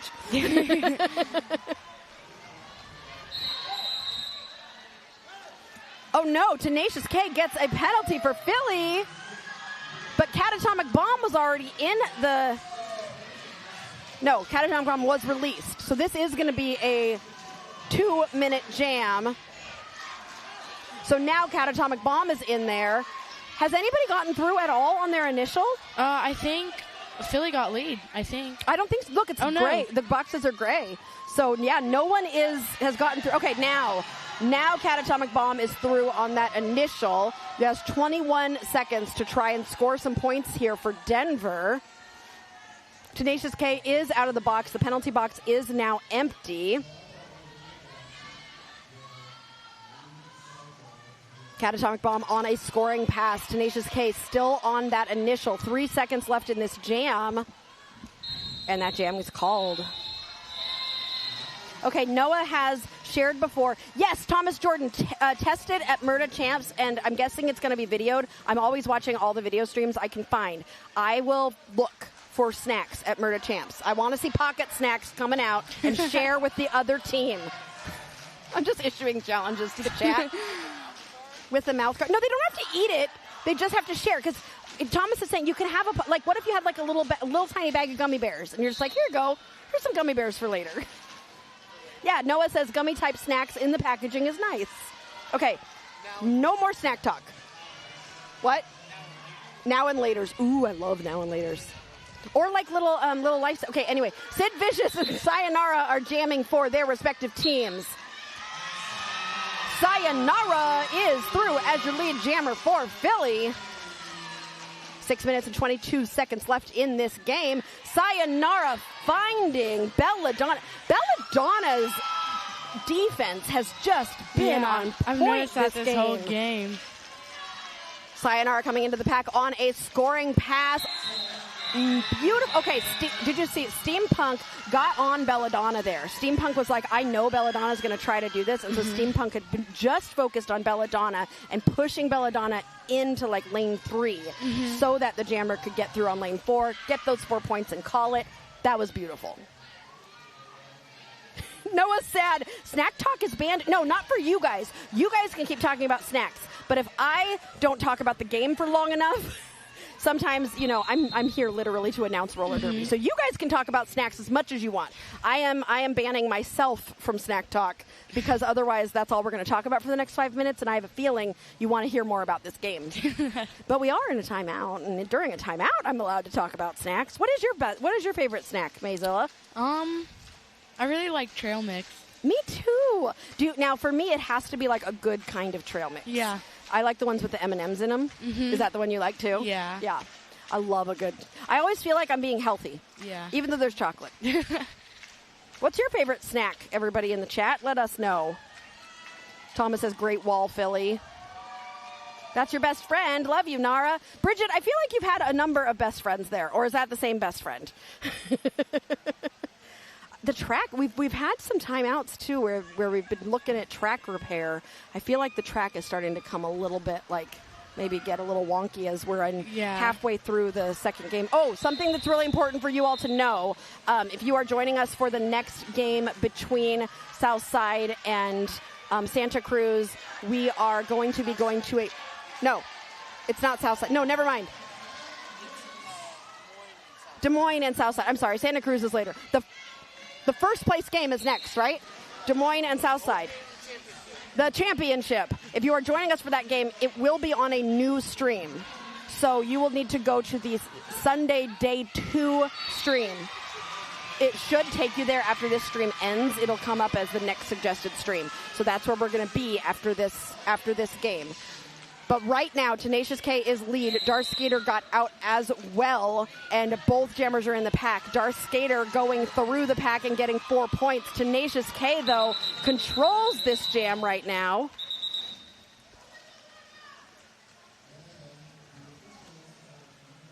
That jam was that jam called, or did that jam I think stop someone due hit their to... head. Okay, we're going to double check and make sure that everybody is good to go. Yep, I see an official taking a skater over to the. I think the skater was like, "I'm fine," and the official was like, "We're gonna have you checked on." Keeper of the skate likes red vines. Jane's likes trail mix with the mini peanut butter cups. Ooh, that sounds really good. Noah, I am an OPR with bling, and he had a pocket snack as incentive to skate faster. It kind of worked. I'm going to get gummy bears for Murda Champs. My team's in big bags. I love it. Here's a snack for you and a snack for you. If only we were close enough, we could just hand snacks out as people skate by us. Wouldn't that be nice? We are in an official timeout right now with 5 minutes left. I bet the teams are appreciative right now of a timeout that they didn't have to call. Speaking of, since this is a fairly close game, we want to look at timeouts left. Philly still has 2 timeouts and 1 official review. Denver has 1 timeout and 1 official review remaining in these last 5 minutes. I would not be surprised to see Denver utilizing theirs strategically. Philly probably isn't going to want to use theirs unless there's, the official reviews are going to be probably things like trying to get a jammer in the box or something like that. We've got 2 blockers in the box, 1 from each team. So we are starting this next jam with 3 blockers for Philly and 3 blockers for Denver. Jasmanian Devil is up against Tenacious K. Tenacious K sees the space on the inside, tries to juke around Rainbow Bomber, who's been very good at getting skaters out of the track, but Rainbow Bomber was unable to do so that time. Tenacious K comes into the pack on a scoring pass, grabs, I think, 2 points, and calls it. That was a fast jam. Whew. Okay, Emily is giving us all of the snacks. Sourdough bread, avocado spread, cottage cheese, add tomato with salt. Oh, no, it's not all. It's 1 snack, but it's a lot of things. Add balsamic dressing, pressed pregame snack full of protein and healthy fats. That actually sounds really good. You should try that, Mazilla. What do you usually eat before a game? Honestly, anything I can find. Really? Yeah. Today, I didn't eat this morning until, 2 minutes before the game. I had half of a bagel, but it was the place filled it with cream cheese, so during the game I was like, oh my gosh. You were like, maybe I shouldn't have had that much cream cheese right before a game. Okay, that's fair. Oh, everybody rooting for everybody. We have 4 minutes and 24 seconds left. Denver is using a timeout right now. And everybody coming back out. We've got 2 blockers from Philly, so we've got only Bad Blood and I think that's Steampunk, who are going to be blocking on their own for Philly, trying to stop Darth Skater, who someone in the chat wanted to see Darth Skater, and somebody heard you. I don't know who it was, but they are going to put Darth out. Thomas gets sick a few before games. Yeah, mostly the people are pretty like routine when it comes to what they eat before games. All right, here we go. Darth Skater finding Bad Blood and Steampunk, also joined very quickly there by Insanity, and they are able to hold Darth Skater and Sayonara. That's Tenacious K, not Sayonara. Tenacious K gets through and is your lead jammer. Ooh, beautiful spin move on the outside from Darth Skater to get through to chase down Tenacious K, who is in the pack on a scoring pass. Philly is not going to run it. They are going to call it. Yesterday, Philly did decide to run a few jams that, unfortunately for Philly, ended up, they were really hoping to get maybe a penalty on the other blockers. They were hoping to maybe that their defense could hold the blockers, but there were a few times that the other team outscored Philly, even though Philly had the lead. So I'm noticing today they've definitely made an adjustment, and they are not running these. They are making sure to just get a quick few points and call it. They also, though, are also winning, whereas yesterday they were behind. And so different strategies for different things that are happening. Sid Vicious and Sayonara jamming for their respective teams. Sayonara trying to push forward, has found 2 blockers. I think that's Rainbow and Painbow? No, Painbow and Rainbow.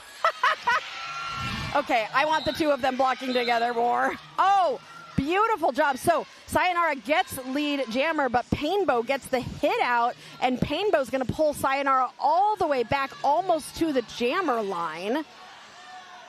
Meanwhile, Sid Vicious is trying to get around Chicky at the front and does so. So is now on a scoring pass. Sayonara is lead, but is not scoring right now.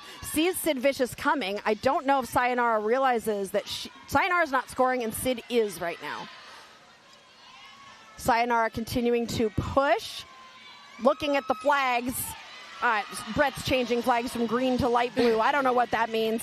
Sid Vicious is through after scoring 4 points for Denver, and Sayonara does decide to call it. So something Brett did meant call it. I'm guessing the red flag means call it. I'm guessing so too. Denver 125, Philly 153 with less than 2 minutes left in this game. Let's go Philly, says KK. Ty Harris, come on Philly, let's close out strong. Migraine says, let's go Painbow. Every single one of these jammers and blockers literally could be my MVP. Yeah. Like I'm so glad I'm not choosing any sort of MVP because they have all done such fabulous things individually and as a team. Darth Skater trying to get lead jammer spinning around. Tenacious K, true to her name, being tenacious and trying to break through and get past Painbow. It's Painbow and Rainbow again. Rainbow with that hit again. Tenacious, though, is able to keep going and will be your lead jammer. With 57 seconds left, Tenacious K is going to stop and wait, I think, because there is less time in the period that there is in the jam. And so Tenacious K is going to let Darth Skater try and score some points, hoping that he can't score more than 28 points in the next 38 seconds, which would be really hard to do, right? So very smart strategic play here from Tenacious K, who is just going to let the clock run out. They are aware that Denver still has an official review, so they're not going to want to call it until the period clock has run out. Darth Skater is able to get through to add 4 more points to Denver's total. He says hi to Tenacious K as he goes by and says, I'm going to try and put a few more points on the board here for Denver as we finish up this game with 7 seconds left. What a game this was. And the period clock has run out. Tenacious K sees that and decides to call it with a smile on her face. Oh, what a game! That was amazing. Right? Wasn't that wonderful? Oh my goodness. Denver should be so proud of themselves. They came here to champs for the first time ever, and they put up such a good fight. And they are going to be going home with 4th place, which is absolutely nothing to sneeze at when you are here at the national championships. And then in 3rd place, you are going to have your former reigning champions, Philly, not grabbing that 1st place, but still staying in the medals. And they will be going home with some hardware around their necks with that 3rd place.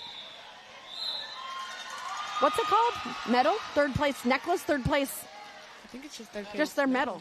Just a medal. 3rd place medal. All right, everyone saying congrats, Philly. Also congrats to Denver. You all have done such a wonderful job. Now, our next game is going to be on a different link.